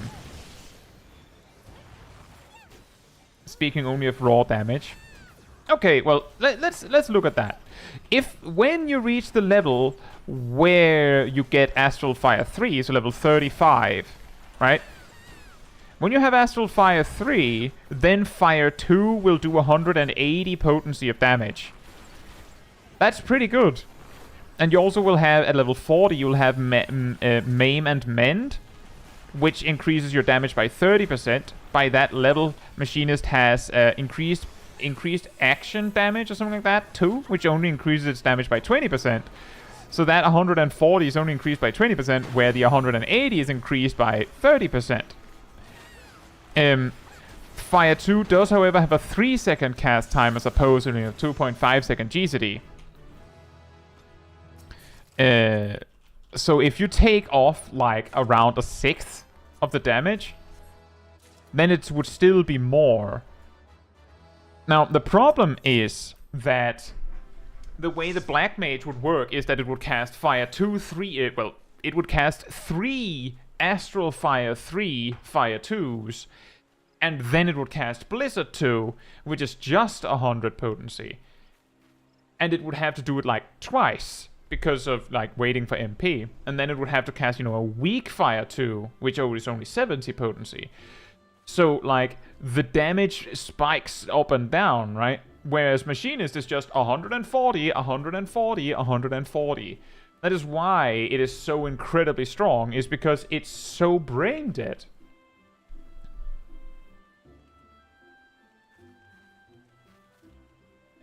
Gazel, why would you use Transpose for that?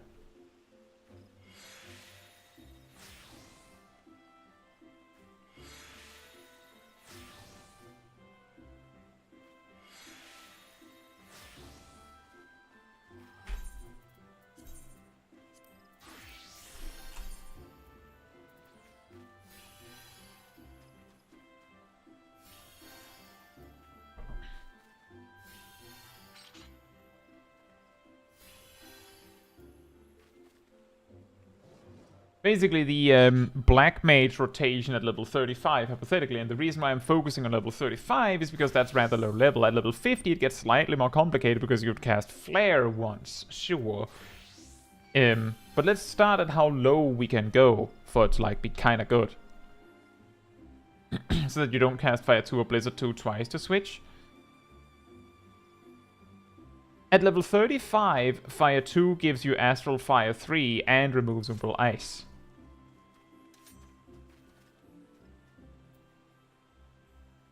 And vice versa. The reason why you'd have to cast Blizzard 2 twice is simply because you don't have Freeze, and it takes 2 ticks to get full MP. That says transposes for pre-dungeons and keeping Archean going once you get... Well, in low level, yes, Darth. At high level, there's the transpose lines and stuff.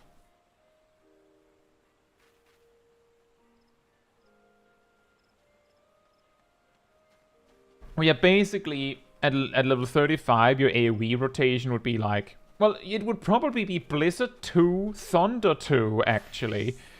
And then Fire 3 4 times. And then you do Blizzard 2, Thunder 2, probably. And then Fire 2 4 times. Something like that. Which is... I mean, if you get the Thundercloud proc, then we're talking like 140 potency plus 90 potency. Right? That's pretty good. But the first Fire 2 in each set is 70 potency, and the first Blizzard 2, or your only Blizzard 2 potentially, is 70 potency. So it's 70, 70, 380. You know, how about I calculate it?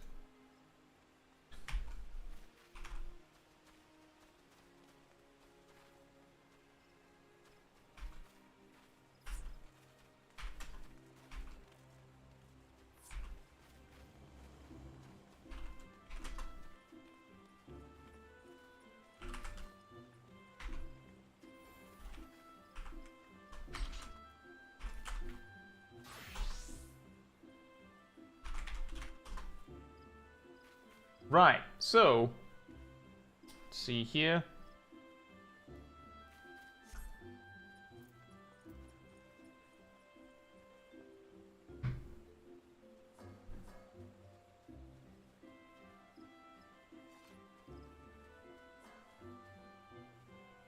Whee! Ta-da!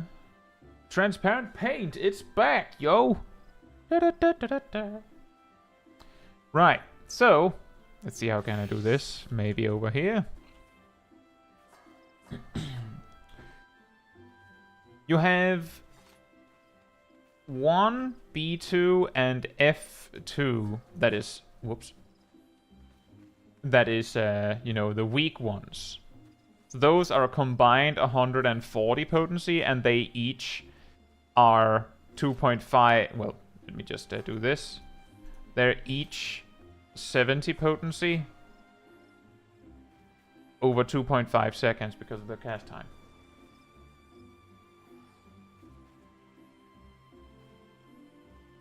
There's 2 of those. 140 potency. Then you have a Thunder 2, and I'm simply going to assume that it is going to be a Thundercloud proc every time. That, of course, leaves a matter of luck. Keep this in mind. If it is a Thundercloud proc, then it is actually 230 potency. Again, divided by 2.5, because it takes that long. And then you have 3 regular Fire 2s, which would be 180 potency, but they take, with no spell speed, 3 seconds to perform.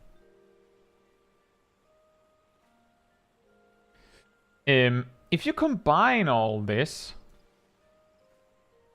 then you have 910 potency over 16.5 seconds.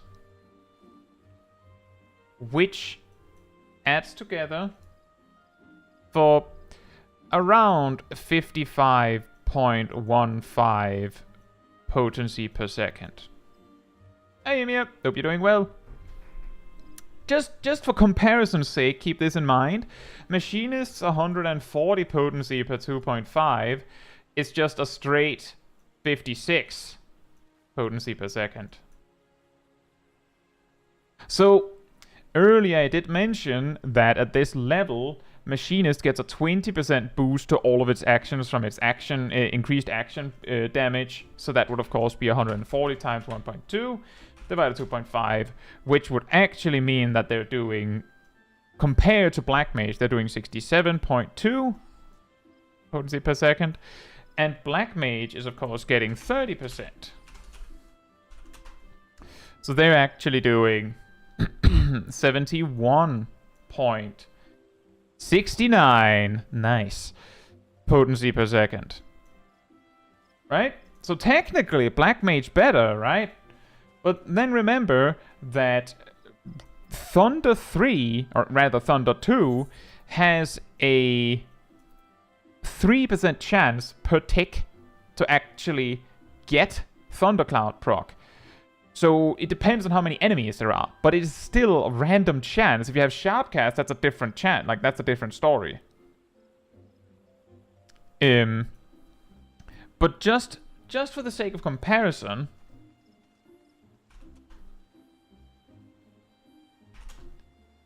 if you don't get a Thundercloud proc, then it actually becomes 64.61 rounded up potency per second. Sorry, I'm writing this over the chat overlay. I shouldn't have done that. I couldn't see anything. So if you're lucky, then Black Mage could do slightly more than a Machinist. If you're unlucky, then you're doing less than a Machinist. And then you remember that Machinist just goes and just clicks Spread Shot. And then let's not forget that while Machinist is doing this, they might be able to just use Gauss rounds, right? They can still use Gauss rounds while they're doing that.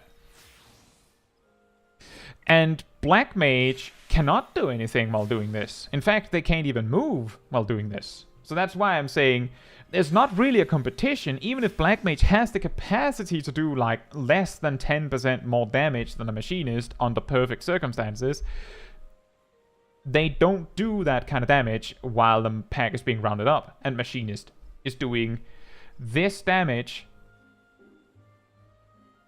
from the start of the pull to the end. Like the whole thing, they're just standing there like just mashing Spread Shot like they're getting paid to do it. That's the reason why I was like, yeah, nope, it's Machinist. Like that's the reason. But still an interesting discussion. Yeah, Stout says if you pick the wrong target, then maybe your cast doesn't finish at all. How long does it take to get an average pack gathered while pulling? You have to factor that into the Machinist damage versus Black Mage. No, see, so the thing is, when we're doing this calculation, we're of course assuming the perfect circumstance. We're just saying, in a striking dummy situation, this is what it would be. Under real circumstances, just like you say and I say, Machinists can do their rotation while pulling. That's why it's different. At higher level, Philippe, I said level 35 because you said low level. I don't consider triple cast low level.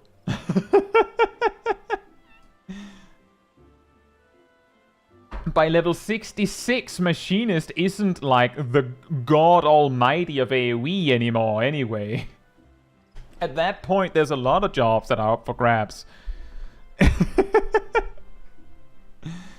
That's why it's like I could have chosen level 50. That would of course have made Black Mage look a little bit better, but then I'm pretty sure Machinist would have had Ricochet as well.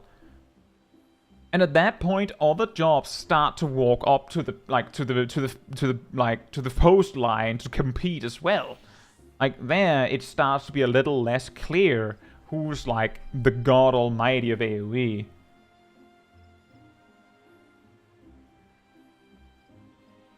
But I really like the thing is, Machinist is this good at level 18 in Sastasha.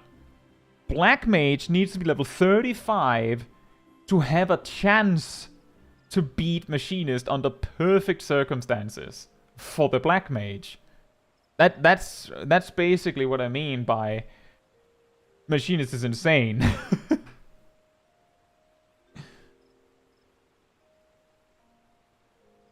At level 50, actually, I would be willing to say maybe something like Scholar would be able to give Machinist a run for its money, because Scholar has is Art of War is 150, right?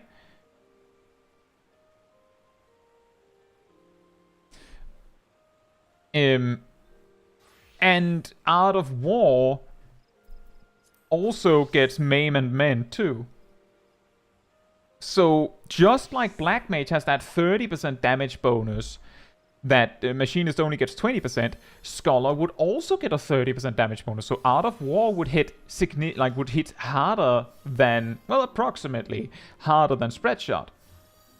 But by level 50, you have Ricochet, which would of course help with the Machinist's burst slightly. And then at 52, the Machinist, of course, gets auto crossbows. Like, that's why it's like going back and forth. The reason why I'm specifically focusing on Machinist as broken at low level is because Machinist is so insanely broken at super low levels that it only needs one button to beat everyone else. Like, the competition is like Black Mage, beaten, Dancer, beaten, and then it's like, Bard is pretty good as well. With that said, with a little bit of math, are we ready to go to Sunken Temple of Khan again? Do we have 2 people that want to join for Sunken Temple of Khan? Then yeah, we can play music now.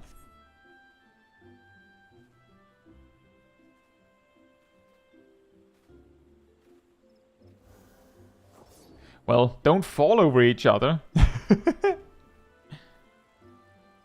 Machinist and a Black Mage. Well, we can't do that because we only have 2 spaces for DPS.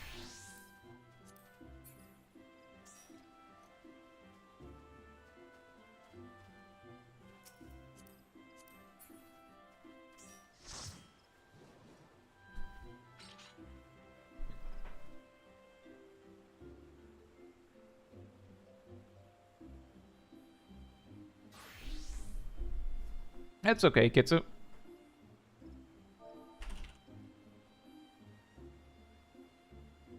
There's also the part that if there was a job that could beat Machinist in low-level dungeons, but it was really complicated, then people would probably still just go with the Machinist, because Machinist is one button to win in most cases.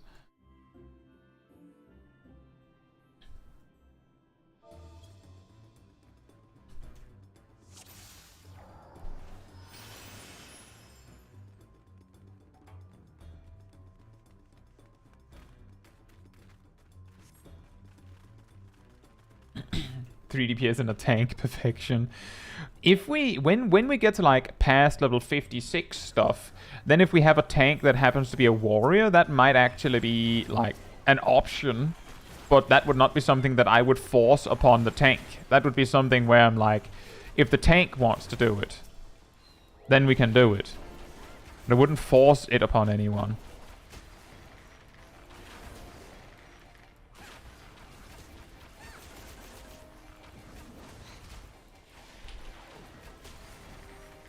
I wonder how many repertoire procs I wasted there by just not remembering to click the button.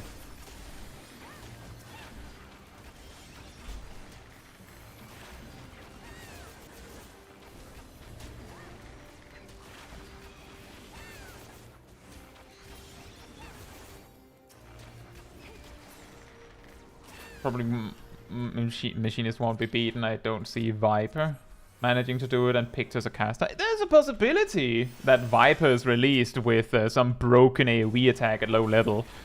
There's also the possibility that they change when jobs, like if we're talking Dawn Trail, then anything is possible. It is possible that they make Black Mage way stronger at low level. It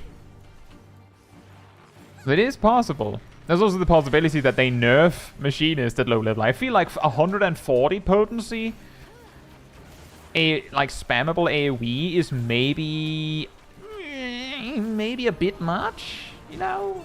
Like I feel like I feel like the problem is Machinist is too strong, not that the others are too weak. Like, that's me personally.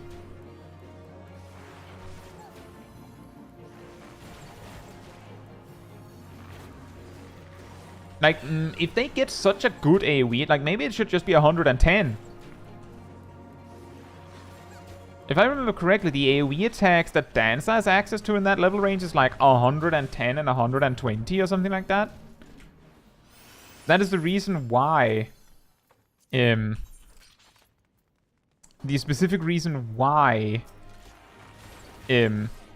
Machinist is like the breadwinner. It's just because it has the better AoE button.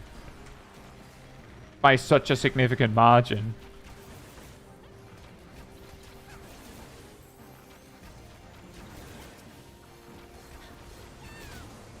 Why are we standing here?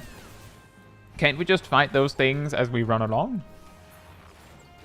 I'm a little confused. What do you think they'll do to the Dragoon? Well, I don't really know.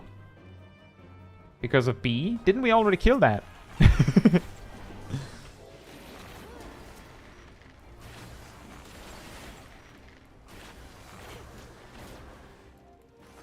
I don't know what they'll do to Dragoon. I have what we do know for certain is that jump is staying in some form. The reason why we know that is because the quality of life they added to Dragoon, where the camera doesn't follow you when you do the jump, was added because they were like, they had already made it for Dawn Trail and was like, oh, I mean, we could add that now. Which suggests that well, they're keeping jump, right? That's not particularly shocking though, is it? Like, oh, Dragoon gets to keep jump, everyone. Whew! Like, that was the particular action we thought were up for grabs, right? That was the one we were expecting them to remove, right? That's not exactly the most impressive revelation. But that's something we know. In regards to what I think will happen or hope will happen, I feel like it would be nice if they made it so that some of the fancier attacks the job has, like Stardiver and maybe like something like Dragonfire Dive, I think it would be really nice if that was a G... I could have used Warden's Paean. Like, if that was a GCD. The reason why I suggest that should, like, that these should be GCDs is actually... is because if it's a GCD, then you can embellish those animations a bit more, right? Like, if it is a GCD, then you can spend a little bit more time looking at it. It's allowed to do stuff.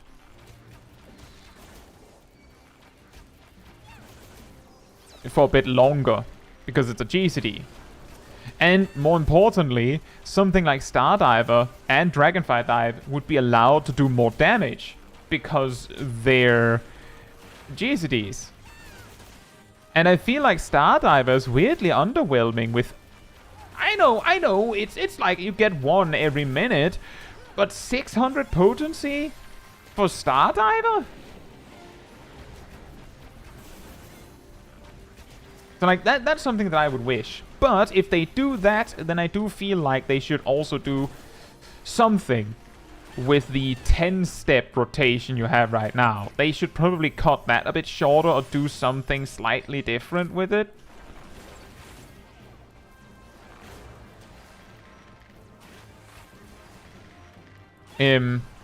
But that's again, that is just something like that I'm thinking. But something that is important to understand is that some Dragoons play Dragoon because they like Dragoon like that. Like exactly like it is, right?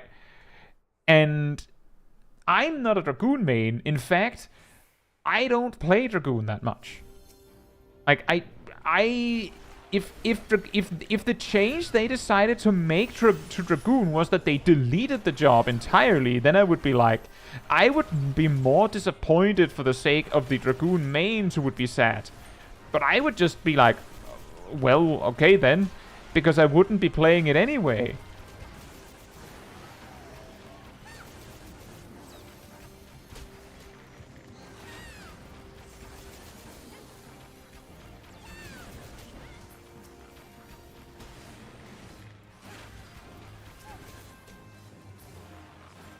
So that's why, like, what I usually say both when people talk about the rework of Astrologian and the rework of Dragoon, I say I hope the people that are actively maining the jobs will enjoy the rework. Because if I don't like the rework, then I will just play a different job. They're not my main anyway. So it doesn't change much for me if I don't like them.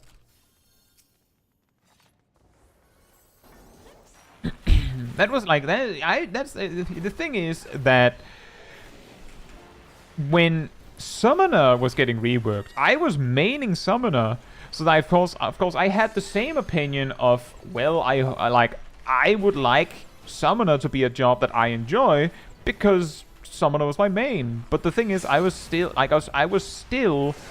the kind of person to just play a bunch of jobs well enough that if Summoner turned out to be super boring for me and I didn't like it, I would just play a different one.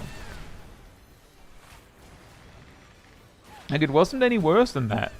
But that's also why my opinion was more so, I hope the people that don't have, a backup solution will enjoy what we get. And some do. Some don't. Also, hey Bono, hope you're doing well. You're now obligated to join the weekly marching band and Limbs Elements. Oh no. Oh no.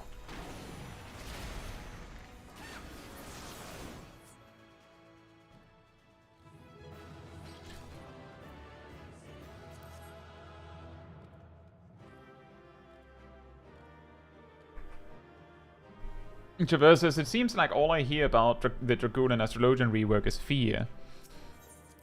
Yeah, well, can you blame the people for being worried? The reworks we've seen, like in somewhat recent memory, have been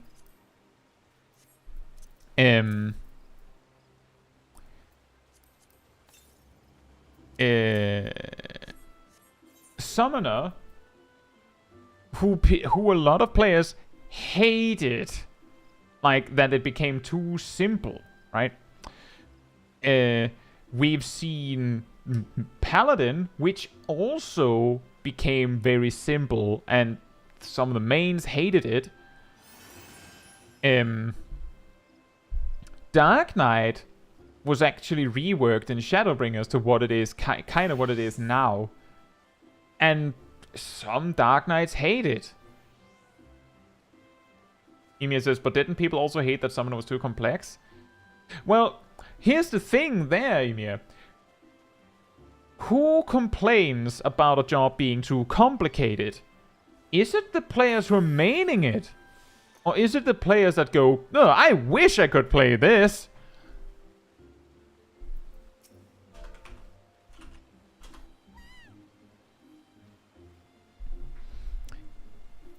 Maybe it's a bit of both, but it's unlikely that someone who finds a job too complex would be maining it, right?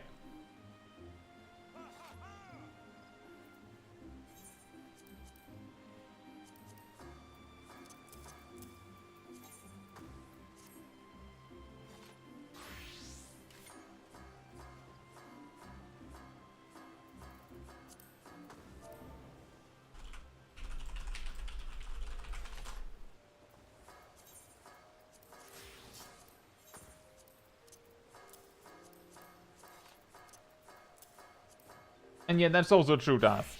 A lot of players are really good at knowing what they want solved, but not really good at coming with a good solution.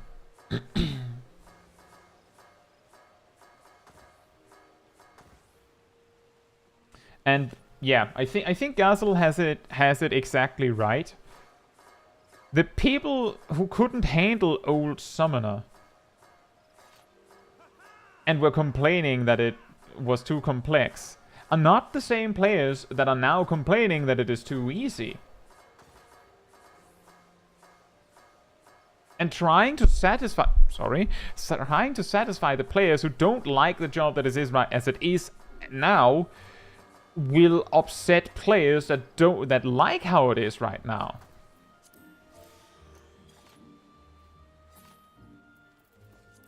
So like it's like an endless cycle. There's not very much you can do about it because someone will be upset.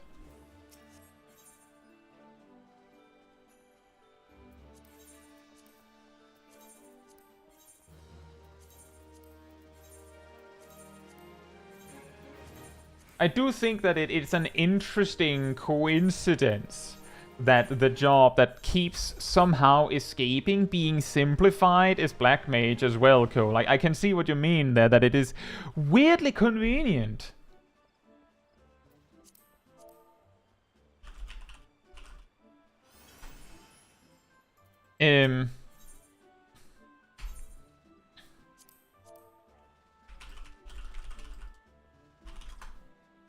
It's weirdly convenient that the specific job that Yoshi P happens to main is the one that always escapes the good old rework hammer, because he likes it, right? He gave it the stamp of approval. It's not complicated. It's perfect the way it is.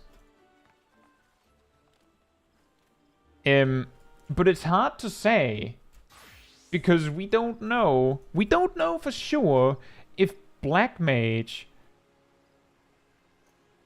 would be like the same if Yoshi P had made something else.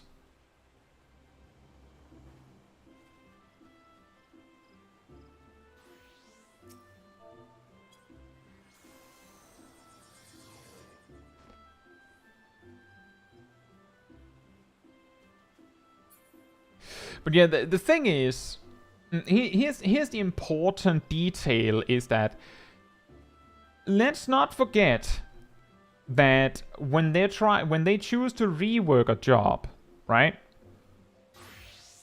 The developers are not trying to ruin the job. Like, it might feel that way. It might feel that way, but they're not. Like, they're really not. If they were trying to ruin the jobs, what are they doing then?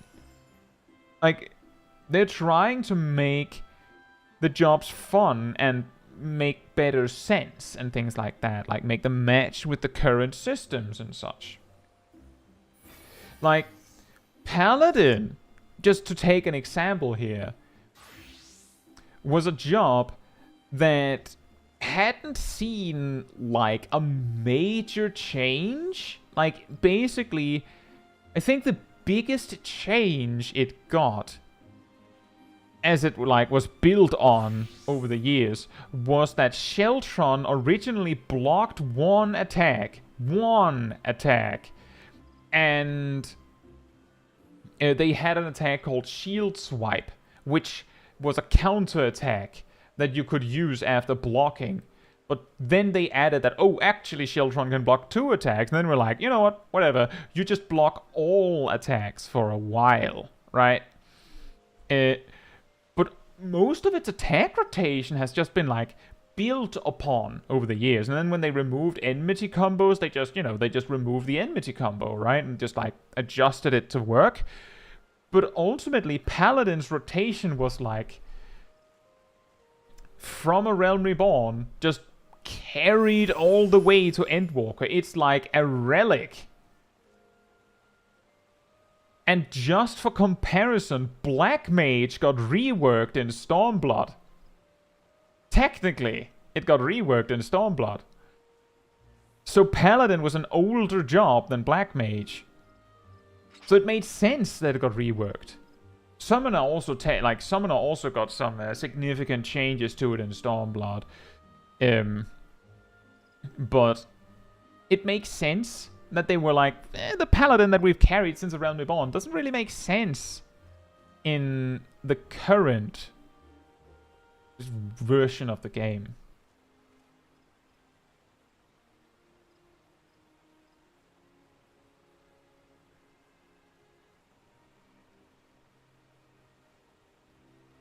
Bruno says Black Mage is not complicated. It's really simple. Actually, even deconstructed, it seems complicated because A, it changes completely every 10 levels. It doesn't. And B, it relies much more on fight knowledge. Something that is actually a common weird misconception. I feel like people are, and it's not really a misconception. It's more like it's a saying that has like expanded and expanded and expanded until it became, oh, it changes every 10 levels. In reality, Black Mage changes at level 35, at level 60, and that's basically it. After that, they build on what they put, the fundament they put down at level 60. Then it just has 2 complete overhauls, and then it just builds on that. But for some players, it feels like it changes every 10 levels. But it doesn't really.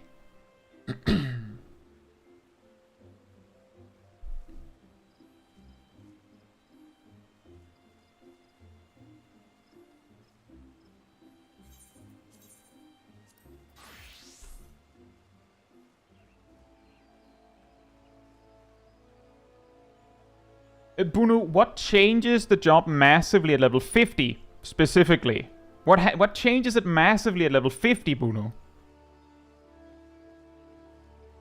And I'm just going to reiterate that the job changes massively every 10 levels is the same as saying it changes at level 30, 40, 50, 60, 70, 80, and 90, which is still way more than what you just agreed to, isn't it? Because that's still 35, 50, 60, and then nothing, right? There's no change, like, it doesn't get overhauled at level 90. What does Black Mage get at level 50 that completely changes how the job works?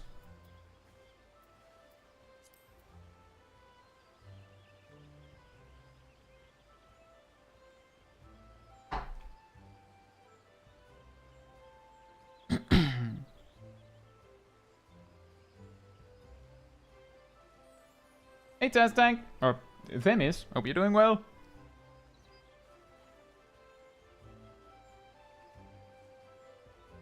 Yeah, that's what I'm saying. I'm not saying, Bruno, that you're suddenly the villain or something. I'm not saying that. I'm just saying that this is a common saying that people have said so much that people have started... And this is not exclusive to Black Mage, by the way. There are also other jobs where people do this. Where they're like, oh yeah, this thing... But in reality, it's just that people have said it so much that they forgot why they said it. Black Mage used to have a major change way more often. But in Endwalker, they actually removed a lot of them. One of the major changes to the rotation that Black Mage got was at level 72. They moved that to level 1.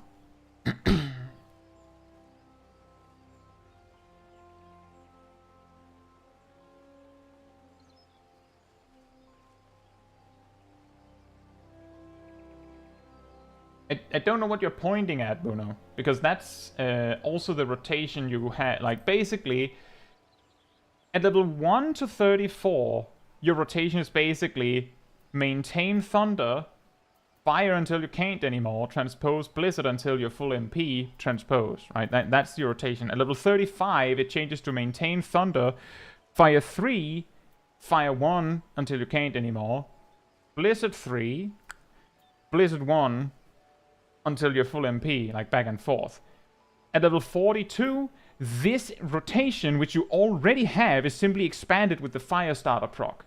So it doesn't rework or overhaul the rotation. It's as much an addition as Bard getting Straighter Shot, right? And then at level 50, you get Flare, which is also built upon that. The reason why we say that the job is overhauled or reworked at different levels is because at level 60, you completely stop with the Fire 1 spam. Like, it's completely... It's out. It's gone. You don't do that anymore. That's a completely different rotation. Just like adding Fire 3 and Blizzard 3 as a major change from using Transpose. Like, Transpose is suddenly not popular anymore. Like, it's a significant change. It's not super significant, but it is significant, right?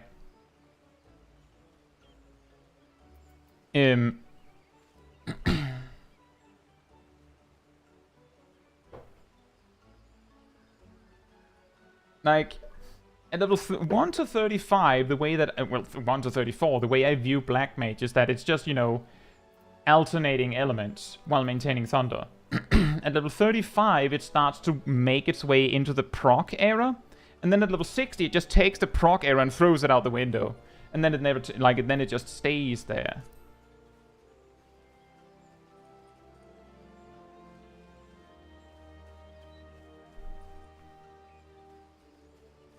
But Bunu, what I'm disagreeing with you on is that I am saying there's not a major change at level 50. That's what I'm saying. I'm saying there's a major change at level 35. We agree on this. There's a major change at level 60. We agree on this. But there's no more than that. There's 2. Which means that saying that the job has a major change every 10 levels is wrong. It having a major change every 15 levels is wrong. It just has 2 major changes.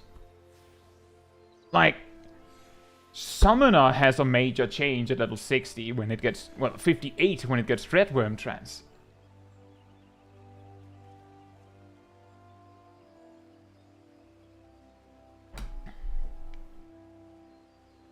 Anyway.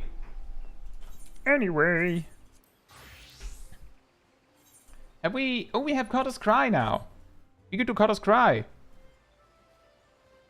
Who would like to join me for Cotter's Cry, actually? Come on over to me, if you'd like to join me for Cotter's Cry.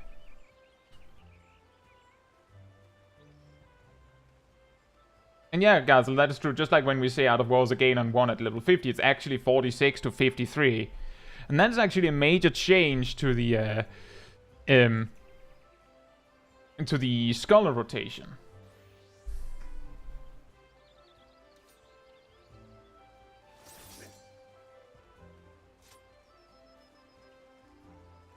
Themis, do you also want to join?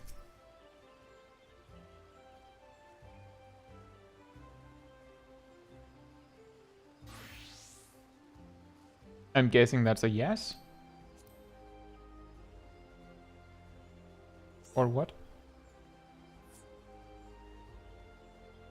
Do we have any tank and healer?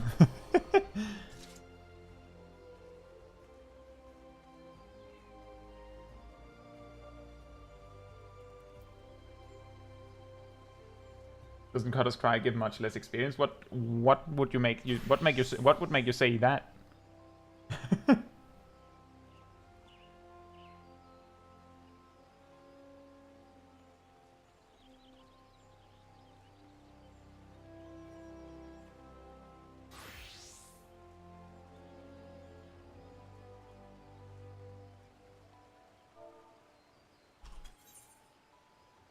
Oh wait.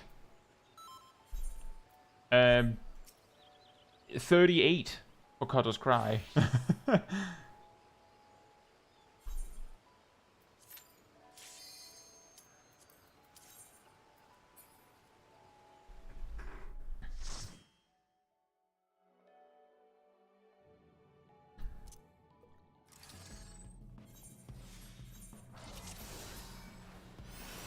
Why is the Cutter crying though?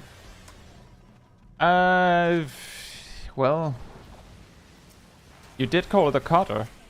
You probably know the answer.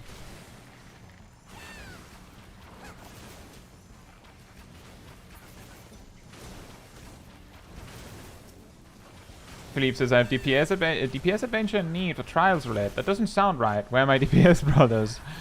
They're coming in, like, they've actually probably already filled the request. Like, the instant it turned to DPS, there was no longer an adventure in need for it, but it stays for a few minutes.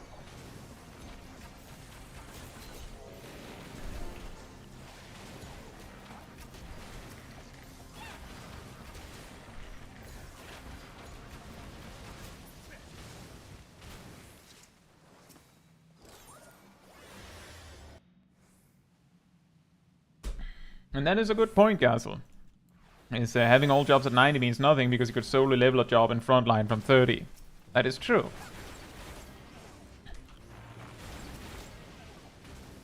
That doesn't mean necessarily that having, like, it depends on, like, how you level the job and what you know about the jobs.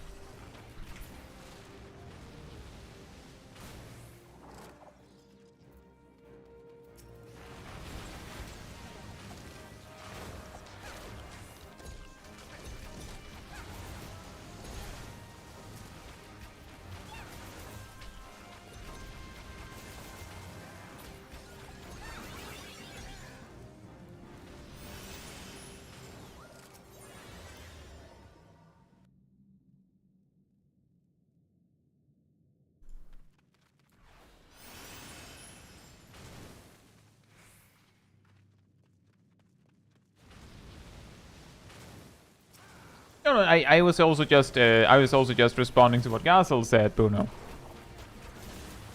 It was just more like a statement in general. Because there are some players who do think that having leveled all jobs to 90 means that they have like some special knowledge, something. It is possible they do. It's possible they do.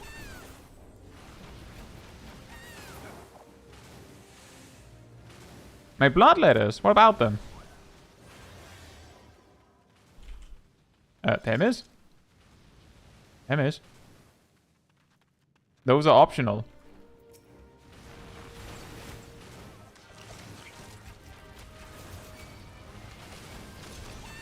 They don't give XP anymore.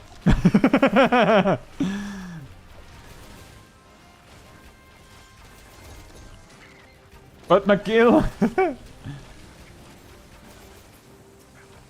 That's fine.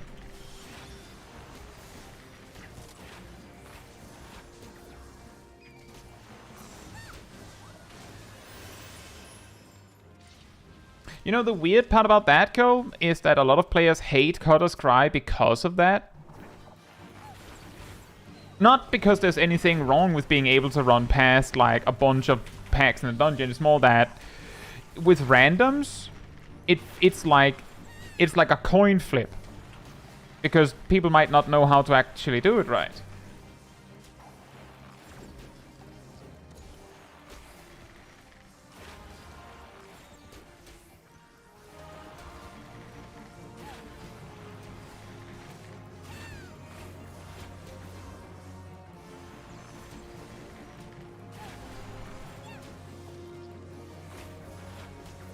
There's something to be said in regards to what you said, Bruno. You said that you found Ninja harder to play.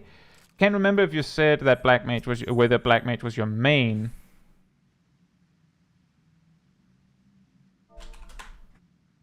But this is something that we talk about sometimes.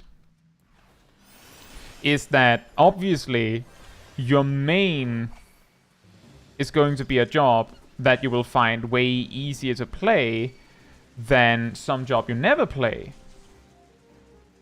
Incidentally, I also find it easier to play Black Mage than Ninja, because I play Black Mage way more than I play Ninja.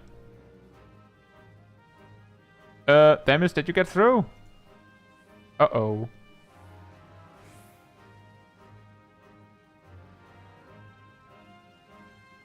Well, we have to wait now.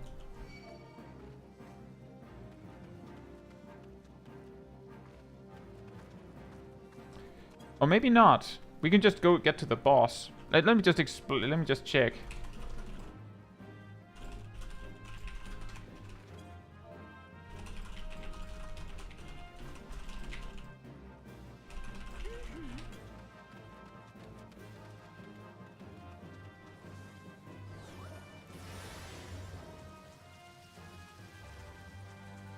The key here is, like, if you have aggro on the mobs, they don't immediately switch target if you enter the next area.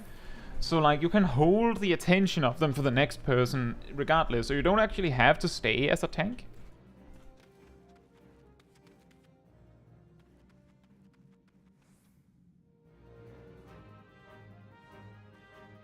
Dragon says, how do you do it right when the sand won't let you use it when you're under attack and just existing while tanks seem to... The way that you do it, as I was just saying, I'll just repeat it for everyone, just to be clear. It doesn't matter who you are. When we do this skip, you just run and click the puff. You just run and click the puff. Just run all the way over and click the puff. And enter. I know, Gazel. I'm waiting for Lord Themis to respawn.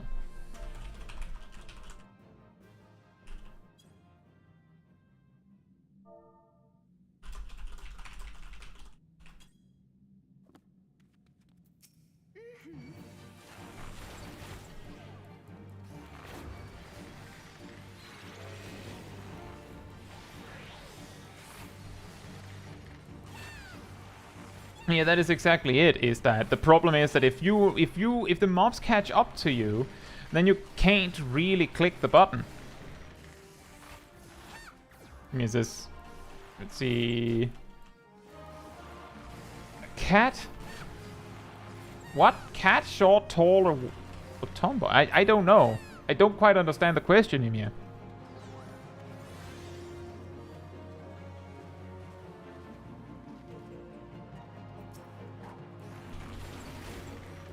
Yep, Crankenmo, that's the key. You just click sprint and run past them all. Ymir, I just said I don't understand the question.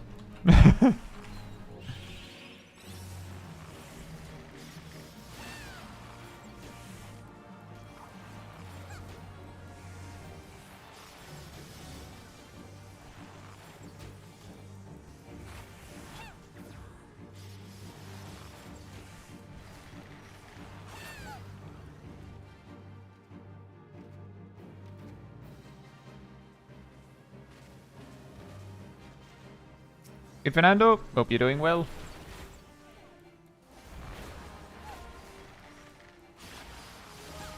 Yeah, that's the classic, Philippe. That happens a lot. Not much you can do about it. I think we talked about this on a recent stream that I said, if you want to have the mob in the center of the room, like if you want to have the dragon in the middle, it's not going to work if not everyone is agreeing. Let's hear that, Fernando. Thank you.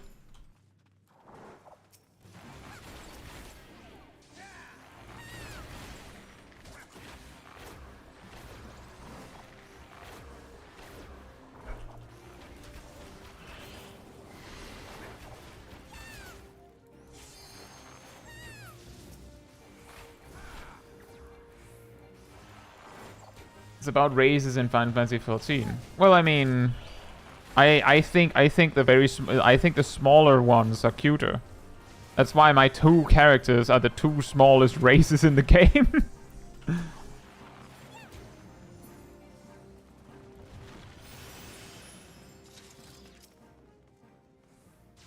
Maybe that helps you, Mia. Goes a potato, bun, or mid.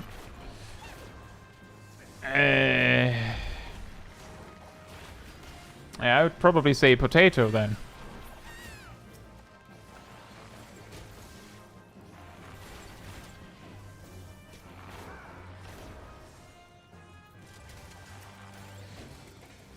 Yeah, what I was saying before is that your main will pretty much always feel easier to play than a job you're not as well acquainted with. Like, for example, Ninja is on paper, its base rotation, like not the perfectly optimized rotation, but like the general idea of its rotation is extremely simple. That is optional. That is optional. We just go for the boss. Like, it's extremely simple, but actually executing it is a completely different story. And you can easily mess it up. Which increases, like, the general difficulty of Ninja as a result. But if it's, like, your main, right, then the concept of messing up your mudras is completely alien to you, right? How could someone possibly mess up their mudras? Why would you do such a thing? That just doesn't happen, right? Ever.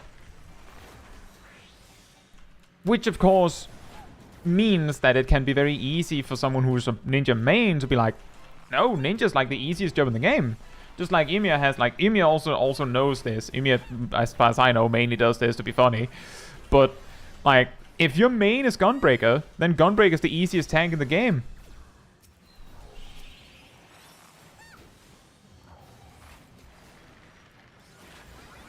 You mess up your mudras because the bunny is cute. Fair enough. Philippe says, what are the new jobs? Are you planning to test first? I have a feeling that I think I might look at Viper first.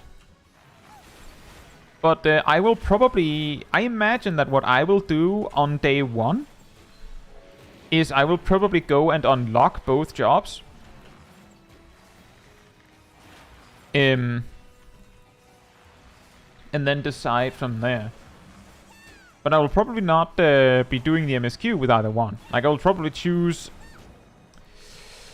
Maybe I'll do the MSQ with Sage.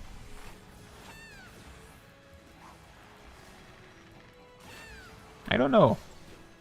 Maybe I'll do it with the DPS again.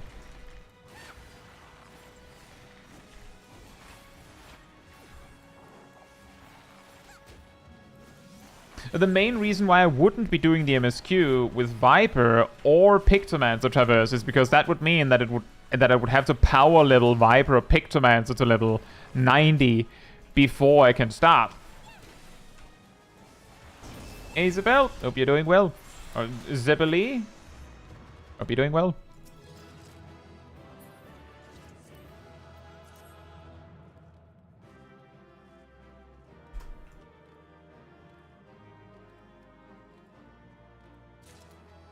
Oh, Philippe, the very likely scenario is that day 1 of Dawn Trail I will probably be streaming. So you would probably see me pick up the jobs and like pick up the jobs and like look at their toolkits and be like, oh, so you do this and this. So you would actually get like the live experience of me learning to understand a job.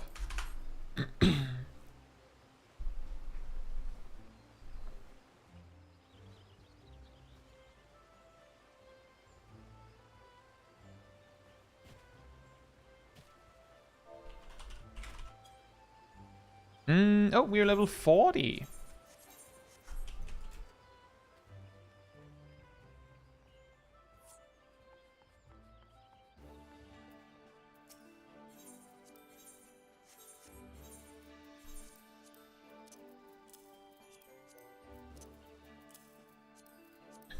But yeah, I imagine that I will probably either play through the MSQ as Warrior, Sage, or maybe I'll do it as Summoner. Or maybe I'll decide on some other DPS. I have a feeling, because both of the new jobs are DPS, and I will probably level those two jobs as my like second and third jobs, that I will actively choose to not level a DPS as my first to max. Right, we will do the level 40 Bard quest and then probably do a few more dungeons. But before that, I'll have to be right back. So in the meantime, humanity restored again.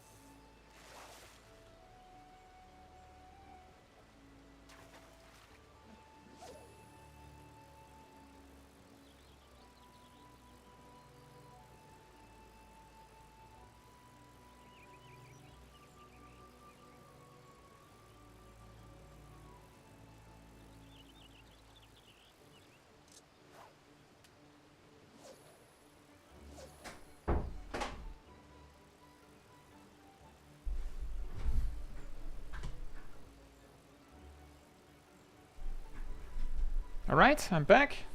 I guess I missed Rust leaving, but if I didn't, hope you have a good evening, Rust.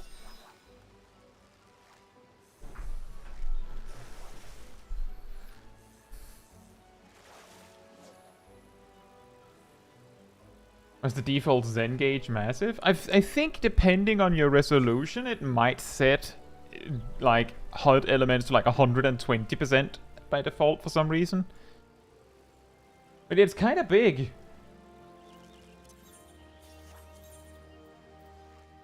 Hey, let me just invite people in case they want to run with me as we do the quest.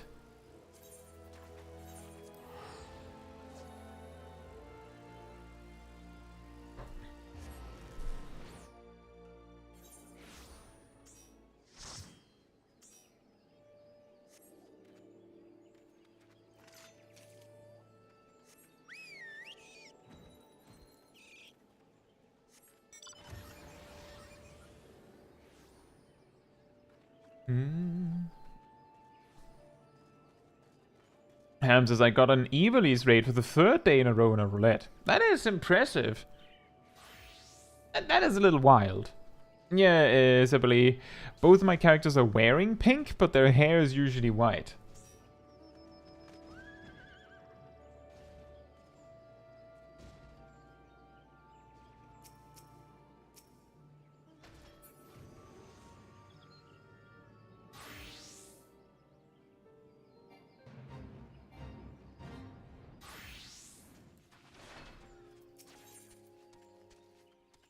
Pogmanity. Yeah, actually, Traverse, that is an extremely good point. Viper and Pictomancer are going to be hell to level. Like, let me put it like this. If you want to level Viper or Pictomancer, like, week 1, not day 1, week 1, then Duty Finder is going to be a nightmare. I specifically remember for Shadowbringers that I tried to level Gunbreaker. I tried. And I remember I gave up after sitting in 30 plus minutes in queue for leveling Roulette as Gunbreaker at level 60. Because everyone wanted to level Gunbreaker. It was actually so problematic. I had intended to, I wanted to be Dark Knight for the MSQ, right? It was so bad that I went and played White Mage for the first few levels, and then I noticed that people stopped, the tank queues started to, become less problematic, and then I switched back to Dark Knight, but it was that bad. Then I was like, maybe tank isn't the way. If I was streaming and being like, oh, I want to level Viper and Pictomancer, there is a chance that I could make, put together a group. But I could imagine that most of you, on the first week of Dawn Trail, if you're doing daily roulettes, it's because you want to level Viper or Pictomancer, obviously. Otherwise, you're doing the MSQ, right? Otherwise you're doing the MSQ, and then you're not available to do daily dungeons, daily roulettes. It makes sense. So, the way you would get around to, level Viper or Pictomancer would basically be to, make some deal with, 3 friends or something and be take turns being the Viper and the Pictomancer. Alternatively, something you could do is if you can use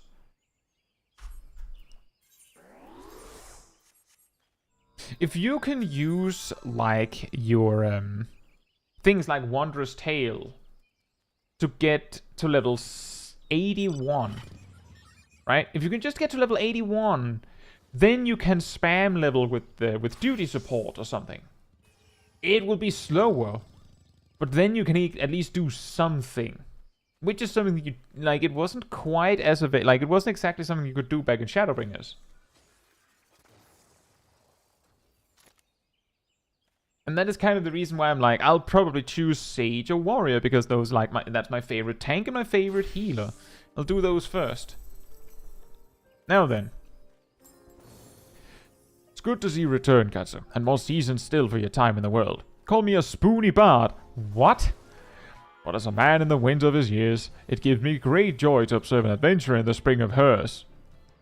This is an odd time for recollection, but it was a spring day when a bard first came to my hometown. He played the most sorrowful chords, even as his words tantalized the ear like the breath of one's first love. Many a maiden's heart was stolen during his visit, and doubtless more besides. Caetsu, would you believe that common bards, too, were born of archers? This may seem far-fetched upon first hearing, but it isn't so far a stretch. Feels like he said the exact same thing on the previous quest. Ask yourself this: what becomes of soldiers when conflict gives way to peacetime? Some have life they might return to, aye, but most must needs take up a new trade to make ends meet. Well, it so happened that many who had once bent the bow took to strumming the harp. They wandered the realm, singing passionately and earnestly of the war seen through their own eyes, of sweet victories and bitter defeats, of sacrifice and cowardice, their songs so captured in the imagination of the people. Nary a day passed that a bard was not called to perform, be it in a humble tavern or some great lord's hall. Last, their popularity proved their downfall. Intoxicated by the attentions of the masses, the bards took to embellishing their songs in a bid to outdo one another. And over time, each song was shorn of verity, till the bard's repertoire contained not one shred of truth. By now you will know that such songs have no purchase upon men's hearts. Certainly, a bawdy tune may set off fits of laughter in a sailor, and a sorrowful ballad summon tears from the eyes of a soft-hearted maiden. Yet these are but pale shadows of what songs can achieve. For blessing, this decline did not escape the notice of the Mughals. As great patrons of the arts, they feared that the true power of song might be lost to mankind. So it was that they labored to gather and safeguard those crystals known as souls of the bard, that they might be bestowed upon worthy men and women. Now, well as I know you relish listening to my sermons, I dare say it's past time we moved on to the practical side of the lesson. I know I have mentioned this previously, but tell me, are you perchance familiar with the Ballad of the Vainglorious Fool? The second time you mentioned that one. Nay, well, that won't do at all. We must remedy this post-haste. The song recounts the massacre of Griffin Crossing, a battle that took place decades past, wherein countless Gridanian lives came to a premature end.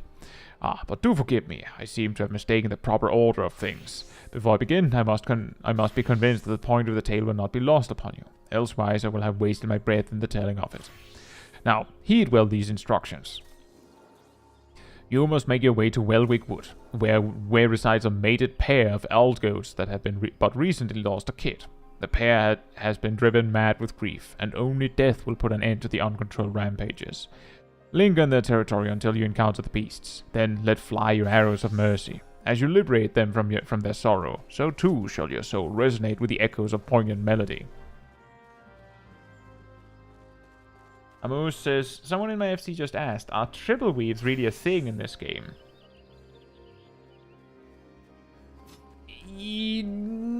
Yeah, kind of. In extremely specific situations, a perfectly specifically optimized opener under certain circumstances might include triple weaves. Might. I believe an example. I believe Cole shared an example of a Dragoon opener that uses a triple weave that is used in DSR. But under normal circumstances, a triple weave is usually a bad sign. Now, there's a different story between can and should. As Cole says, you can triple weave on 0 ping. In fact, you can do it a little more than that. If you have... So, most actions in Final Fantasy XIV lock you up so you can't do another action for half a second plus 2 times your latency. Approximately, right? That means that if you have 0 latency and 0 skill speed, furthermore, then I could use, I could use Heavy Shot as a bard. Half a second later, I could use Bloodletter. Half a second later than that, I could use Raging Strikes. And half a second later, I could use Mage's Ballad. And that would mean that I'm casting Mage's Ballad. Let's see. Half a second in, I'm casting Bloodletter. 1 second in, I'm casting Raging Strikes. 1.5 seconds in, I'm actually casting Mage's Ballad. And by that logic, you could possibly quadruple weave, right? But no one has 0 ping, right? No one has 0 ping. What I usually say, when in my guides, I generally assume that you have a ping of around 62. That leads to a normal animation lock, as I call it, of 1/4 of 2.5.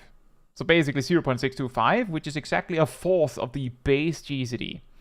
This is important because if you actually have that GCD, like if you actually have that latency and it's stable and reliable, then it should be possible, should is the key here, should be possible to triple weave with no problem if you have no skill speed.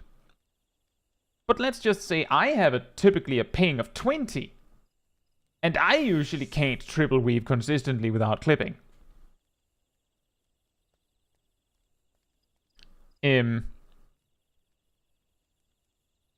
So basically, exactly as Cole says, under most circumstances, triple weaving will cause you to clip. So you're usually triple weaving because something went wrong. Let's see, Themis says, how about weaving a tank mitigation while doing your opener? Does that count in triple weaving? It does, yes. If you need to use a defensive cooldown during your opener, then that is one of your weaves. As in, either you have to use the defensive cooldown before your burst or your opener starts, like before there is a different weave.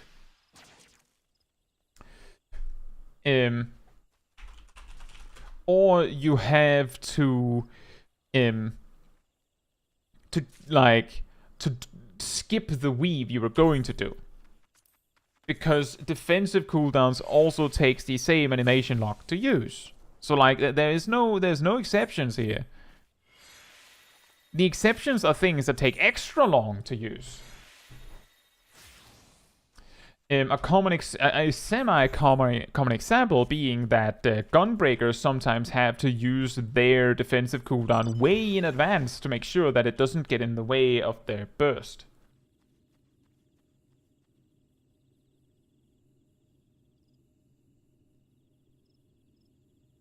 Well, Zeppeli, those are not weaving. Those are just GCDs.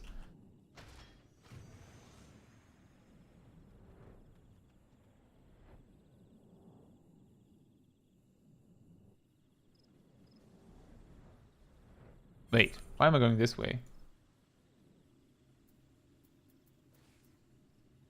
Why do we have to go all the way over there? Well, let me just land here then. Land somewhere.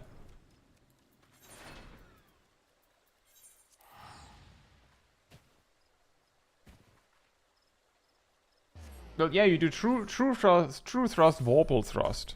That's correct. Look at Ymir. Ymir has become short. It's the mini Ymir.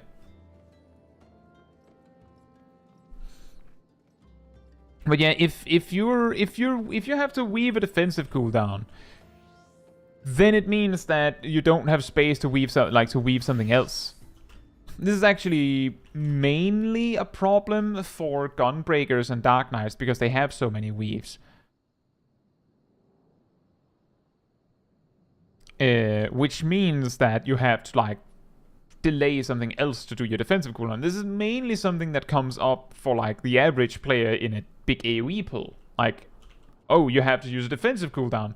How am I going to do that? I have a whole bunch of attacks I want to use. Well, you have to delay some of them.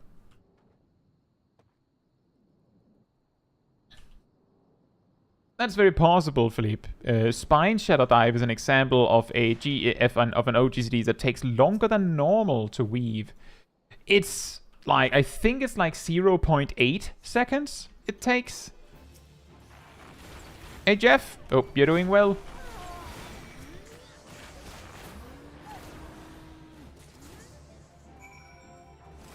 There was a hunt mark just down there, so I'll get that before I go back.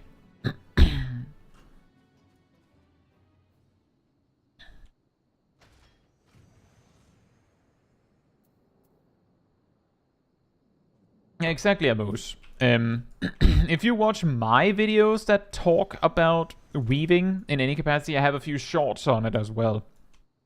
Then what I say is that you should not do more than double weave. That is like 2 is the limit.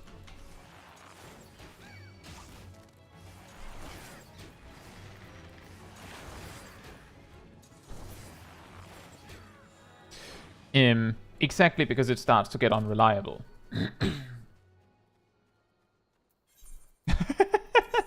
Hey PSR, hope you're doing well. Says, man, weaving defensives on Gunbreaker during raid was such an enjoyable experience, I switched to Paladin. Huh. I mean, do you need to hear more?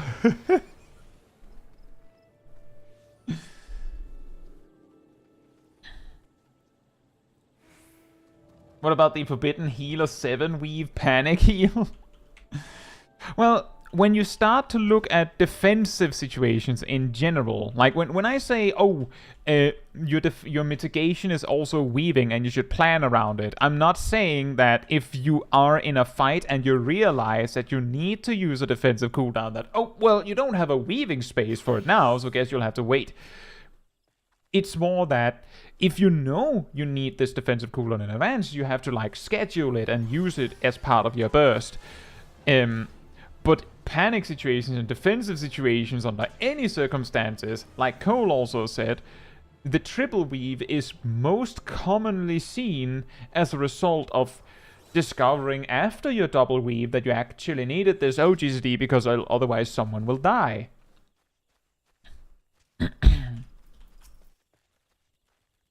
So like, don't take this to the bank and go, oh, I guess I'll just die then. Emil says, is my minion a spoiler? If people don't comment on it, it's just a bird. Welcome back, Caetsu. I can almost hear the cries of mourning that have seared themselves into your soul. That you remain unbowed by such anguish is a testament to your spirit's fortitude. Yet even as your heart swells to contain these new experiences, you must not neglect your skills with the bow. A resilient heart must needs have a robust body in which to beat. Once you have trained both to equal strength, then shall I perform for you the ballad of the vainglorious fool. Okay, so still no vainglorious fool story, huh?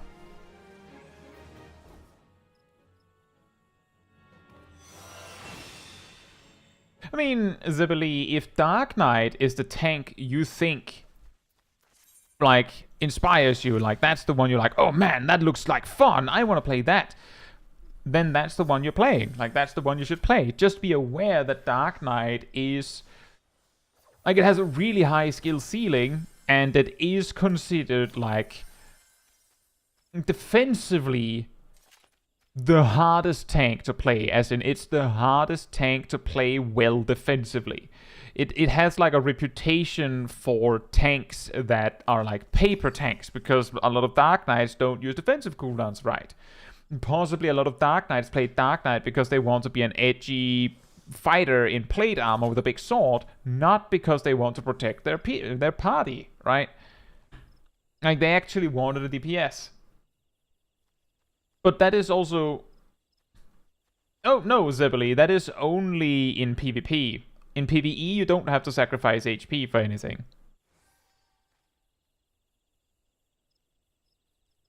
And indeed, as Nero says, a good Dark Knight playing well doesn't feel weaker than most other tanks. There's of course the exception that warrior tanks are completely insane, especially in like more casual content.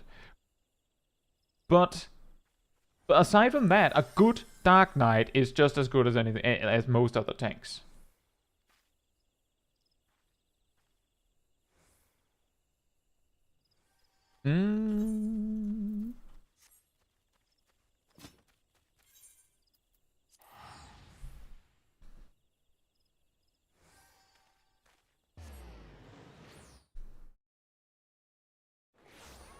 But yeah, I used to say the same thing as some of you do, that you're like, you should start with a tank from a Realm Reborn, like Warrior or Paladin, to like build the foundation. But I've kind of come to the conclusion that I think it's, if you think Dark Knight or Gunbreaker is the tank for you, right? If you look at Dark Knight or Gunbreaker and go, oh, that's awesome, I want to play that. Can I have that? Then the answer should be yes, of course you can. If you think, however, if you pick it up and then go, oh, this is a little overwhelming, then my recommendation, and this goes for any job, especially once it's at a high level, if you pull out a job that you have access to, you look at the toolkit and go, oh wow, that's a bit much. Just focus on the part you have access to at level 18. Just ignore all this. Like, just stop here at level 18, right? Start with up to level 18. Fill in your bars for up to level 18. And then, depending on your preference, either queue for Sastasha or go into duty support and enter Sastasha. And do that dungeon. Get acquainted with your toolkit. If you didn't get it the first time, then go again. And then when you feel like, okay, I get it now. This makes sense. You know, then maybe like go to level 32 or so. Well, probably level 34. And then go into Braveflux Longstop.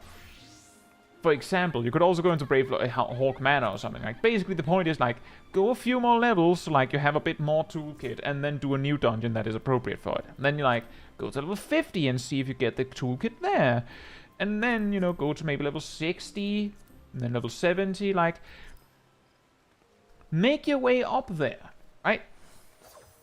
And once you've reached the level you are actually at, then you can work your way up, right? And then progress. But the reason why I say this, instead of going just start with a simpler job, is because if I say, oh no, do not start with Dark Knight, play Warrior Paladin first, then the person might go, but I don't want to play Warrior Paladin. And the best case is that they fight their way through learning the basics with Warrior Paladin, and then they switch to Dark Knight immediately. They might not learn anything from it because they hated the experience. There's also the alternative option that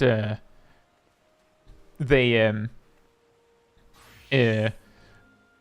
just go, well, I don't want to play Warrior Paladin, and if I have to play those to play Dark Knight, then I don't want to play any tank. And that's worse, right? That's worse end result. Which is why I say, if you want to play a job that is more complex, then just be aware that it is more complex and make sure to approach it with like the respect it deserves of being a little more complex, and make sure that you're not ignoring that fact. Then you're fine. Your first healer can be a sage. Just, you know, make sure you understand what your toolkit is and what you're supposed to do at level 70 as a sage before you go into level 70 plus content as a sage. That's it. That's what I would recommend. So if you think Dark Knight is the coolest tank of them all, learn that. Right. Next dungeon, we cannot reach Stone Vigil, so it's Cutter's Cry again. Do we have a 3 that wants to join me in Cutter's Cry again?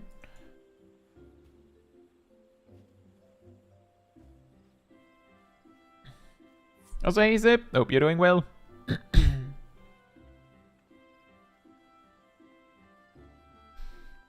think Kitsu said they were busy doing some other stuff. I think we'll do it like this.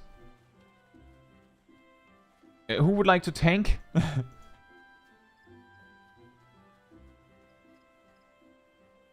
Philippe says a great tip is to watch some guides on your job. And it just so happens that Kai has done a guide for all of them. And that is true. And that is also something you could do.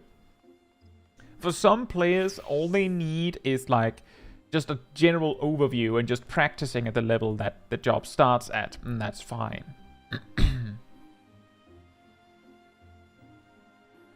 I think we have a group, Throb. But thank you anyway. We are in EU. We are on Alpha Light.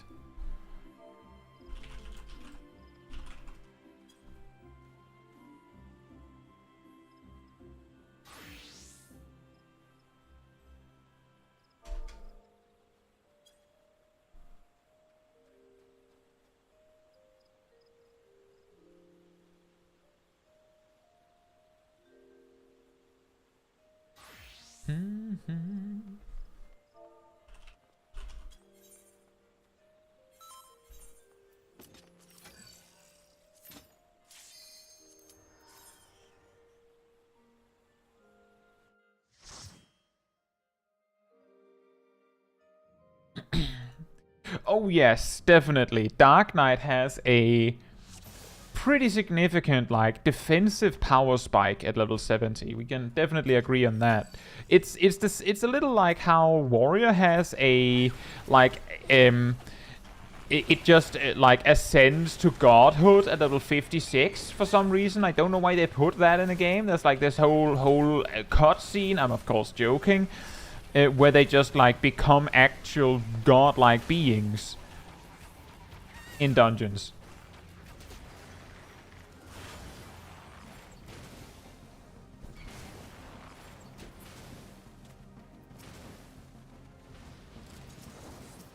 But then it's complicated. Each person learns differently. Like, on the one hand, a lot of players recommend Warrior as your first tank because it's really easy, because it's incredibly overpowered in some respects, right? On the other hand, if you learn tanking by playing Warrior, you don't learn anything about tanking as anything other than a Warrior, because all the other tanks are so like different power-wise compared to a Warrior. So I've actually met some players that are like, well, I know how to tank easily as a Warrior, but I don't know what to do if I'm a different tank. So like saying that people have to choose like the easy tank as their first tank might actually do them a disservice. But it depends on who is the person who needs to learn. Some players will find it a lot nicer to have this experience of, okay, it's easy, I can do this. And then they can like graduate to a harder tank once they feel comfortable with it. Other players will simply get stuck there. Like, they will never go beyond the first tank, like the easy one, because it makes the other tanks scary by comparison. I completely forgot that I had Army's Paeon now.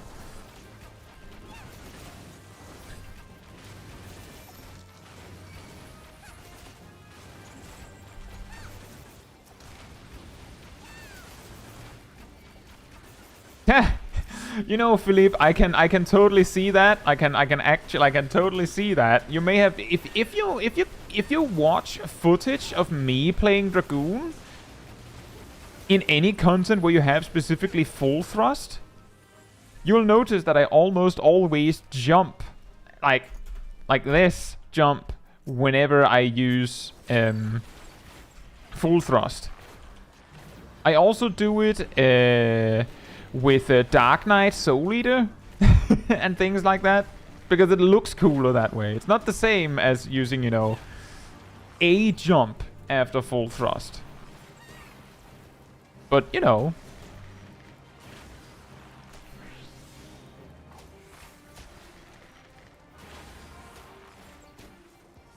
Video idea, blooper reels from Kai making the guys trying to get the openers down. You know, I'm sure that would be a lot funnier if it wasn't for the simple fact that I'm completely silent when I do them.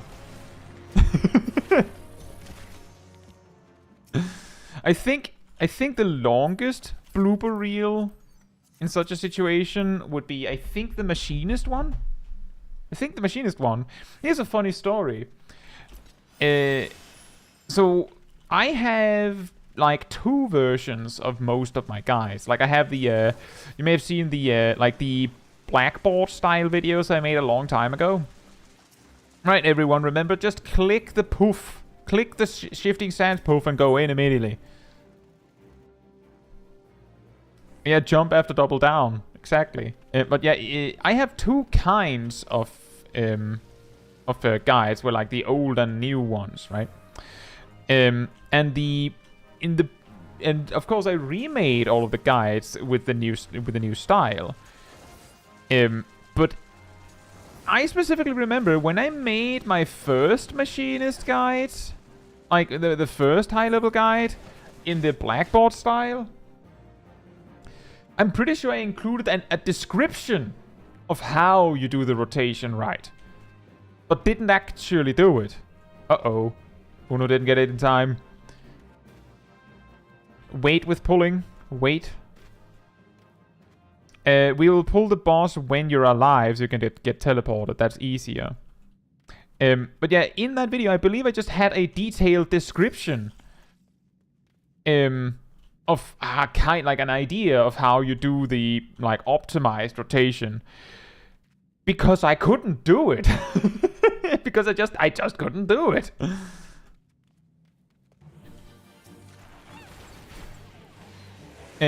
But in the new version, I do it actually, because I just kept trying until I got it right.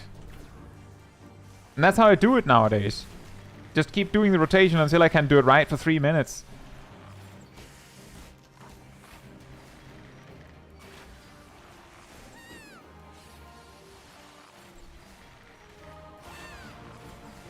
But Dragoon would probably also be one of those that were that took more.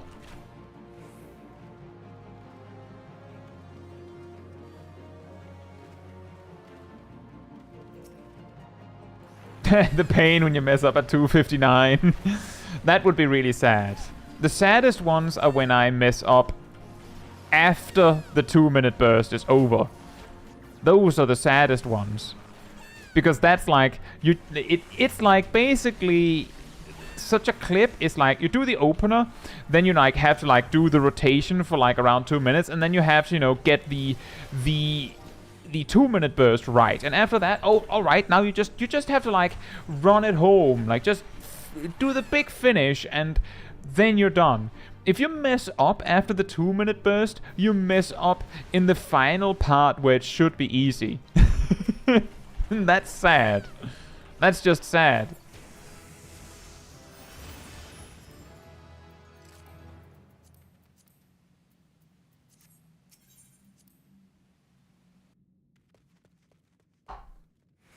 Philippe says it's much easier to interact with that sand on a controller because you can just spam XA. I mean, you can just spam like num0. We have an option for that on PC. It's just that often we don't use it. But I could imagine it's easier on controller because you're used to interacting with it like that.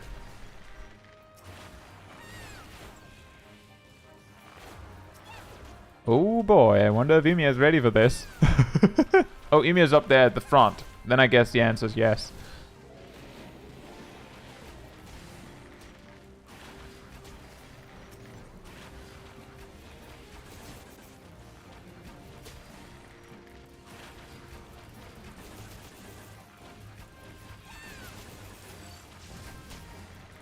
I have a feeling that there's going to be a massive amount of damage when we reach the destination.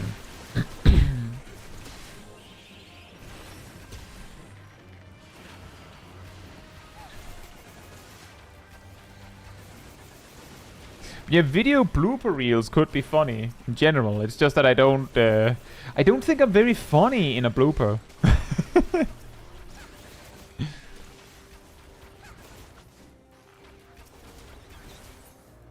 Hey, Anolana. Hope you're doing well.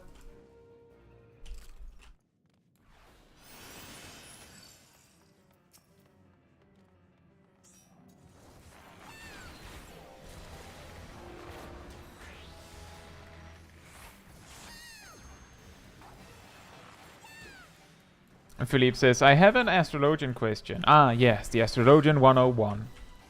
I'm in a dungeon, my DPS all melee. When I pull a range card, do I give it to them or to myself?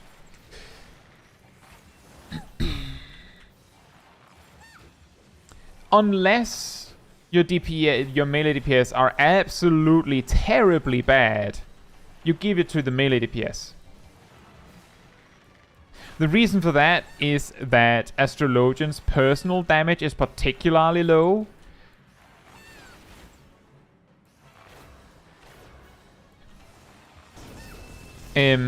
Which is also the reason why, if you had asked the flipped question of saying, what if I had only ranged DPS in my group and I draw a melee card? Do I give it to the tank or the DPS? There the question is a lot harder to answer, because sometimes the tank would actually be the better choice. It depends on a combination of factors, like, is the tank good? Are the DPS good? What DPS are they? And things like that. Like, if the DPS you're choosing is like a dancer, then it might be better to give the card to the tank. But if the DPS is a black mage and a good black mage, then it's probably better to give it to the black mage, for example.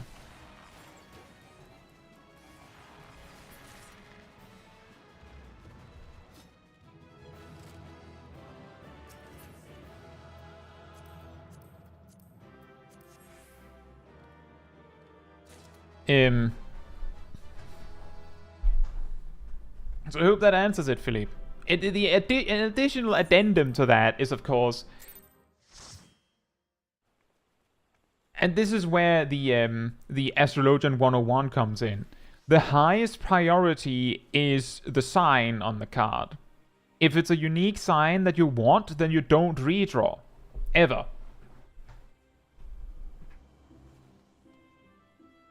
Unless you don't have any signs at all, then you can of course redraw if you want to. But if you already have a sign and you got a unique sign that you don't have on the card that you got, then you want to keep that card. And then you just have to make the most of it.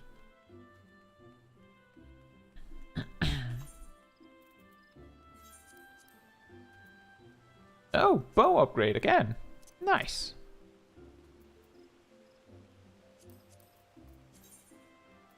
Huh.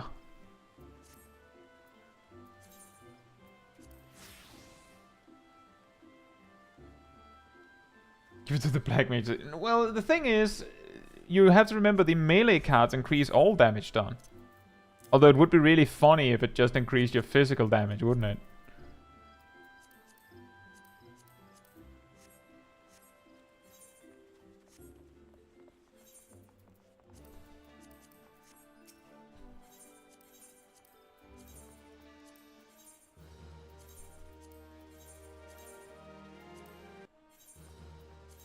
Yeah, exactly, as Cole says, Astrologian's damage is so low that even if you had no range in an 8-man group, you should give it to the other healer, and that's exactly right. It's a little bit like the same conversation as the, what if we're 2 dancers? Like that kind of question. What if we're 2 dancers in a dungeon? What do I do then?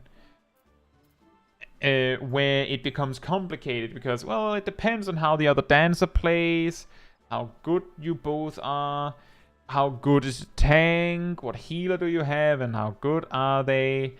And the easy solution is just to give the dance partner to the other dancer. And as we had an observation recently, there was someone that mentioned that they did this, and they gave the dance partner to the tank because the other dancer was bad. Then the healer got mad.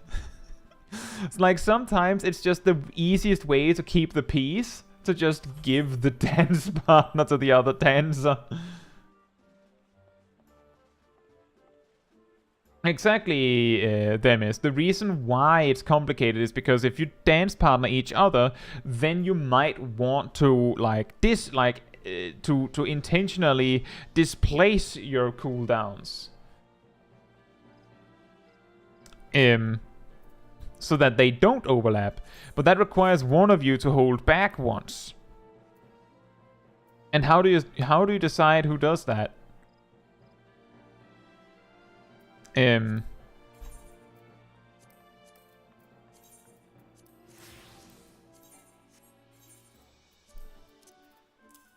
How do you know they're bad? You're using a meter. Well, in that particular case, they said the other dancer wasn't using AoE. Like, that's a pretty dead giveaway, isn't it?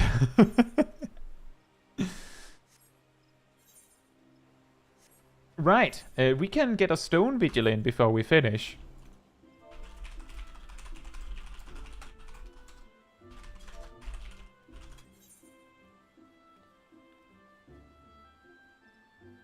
It says, when I'm on a white mage and a dancer partners me, I'm very happy and very sad at the same time.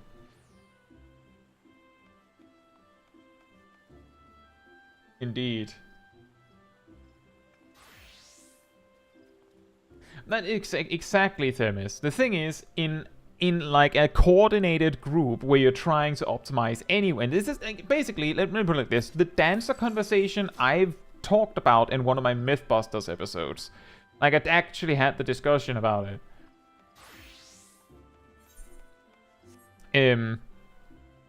And the answer's complicated, right? But if you're trying to optimize the group composition where you have two dancers, then the first thing to remember is that in an actual optimal dungeon group, you wouldn't have two dancers, right? Like, that's the first key piece of information, is you would never have two dancers in such a group. You would have dancer and literally anything else if that's the case. But since you're there, there's of course sometimes dancers that want to do the best they can. And that makes sense. So like that's why this entire conversation exists in the first place, because just because you're a dancer doesn't mean you don't want to try your best when you end up queued together with a different dancer.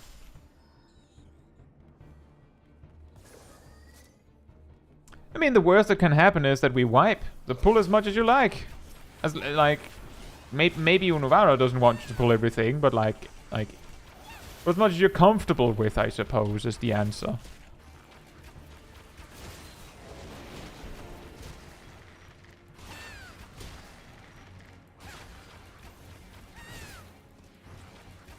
Exactly, a dancer and a samurai would be insanely good, right?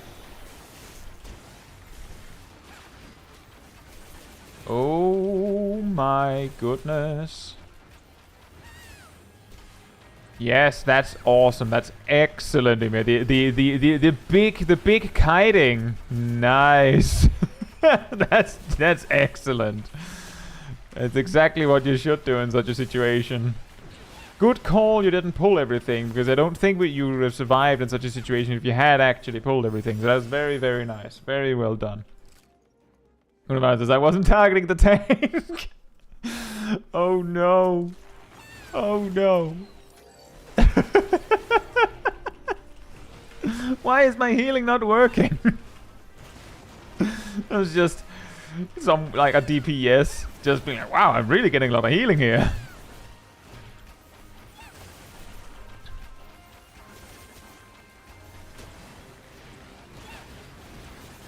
Oh yeah, Nera, like, as I was watching Emir's HP, the reason why I was paying so close attention to how much, like, to what Emir was doing was because I was getting ready to run. I'm like, maybe I have to kite.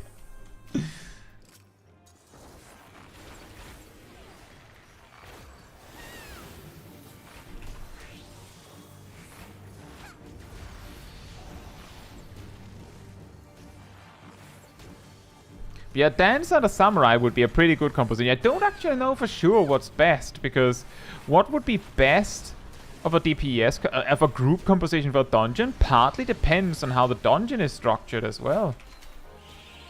Aha! Warden's P and strikes at... Oh. Well. Boss just goes, what if I reapply the dot immediately? Then what will you do?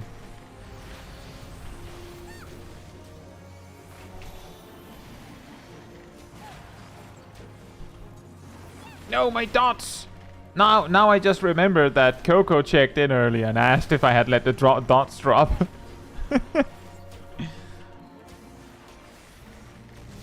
Caetsu Chaiji channel. More dots! More dots! Come on, throw more dots! More dots! DPS! Slowly! And when I mean slow, I mean really slow.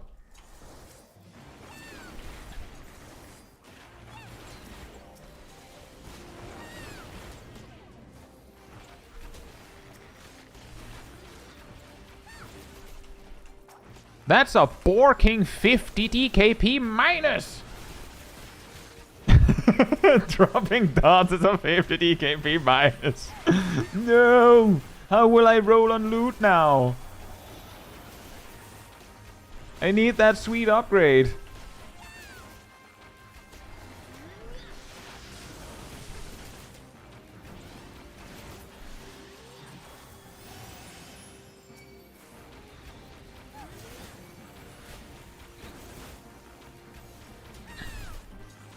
It is incredibly weird how Bard like works their way up as they level from. They have a pretty nice Mage's Ballad burst window, so to speak, to having like a really sad no song window, to just having a permanent song going all the time. Pretty interesting.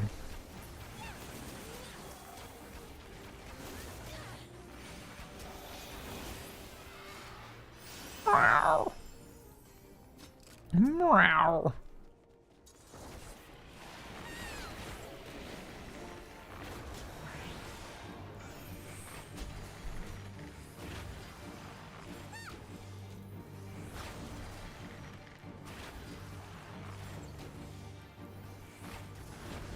Song all the time until the boss becomes untargetable at the wrong moment. Yeah. Yeah. The lamentations of a bard.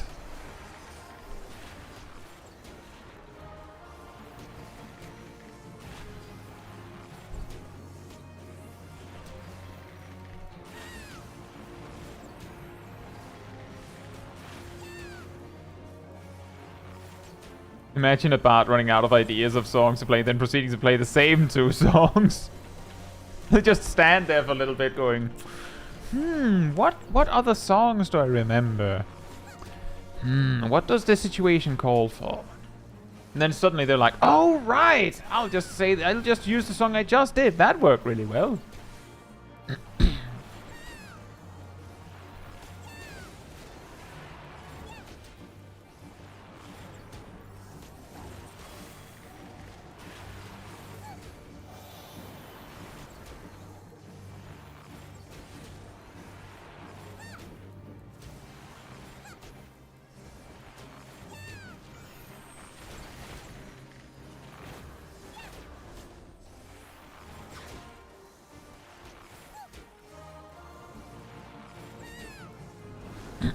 Oh man, Darth, that there, the situation you're just describing there, I usually don't announce it, but that exact interaction is the reason why when I'm playing Summoner, I'm never the Summoner who delays Searing Light for the other Summoner.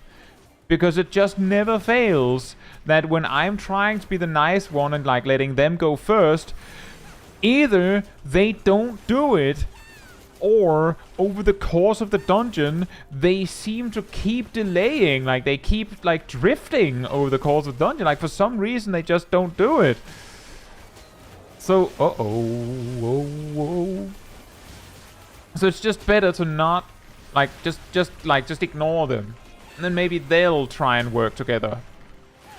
And maybe you can observe whether they know when to use, like, if you keep overlapping your cooldowns, then maybe you can, like, choose to go, okay, I'll delay it next time.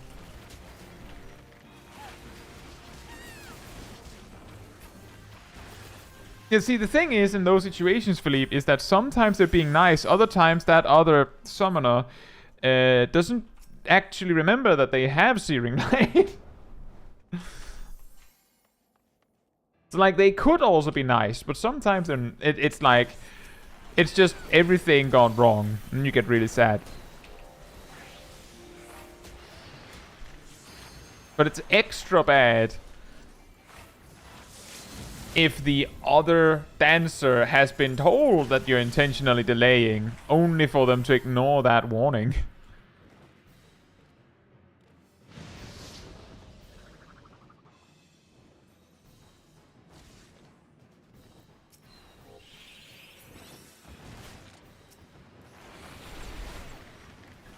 And just to be clear, it's not something I actually get mad about. The reason why I don't like, the reason why I just like ignore that they're there is mainly specifically because it's just not worth getting mad about, right? It's just whatever. It's 3% damage for 30 seconds. It's better that I use my cooldown on cooldown than us getting nothing.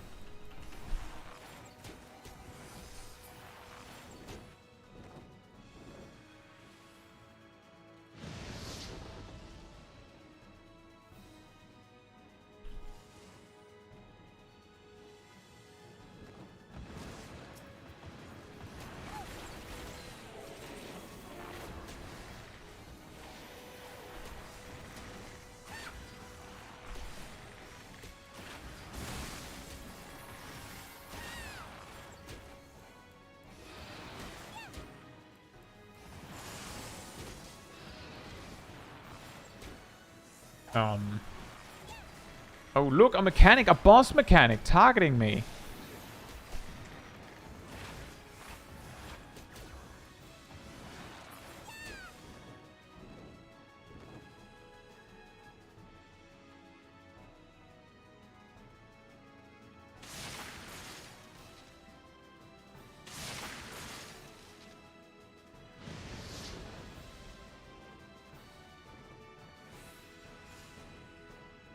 I miss when the circle AoE stayed on the field. That made it slightly more challenging.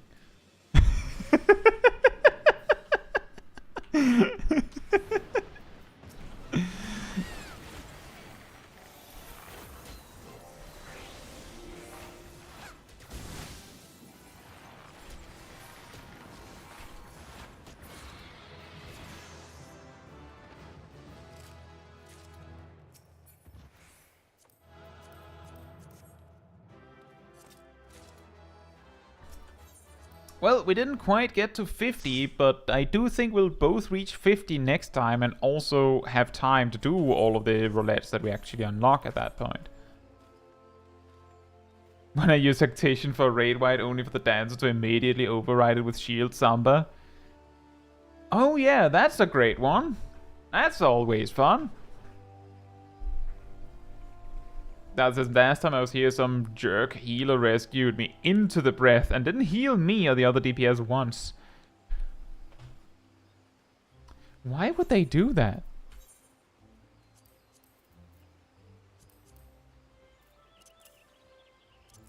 Like, genuine, why would they do that? A genuine question.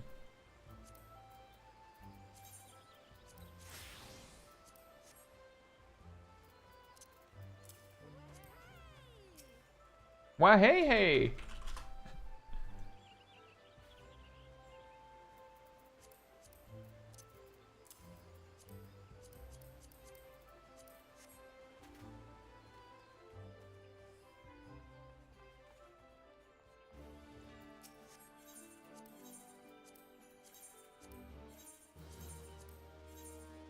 Nice one, Saf. Hope you had fun.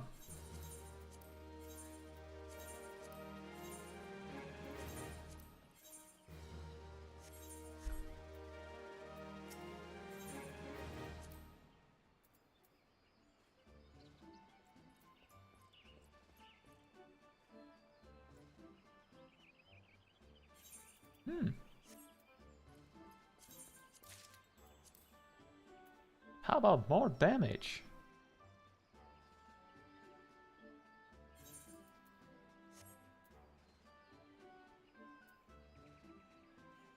The weirdest part about buying gear from here is that they have some really weird level ranges where you get upgrades. So sometimes it can be really easy to miss an upgrade. There's also stuff like this.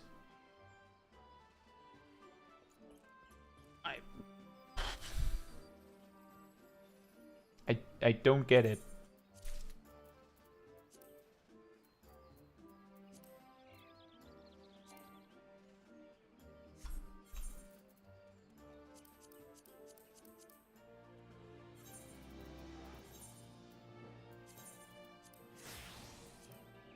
Fashion choice. So, would you like to have skill speed, and if you have the 2 set bonus, you get determination? Or would you rather have determination, where if you have the 2 set bonus, you get skill speed? Well, I mean, you're going to have the 2 set bonus anyway, but which order do you prefer? You know, just in case. Why do you have these options, mister? I'm just asking. Genuine question. Why?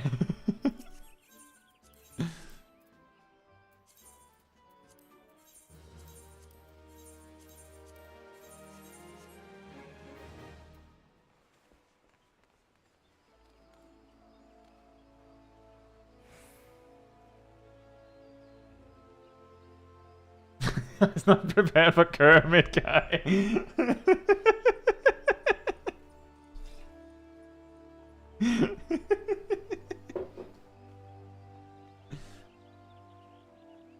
Yeah, +1 blunt resistance is also great. There's also all of those class rings where they have like +1 slashing resistance or like +1 piercing resistance. You're sitting there like, question.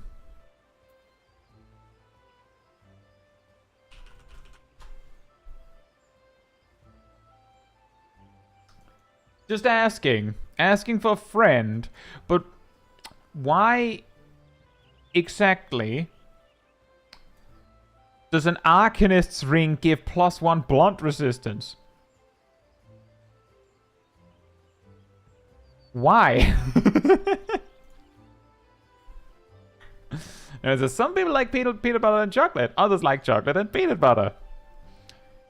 I mean, I get what you're going for. Yeah, I get it.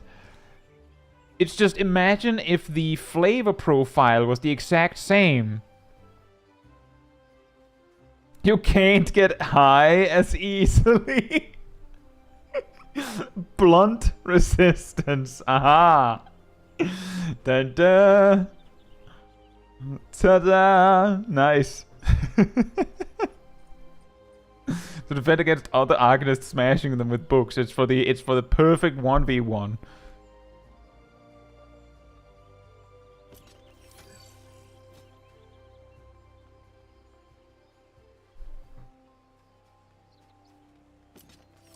You get a chill dot from the breath also, and he didn't assume that. Yeah, I did notice that. I actually used Warden's Paean when I think Themis got hit. Just reactively like, oh, there's a thing I can remove. I've been trying to do that now.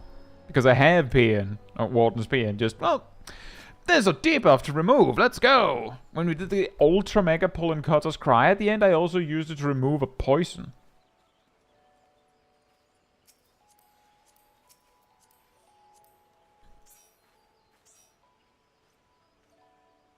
Says Titan used to have minor tanking abilities, right? Maybe it extended to Aegis.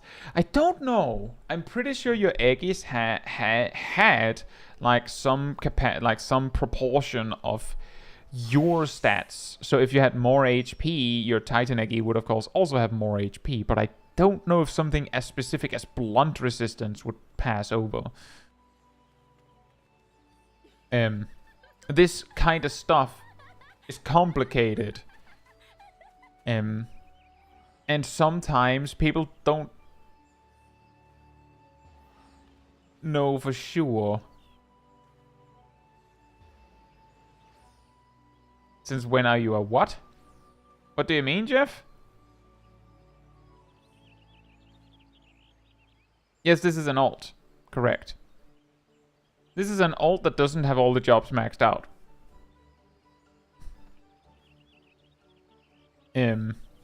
A particularly interesting one. I haven't gotten around to test it yet, but I heard this claim in relation to my tests on Living Shadow.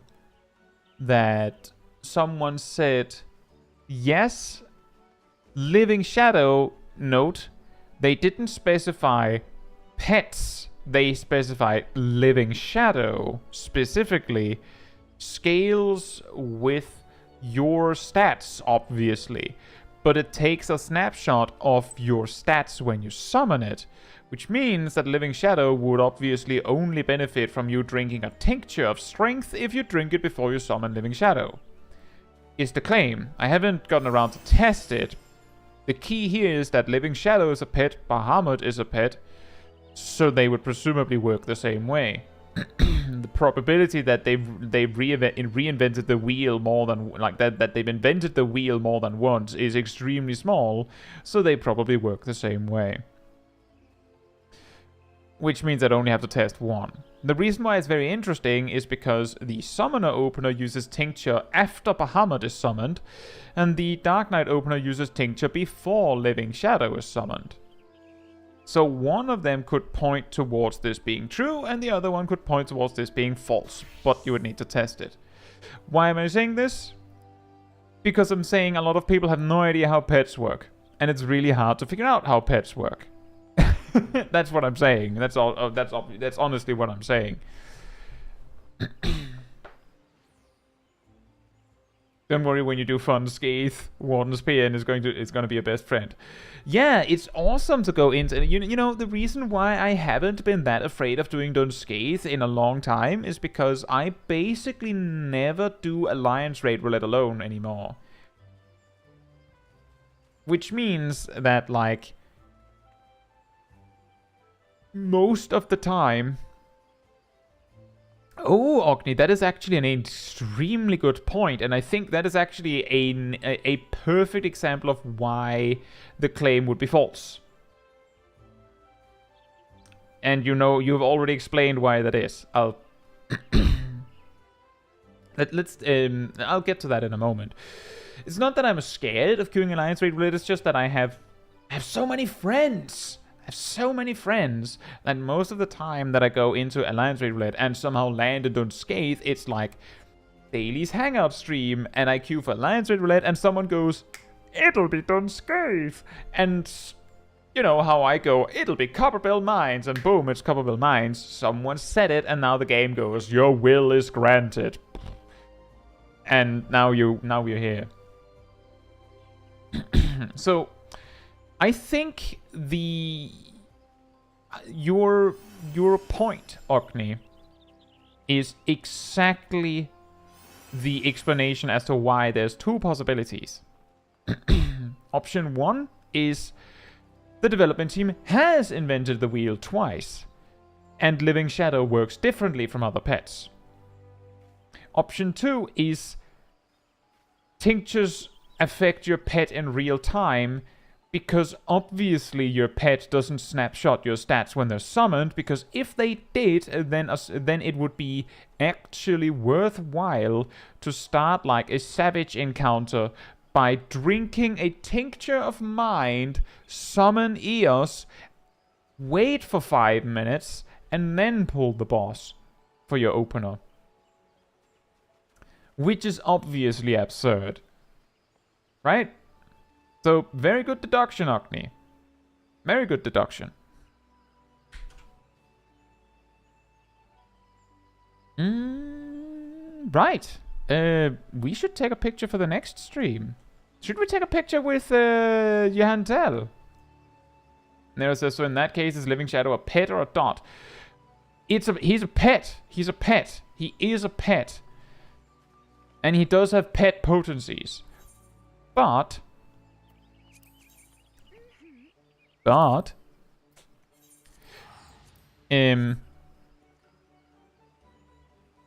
question is then, how do pets scale with buffs?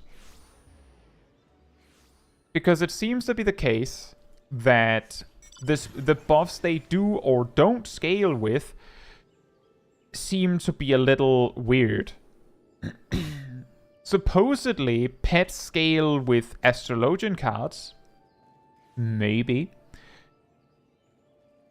And supposedly pets scale with standard finish. Maybe. I haven't tested these. And supposedly they don't scale with Dragon Sight, which I have tested. So it's like, it's inconsistent. I don't really like the brightness of the bonfire. But yeah, pets are pets. It's just that, in terms of what they actually do for you, they are glorified dots if you can't interact with them.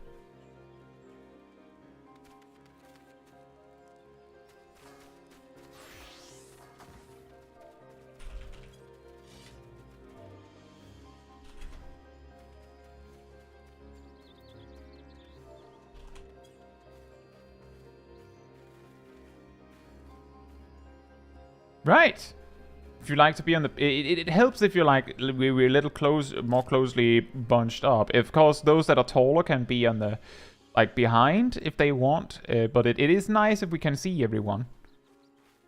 And I'll probably take the picture from here. Like, my character's the way we're facing. Like, move around. Find a place where you feel like you can be. And then if you want to do an emote, do an emote. If you don't want to do an emote... You might want to sit down and stand back up to make sure that it has not saved an emote for you. If you want to do an expression to follow with the emote, make sure to do the expression after the emote.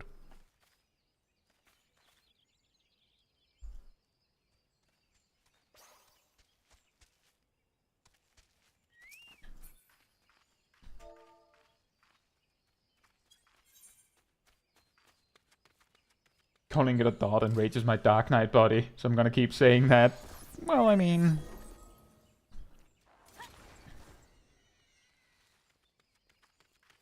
The thing is that it is kind of a glorified dot by design, because the moment that you've summoned your living shadow, there's not really much you can do.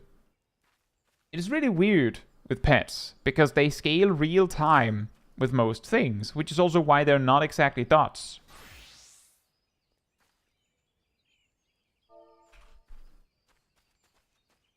I'm gonna do an extra ready check to be sure.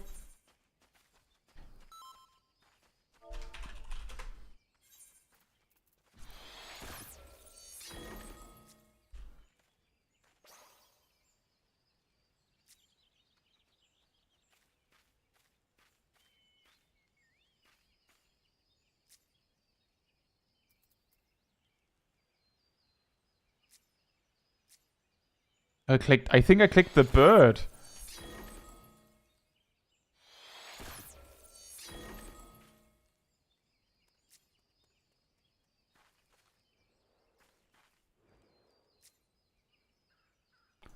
Your birds are really yoinking me today.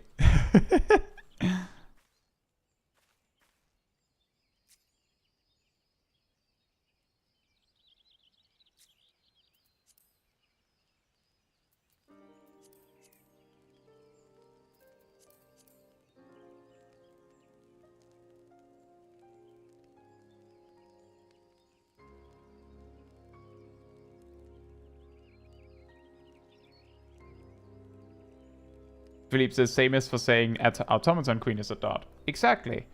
Basically, the pets that you summon temporarily, most of them you can't even properly interact with. As a result, they are as good as a glorified dot, essentially.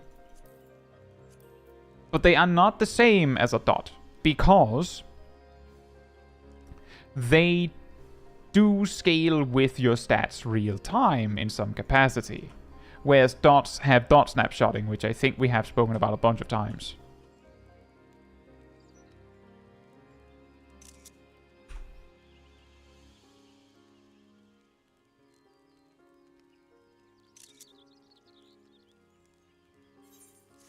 That'll do. Thank you for coming for the picture. Now I will teleport us back to Gridania.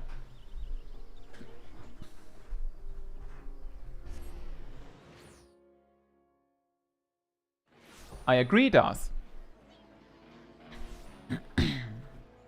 I agree. If it's not a debuff on the enemy, it makes sense that they would scale real time. Part of the logic there is that, I've talked about this a little bit before, ground-placed AoEs like Salted Earth, Slipstream, and Doton I've demonstrated this in Mythbusters videos. They snapshot your situation, which means that if someone gives you an astrologian card, uses divination, you get Dragon Sight, Battle Litany, a dancer gives you standard finish and technical finish and all that. You get all of those damage buffs. And then you put down Doton. Then Doton will remember that for the full duration of Doton. However, that's because the game knows what was going on with you when you placed it. Now, what's going on with your enemy when the ground-placed AoE strikes them, that's an entirely different story. Who knows what that could be? In fact, because it's a ground-placed AoE, it is equally possible that the enemy was inside the circle when it was placed and never left it. It is also possible that the enemy came into the circle, left the circle, came back into the circle, and then left again throughout its lifespan.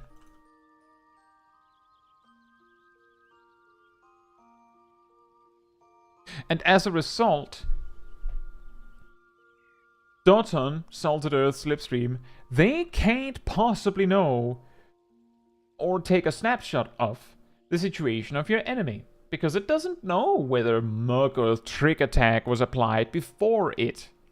Even though, yes, obviously, we know how long Mug and Trick Attack and debuffs like that change strategy and how long they're supposed to be, so Doton could feasibly reason its way to whether it or Chain Stratagem came first, or Trick Attack.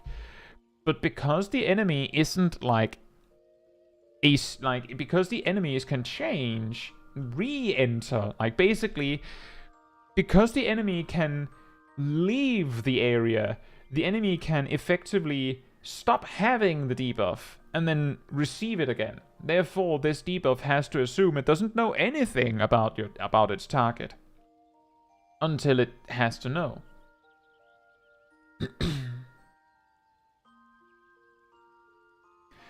And the hilarious thing about that is, Dark Knight is mostly unaffected by it. Sure, maybe you have a scholar or a ninja in your group that applies Mug or Chain Stratagem to the enemy, which is slightly inconvenient for Salted Earth, maybe. Same applies to Slipstream. But often Slipstream comes so late in your burst that Chain Stratagem and Mug are long gone by the time you cast those. Or cast that. But Doton is applied by a ninja who absolutely could use Trick Attack and Mug, and then Doton and be like, what gives? Then says, what I find interesting is Slipstream is allowed to be used on bosses while Doton is not advised, despite both being floor AoEs. I think you're confused on something here. The reason why we use Slipstream on bosses is because Slipstream does enough damage on a single target to be worthwhile. And then it has a secondary effect that it applies an AoE that is basically a slightly extra bonus damage.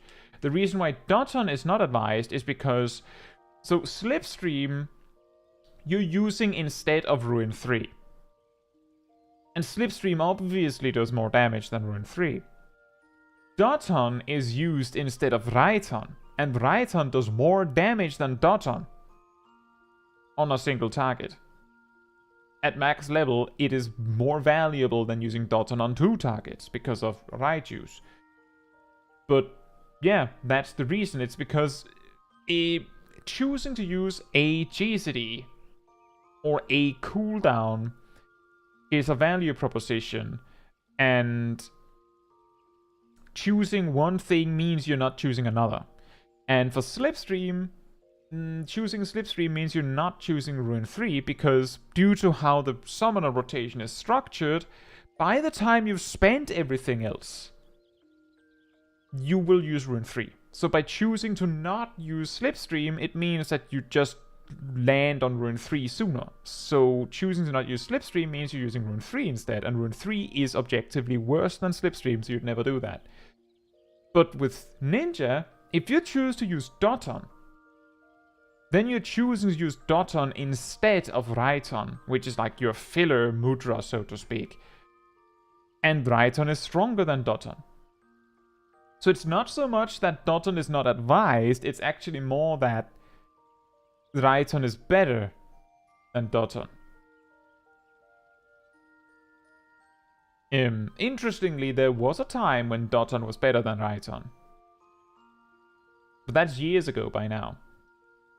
In Shadowbringers, Doton did 900 potency total, while Raiton did 800.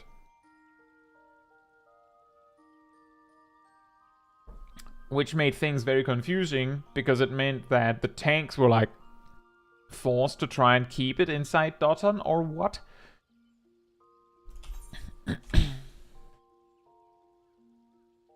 It's basically the reason why Doton is a unique case here is just because Doton is the one where you're choosing between it and something else, where the other ground-placed AoEs are just...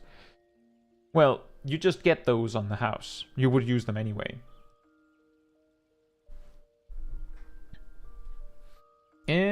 Oh right, a picture for schedule. That's a little bright.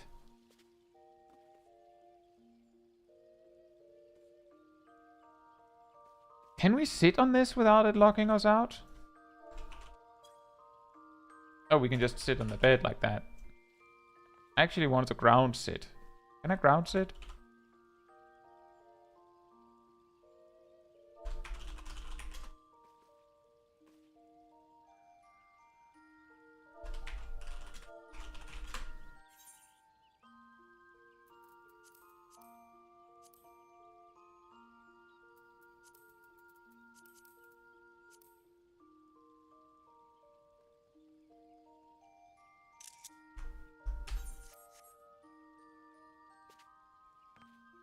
No, I wasn't trying to log out, I was trying to take a picture. I know that if you doze, you'll get logged out.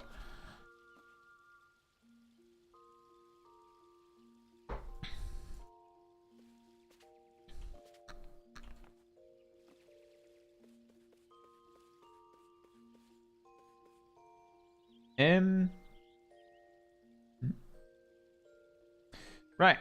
With that said, if you enjoyed the company of the wonderful people that you see in the chat, or me, remember that there's a Discord Caemmunity server that you can join. There, you will also find the weekly schedule where you can see what else is coming up on a given week. This is usually updated Sunday or Monday, which of course means Monday in this particular case. You will also find the announcement room where you will see a link to the stream, the video, whatever it is, when it comes. And if you go to the role assignments room, you can grab the reminder role, and if you do, you'll get a notification whenever I post these videos or streams. You also get an extra reminder around 15 minutes before something time sensitive, like a stream like this one, so that you don't miss a second. And if you did enjoy this particular stream, I would appreciate it a lot if you did leave a like on it, because that tells the YouTube algorithm that this was a very enjoyable stream and you'd like other people to enjoy it as well. So, of course, that helps me a lot. Thank you so much in advance. Other than that, if you would like to support the channel more directly, you can also become a member of the channel. You can buy gifted memberships. You can use the super chat system. If you don't want to do that, maybe you don't like the YouTube thing, totally fine. There's also the Ko-Fi page that you can see in the description. However, it's not like there's no content that is locked specifically behind being a member. All of the videos are for everyone. So I don't want anyone to feel like obligated to give to the channel. However, I do appreciate all the support. It says, did someone say gift membership? I did actually say that. Yeah, I'm glad you all enjoyed. Remember to start collecting MGP in case the Final Fantasy 16 event needs it, everyone. I wonder if it would. If it does, then Smol Kai has a problem. Then Smol Kai has a problem. She's completely dry out from the Final Fantasy 15 event. I wonder if they do that again. Now, with that said, that would be all from me. So thank you all so much for watching. Good night, good morning, afternoon, or evening, depending on where you are in the world. and hope to see you all very soon. Now we just have to put Smol Kai to bed.